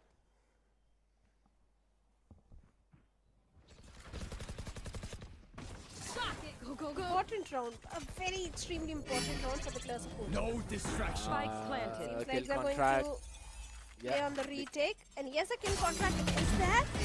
And seems like this time Venka is going to win this duel against Russ. Should be a clear, easy OG round. Because it's down to only 3 players. But if VLT do buy enough time, One enemy this remaining. can be their round. But seems like all the duels are going in the favor of OG. It's only Medlin remaining down. Yeah, and he's also been taken down. Good round by OG, good retake. Individuals being awarded to them. Damara, he just overheated a little bit there, running down towards the spawn. Or out there alone. Hoax, he won the duel. That was an important one. Which eventually transitioned into Russ being taken down by Venka in the kill contract. Now the entire breach util was out of the way. It was all down to Lightning Fast 2, who eventually could not win out the duel in that B-link. But now, Operator still in play. One away Makaveli from the Dimensional Drift. Time to I reckon jump. he's probably going to play aggressive towards that C-long angle. It's more of a 3-2 setup. Rather a 2-1-2, which slowly is changing. And this one recon, it has grabbed the attention of the members of OG as they hold down towards a lobby, constantly jump peeking. Oh, the slurk of Madeline. It could be crucial. He always finds these timings on the map of Lotus on that fade and on the map of Haven now on this Sova. 3 players though still ready for OG to answer back this hit. There's the tripwire broken. Oh my goodness, the fault line not used. Venka, he'll be overwhelmed by the sheer numbers. VLT. Namara's position noted. Just a couple of ticks out there, and as soon as he pulls out the util, Hoax decides to peek, and it's all down to Madeline. In a 1v3 situation, seems like a 6-1 coming for the players of OG. A good reveal and RVK across the boxes finds Medlin, shuts him down. And the 6-1 for the players of OG. Yep. Or as our Hindi caster Fritz likes to call it, Don't. half a dozen Don't. rounds. Oh my god. I have to say it, half a dozen rounds to the players of OG. I'm glad I'm on the English desk right now. Otherwise, I have no idea how many times I would have heard that. But it's fine. It's fine. Right now, 4 major ultimates available for both of these teams, apart from just From the Shadows of Omen. Though sometimes that could have been used. Alright, Machiavelli. Bold of him to not throw a gate crash and walk C lobby. That is just nasty. He's still holding that angle. The jump peek comes in as Damara quickly moves in, catches not one but rather two, make it three! As Hoax with the Hunter's Fury is able to answer him, but what can he do now? All alone, DC rules. Whose position noted. And now he's being hunted. Look at how deep that tripfire is. This is just nasty. This is dirty from SK Rossi. And guess what? Does not even matter. He'll hear everything and he'll land that shot on the skull. Switching sides. The half could not be any more even, and I'm pretty sure OG are going to be happy getting 6 rounds on defense on the map of Haven. Now the side swap and they are ready to attack. A 6-6 half, and the pistol round is going to be once again really important. But I haven't seen VLT winning those pistols way too much. So should be a 6-7 in the favor of OG. Wow. I can see the future. Can't really argue with that though, but so quickly Damara just moves on this Neon. Now this is the main thing, right? It always catches you off guard. People are so used to Jet and Raze on this map that don't really get how fast Neon can move. And that's probably what's catching OG off guard. That's why Damara is going 14. A control, 3 people playing there, 1 on C. Russ playing alone in the B link, rather the garage link. A tripfire now being used by SK Rossi just to hold down the garage. Push out though, but there's a hole in mid. Nothing to give them any kind of information whatsoever. Slow push out. It's a C split. While RVK alone sells out a fake. And on the back of that fake, alright, that trap play, it's been tripped. The spring trap now used up, but Stripfire is going to give out some of the information to SK Rossi. Can't really play on back of it. Venka quickly activates the double tap now. Sends out the undercut. Needs to land a couple of shots though, but the aftershock is just going to hold him down for a second. And he runs back to the safety of his team. SK Rossi now wants to quickly move for the pincer maneuver, but a good idea from re-clearing spawn. But it does not matter right now. Madeline answers back, not 1 but rather 3, who will be traded by DC. And OG get their pistol round. Shadow, seems like your predictions are pretty on point today.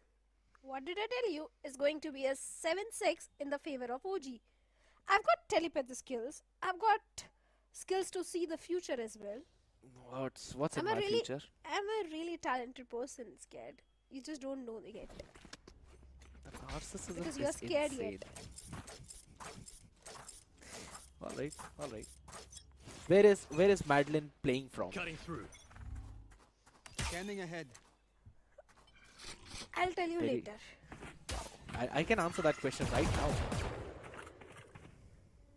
You never know. Maybe No, he's I somewhere actually else. do. Maybe he's somewhere else.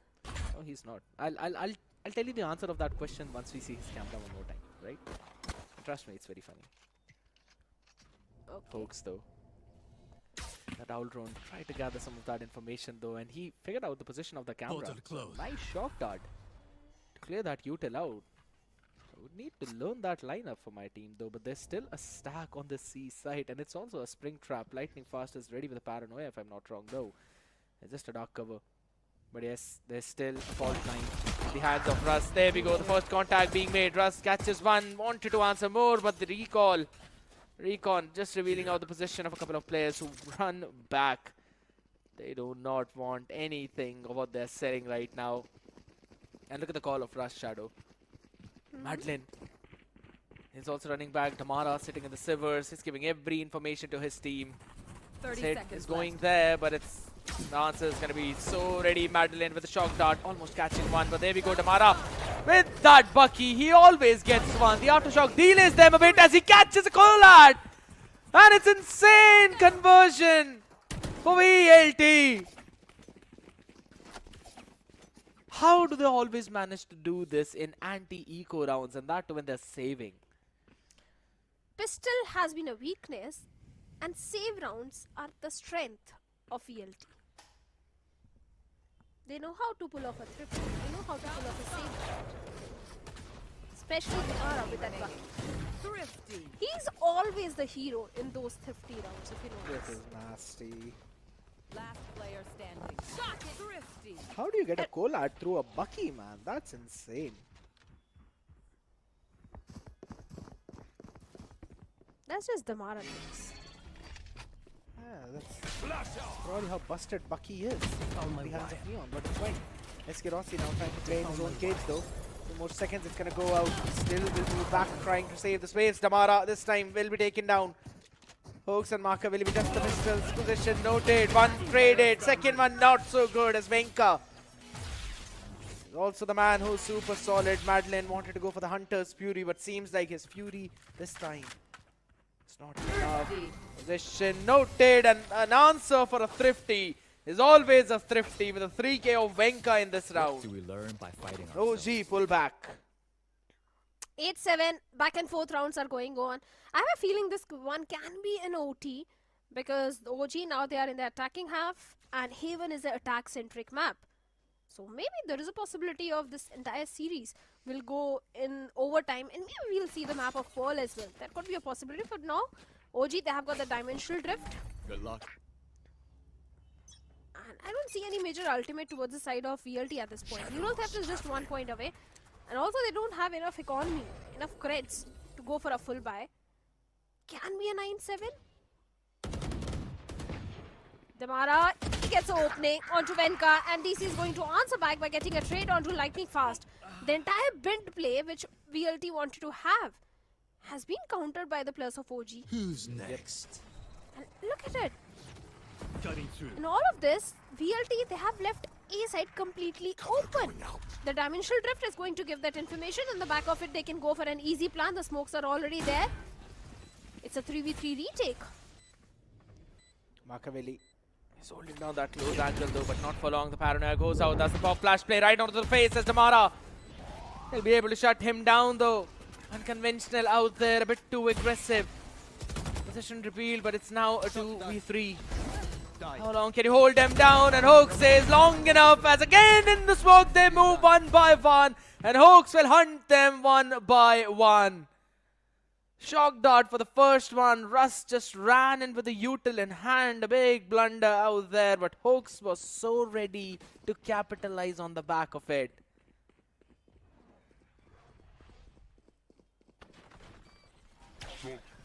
VLT now 2 rounds deficit. That shock dart from the side of Fox was so on point. Ready. From the same position, he was able to get not just 1 but 3 players of VLT, and VLT had no counter to it. They just blindly walked towards him. Oh this time Damara with an overdrive is going to push C long. Gets 1, can get the second one. A good reveal though.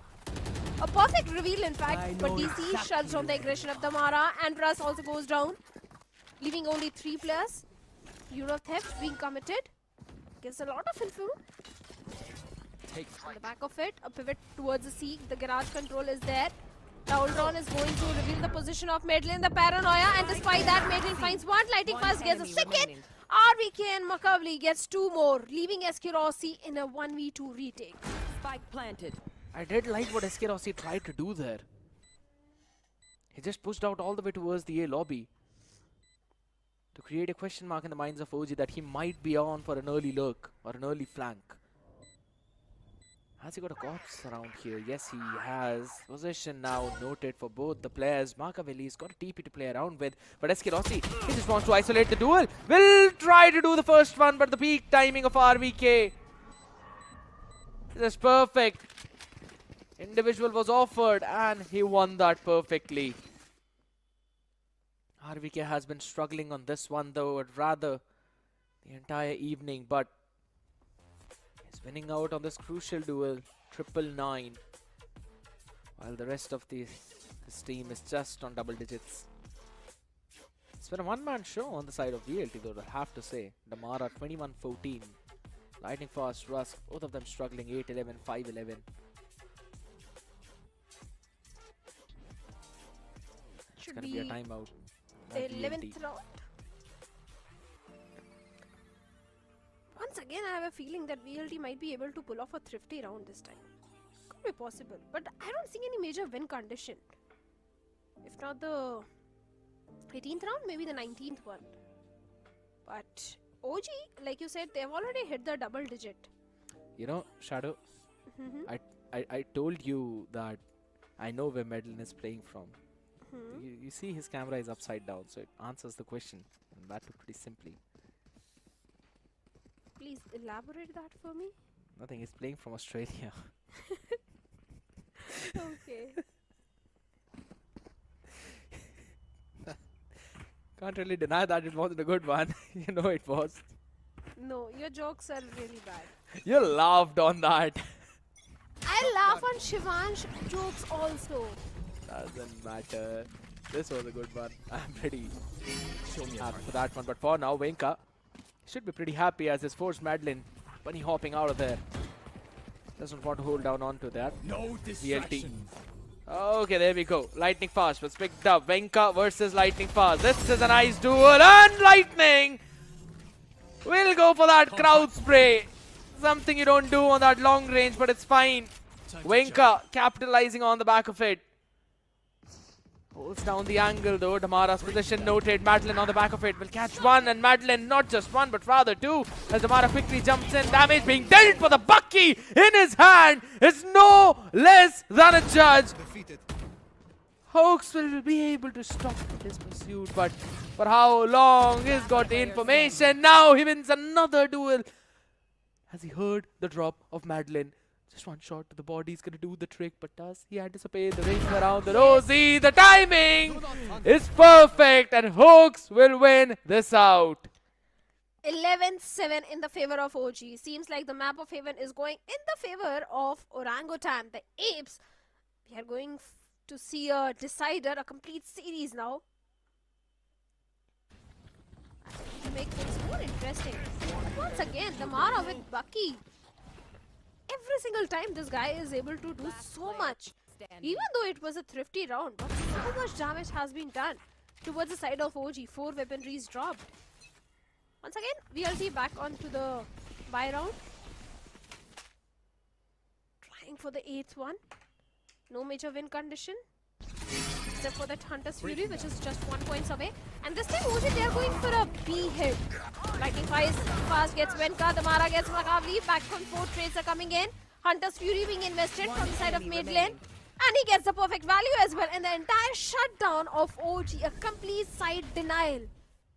VLT was just prepared for this. A good read from the side of Velocity.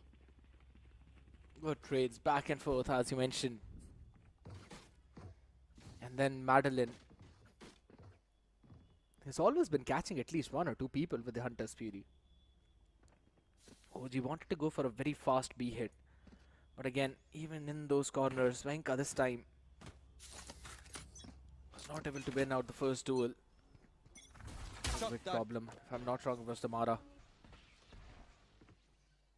Now that shock dart was used up to clear out any trip up close, but this time the trip setup is fairly different. One of them is the same as it was in the pistol round though. Oh my goodness, the paranoia comes in to try and save the life of one of his members. Rolling Thunder comes in. Venka, he is so dead in that corner.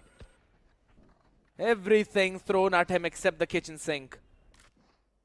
And with that, now the advantage in the hands of VLT as they slow things down. Still another trip that they need to deal with. So one of them has been taken back by Roski. No, it was well. There we go. The aftershock comes in. Damara still ready to play on the back of that trip. A perfect blind, and on the back of it, they just really destroy the side of OG. Spike all the way down. RVK with a Vandal and a Dream to maybe convert to 1v5, which definitely is not happening. But the question is, can he save this rifle for the next few seconds? Seems like no for an answer as Damara just chases him down. You can't outrun a Neon on foot. 9th one for VLT. Slowly and steadily, they are showing a comeback. But this is going to be a crucial round. They need to deal with Hawks, Hunter's Fury, Makavli's Dimensional Drift. They need to find a counter to that. If they are able to dodge this, these two ultimates, then maybe there is a possibility of a 10th one coming on board for the players of ELT. And the hope for 2-0 will stay alive. Once again, Damara being the MVP of the previous rounds. 3k for him, and Dimensional Drift being invested. C split right now. Kind of want to go in for the chase. Hunter's Fury being invested to try and catch someone on the back of the Dimensional Drift. Will he be able to know? Just a tag out there. Totty in the hand. Marker will miss that one, but the rifle is good enough. Will be able to do the damage control as 15 HP now left onto Damara. 70 on lightning fast. Markavelli. TP ready. Just sits in an off angle to try and catch one as RBK is the first one to fall. He himself was on there. Now the advantage in the favor of ELT. And they're catching something more. Damara runs in with a neon. Go, go, go. Russ answers back. Hooks. He was the healthy guy. The rest two, not so much as Markavelli. Good for one, but not anything after that. 15 HP on DC. Dodges down the shock dart, but it's everyone spraying through the smoke. You asked the question and it's been answered. VLT will push to double digits, and pretty sure that in the next one they will reach 11. They will, of course. Because it's a scrappy buy for the players of Orangutan. OG, they don't have economy enough to go for a full buy. VLT, finally a good comeback coming in from their side. They've got the momentum. And a full buy. And a hero rifle towards the side of OG. And few shells, that's all. This time. A lot of going shells. because they don't have the creds. Slowly push. Thank God, good for one, but only one. Now that one rifle which they had is also lost. RVK. While he slowly creeps up. I don't think so. Madeline absolutely does not. By the time he turns around, he only sees his death. Bullet right in the middle of the skull. They've still picked up a couple of rifles though. Maybe doable if they're awarded individuals. Russ constantly going for the jiggle peak. Sees the first one. Arms will be there. Call for OG to rotate over towards the C side. SK Rossi. I like what he's doing. Taking the space in C main. But oh my god. Hold on. Hooks. Hello there. Sees a couple of players. Now decides quickly to move back. And SK Rossi just gives up that space. That is brilliant from this man. He'll now activate once his team is ready to take the pick. There we go. Markavelli can't do anything. Hold on a second. The man was concussed and still lands a headshot on a jumping Damara. Recon reveals info. Does not matter. He'll wall bang him out of there. Russ will shut him. And now Hoax has got an individual, but not for long, as SK Rossi comes out of the sea long. As I said, the moment his team gets activated in spawn, he will move forward. Lovely coordination from VLT. Equalizer has been established by the players of VLT, and that is certainly putting a lot of pressure onto the players of OG, because the previous map of Lotus already went in the favor of VLT. And OG, they really need to do one win on the map of Haven. Seems like we are heading for a 2-0. The next round. Really important once again for both these teams. Both having a full buy. Kill contract, neural theft towards the side of Orangutan. I'm out of here. Aiming control has been established pretty easily by the players of OG at this point. Double stacked up side is where they're heading. Focusing. No distractions. Down. Oh my god, lightning fast. He's always been in these weird off angles. Can't really catch a break as Amarana moves forward. Madeline along with him in unison. They slowly and steadily pick apart OG one after the other as Hoax the IGL remains. How much more can this man do? How much can he survive? They're just trolling him at this point. Amara. Yeah, ready. Everything in unison. Madeline shuts down the Hunter counterpart. Match point. And VLT move to 12. Not just the map point, but rather the series point. Just one more round is what VLT needs at this point. Just one single round. Rolling Thunder of Ras is also just 1 point away. If he gets one orb or one kill, Rolling Thunder will be there. But look at the stats of Damara scared ones. 30 in 18. He stopped fragging the entire server at this point. Yeah, almost by double. Just a couple of Exactly. few picks away out there. Renka barely manages to escape his death though, but with the Guardian not for long as SK Rossi not one but obliterates 3 with the wall bang as well. Make it maybe 4 as he moves forward. No, it's lightning fast to answer, and it's again down to Hogs. Comparatively easy task, but it's still a 1v3 with 47 HP. My man does not even have a rifle. Down to 7 through the wall. Gets one, dodges the shock dart. But how much more can he do? Snaps onto one, but not for two, as the Soulman comes from the shadows to deny that win. No overtime for the Apes, as it's VLT's time to run away. All 4 players playing from boot camp, while Madeline from Australia enjoys his time out there. What a game from the side of VLT. By the way, for all the people out there, again, Madeline is not actually from Australia. This is just the meme because his camera is upside down. I know not a lot of people know about this, but the ones who know, they're gonna enjoy that. I'm sure no one is enjoying your jokes. A lot of people Trust are, me. trust me. I'm sure the chat will tell if they are really appreciating your jokes at this point. Who's reading that either ways? By the way, do you have an orange pen this time? I've got a pencil. Why an orange pen? What's the reference for that? You know it, it was one of your jokes when you were supporting the players Oh of my Orangutan God. because you had an orange pen in your hand. That's how crazy your jokes are. But Holy never mind. smokes. Never mind. But let's have a look at what really happened on the map of Haven. DLG versus OG. They both started on a very dominating note, especially OG. The way the entire first half few rounds, back-to-back rounds, went in their favor.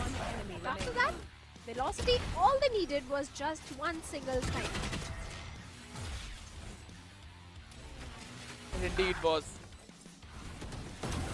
Nice play from OG though. Good resilience that they showed throughout the series. They had a lead of 11 and 7. To be very honest, when the half ended at 6-6, I really thought that maybe OG are just going to take this one home. On the map of Haven, getting 6 rounds of defense. Really solid. Plus, controlling Damara when he just gets so snappy on these attacking rounds. Just because of how good the utility is from Russ and Madeline to set him up.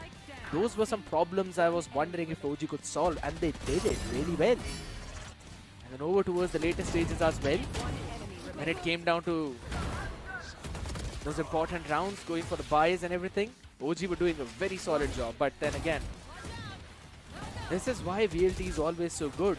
They know how to play behind each other's utility. They know how to play together. Those double peaks, those timings, everything was just on point. Of course, it was not at all a shabby performance from the side of Orangutan that we need to complain about. It's just that the entire team, I won't say entire team of Velocity, but Damara was just way too ahead of the players of OG. Just look at his stats.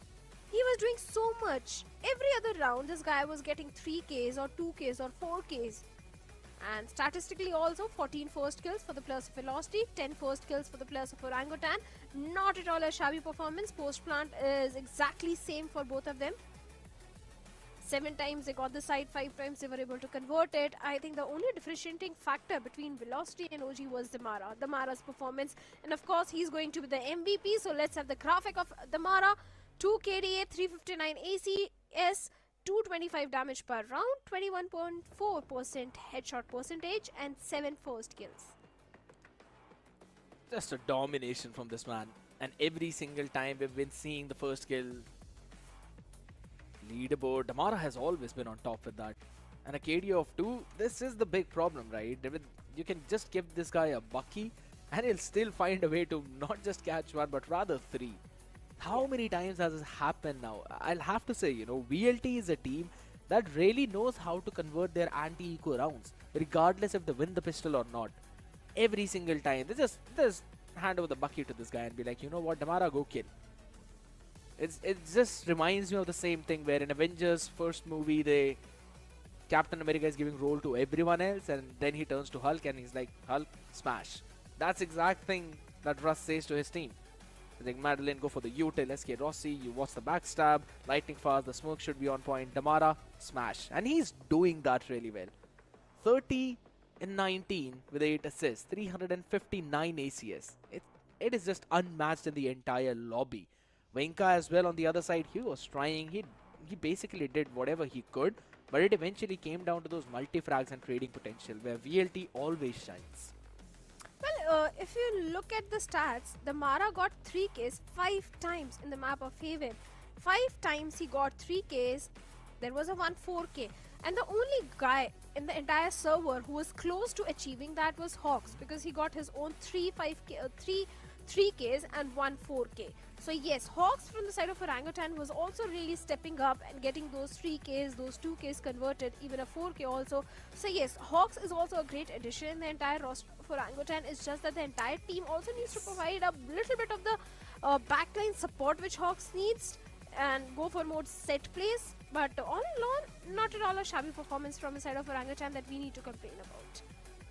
Yeah, considering the fact that Hawks has constantly been telling his team is lacking the practice, I think so this is still very good. Almost taking a map away from VLT. Now there are some other teams as well who OG have been dominating against. I believe their first game was against Aura, and it was a 13-1 on this map itself. So of course there are many chances for OG in the future itself, but with more matches that they lose, it becomes more difficult for them to move in that top 4. I'm pretty sure that we'll be seeing the leaderboard soon too, where we will again see VLT maybe moving up ahead of every other team, Revenant Esports as well. Both of these teams have dropped one map though. There's only one team who hasn't dropped a single map till now, and that is Reckoning Esports. I'm pretty sure their match is going to be tomorrow, so I'm really excited for that.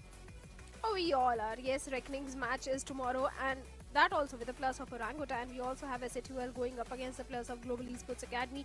So tomorrow's schedule is also going to be really interesting. But we'll talk more about tomorrow's schedule after this discussion, like you were having about the plus of OG, Hawks and SK Rossi. But I think SK Rossi is getting shadowed by the Mara, because the Mara is stepping up so much that SK Rossi, who is also doing wonderful for the team, and so is Medlin, I think their performance is getting shadowed by the performance of the Mara. I can't even deny that, because or rather, you know what, I would not say that they're being outshadowed. It's more like there's not a lot left for them to do when Damara is constantly going in for the 2Ks, 3Ks. All they're supposed to do is just, you know what, alright, now peek, trade him, eventually the round is over. That's why they're constantly on the ahead. You see those paranoias, you see those late round utilities as well. Many a times, it's just a couple of utilities paired up with Damara's snappy attitude that they get the side, or they at least force the defense to play for a full retake. And most of the times, we have seen almost every other team stop there. What VLT does is that they push forward. They try to take more space away from their opponents. Now, the opponents would have to burn a lot more utility to try and take that space away, right? And that's when they eventually move back. But for now, we're going to move to a very short interview. For the game, बढ़िया खेला team ने. But मेरा एक थोड़ा सा ना लंबा सवाल है. डमारा डिफेंस पे लोटस बहुत अच्छा खेला, बहुत कंसिस्टेंट लग रही थी टीम. बट फिर एकदम से डमारा को शट किया, सडनली कम बैक हो रहा है शायद ओजी का. हेवन पे भी सेम चीज़ हो रही है. डमारा ऐसे राउंड्स निकाल के बना के दे रहा है. ऐसा नहीं लग रहा कि वेलोसिटी बहुत ज़्यादा डमारा के अराउंड रिवॉल्व कर रही है? I mean, सबकी अपनी अपनी स्ट्रैटेजी होती है, और डमारा is a duelist, right? So you have to enable your duelist anyway. And regarding that's true. Us getting shut down and all, ऐसा कुछ भी नहीं था. We lost all 4 pistols if you see. उसके हिसाब से अगर स्कोर लाइन देखो तो थोड़ा वैसा भी माना जाएगा. और रही बात लेट्स से लोटस के सेकंड हाफ की, after losing the pistols and everything, बहुत क्लोज जा रहे थे rounds, and it was like a momentary एक चीज थी जो जहां पे they were better on in that round, you know, somehow. And kudos to them, they managed to string together 4-5 rounds, okay, and that is well done by them. But हमें we had the confidence कि हम अपना close out कर लेंगे. It's only a matter of a few rounds because हमें दिख रहा था कि गलतियां नहीं हो रही हैं. It's just it's down to the last few moments हमेशा, है ना? तो उसका चिलता. और फिर रही बात हेवन की. हेवन का क्या था कि we again एक कॉम्प जिसको हम फेस कर रहे थे उसमें वो लोग फ्लड बहुत कर रहे थे तो थोड़ा हमें एक बार के लिए एडजस्ट करने में दिक्कत हुई. बाकी we handled it उसके बाद. Alright, मतलब you are comfortable with this way of Valorant जहाँ पर मतलब इनिशियल जो आप लोग फेज दिखा रहे हो, इनिशियल जो आप गेम खेल रहे हो उसमें डमारा को एनेबल करना, that is the game plan that you are working with right now. हाँ, we are comfortable but we are only going to get better. That's for sure. Alright, no, that's for sure. Alright, Phoenix, any questions? Right off the bat, first of all, congratulations, Godspeed for the victory. मैं ये पूछना चाहता हूँ कि just like अभी हम देख रहे हैं कई सारी टीमें, they are bringing the double duelist, more aggression to the team, especially attack के ऊपर. दोनों ही मैप्स के ऊपर दोनों टीमों ने डिफेंस में बहुत अच्छा खेला है, लेकिन वो अटैकिंग स्ट्रक्चर और कॉम्पोजिशन के अंदर क्या फ्यूचर में वेलोसिटी भी कुछ ऐसा करेगी, लाइक बहुत अग्रेसिव कॉम्प लेके आ रही है, फिर अभी जो चल रहा है मेटा के अकॉर्डिंग वही खेलना चाहेगी? क्या ही इस बारे में क्या ही बात कर सकते हैं. मेटा चेंजेस होंगे और आगे जाके वेले आएगा. Once Veले comes, if people want to play Veले, you have to play sort of in a double duelist role and रही बात हमारी, the beautiful part is we can play any number of duelists. हमारे टीम में duelists भर्ती पड़े हैं. तो वो छुपा सवाल वही था एक्चुअली कि क्या रॉसी वो जेट पे वापस आ रहे हैं. बट चलिए ठीक है, वे वेले पे वापस आ जाए. हमें तो डुएलिस्ट अगर रॉसी दिख जाते हैं उस पे तो वेल एंड गुड है. चलिए, thank you so much Godspeed, अच्छा लगा आपसे बात करके. Will see you back once we have another velocity game. Congratulation. Thank you. Thank you.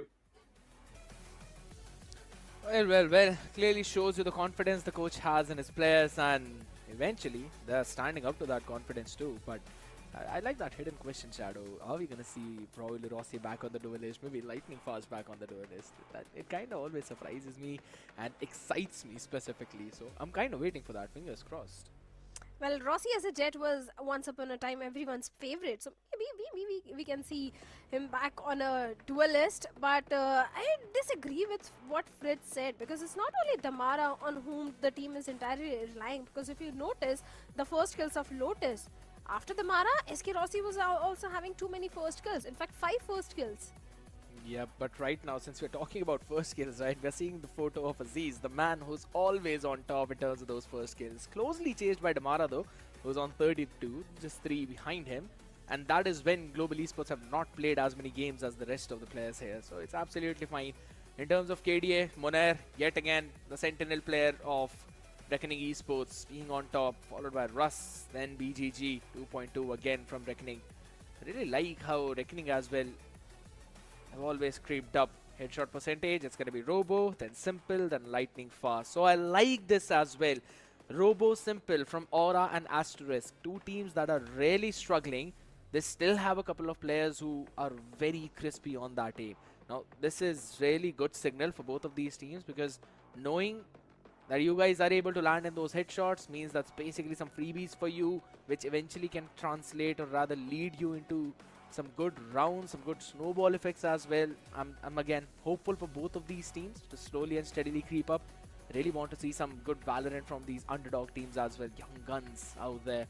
But since we're talking on that topic itself, right, you know, we now have to focus down on the overall standings, because the disparity is increasing slowly and steadily. Velocity, they won all the 3 games, just lost 1 map, 32 with a round difference. Revenant Esports falling in the exact same foot.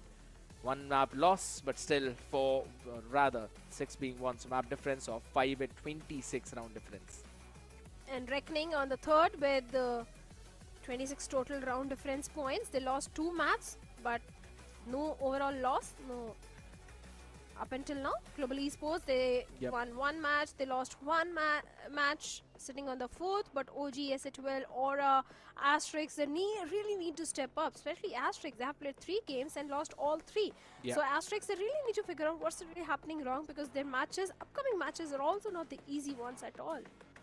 I agree. It's not at all easy for them for their next few matches. After all, they face 2 of the toughest opponents, right? Yes. And yeah, it just feels bad for them at the same time, because this team is just lacking confidence. But if you really think about it, they've got Paradox as the coach for them, who also made it pretty clear that he's not really changing a lot of things, but he's just trying to guide them.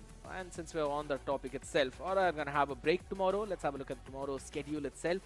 S8UL up against Global Esports, Reckoning up against OG. Now this is going to be a pretty interesting matchup. Even S8UL has shown some good signs, some good life there. The only team to steal a map away from VLT, and that too in a phenomenal fashion. It was all down to just a 13-2. Could have been a 13-0 if not for just a couple of clutch rounds from VLT. I mean, you may never know. So that matchup is also going to be good. Global Esports Academy after that break is now going to jump back in for their own games, slowly trying to creep up in the ladder. Now Shadow, before we go ahead and close out the show, any last few words? I just want to know your predictions for tomorrow. I'm not saying that. You have to. I'm also giving my predictions. This is a ritual we have to do before the show ends. S8UL 2-1, Reckoning 2-1. I kind of agree with you. Yes, S8UL is going to win, and Reckoning maybe 2-0. Interesting. You know, it would depend on the map Veto itself. Maybe if it's Haven, we might see Orangutan slowly creep up. But ladies and gentlemen, that's about it for today's evening. Thank you so much for tuning in. There were some two amazing matches, VLT, and then again it was against OG, VLT winning that out. It was me, Skadiet, on the casting desk. Alongside me, it was Shadow and also Aladdin, who will be saying bye, who's already said bye to us. We'll be catching you guys tomorrow. Make sure to tune into the stream. Good night.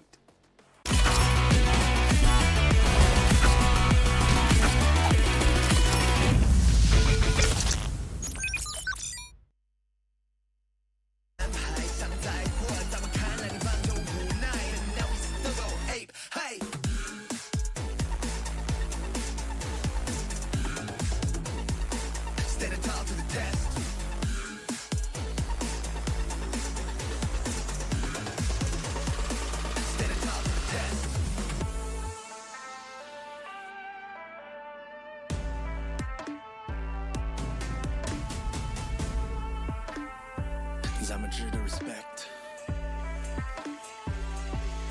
Standing tall through the test.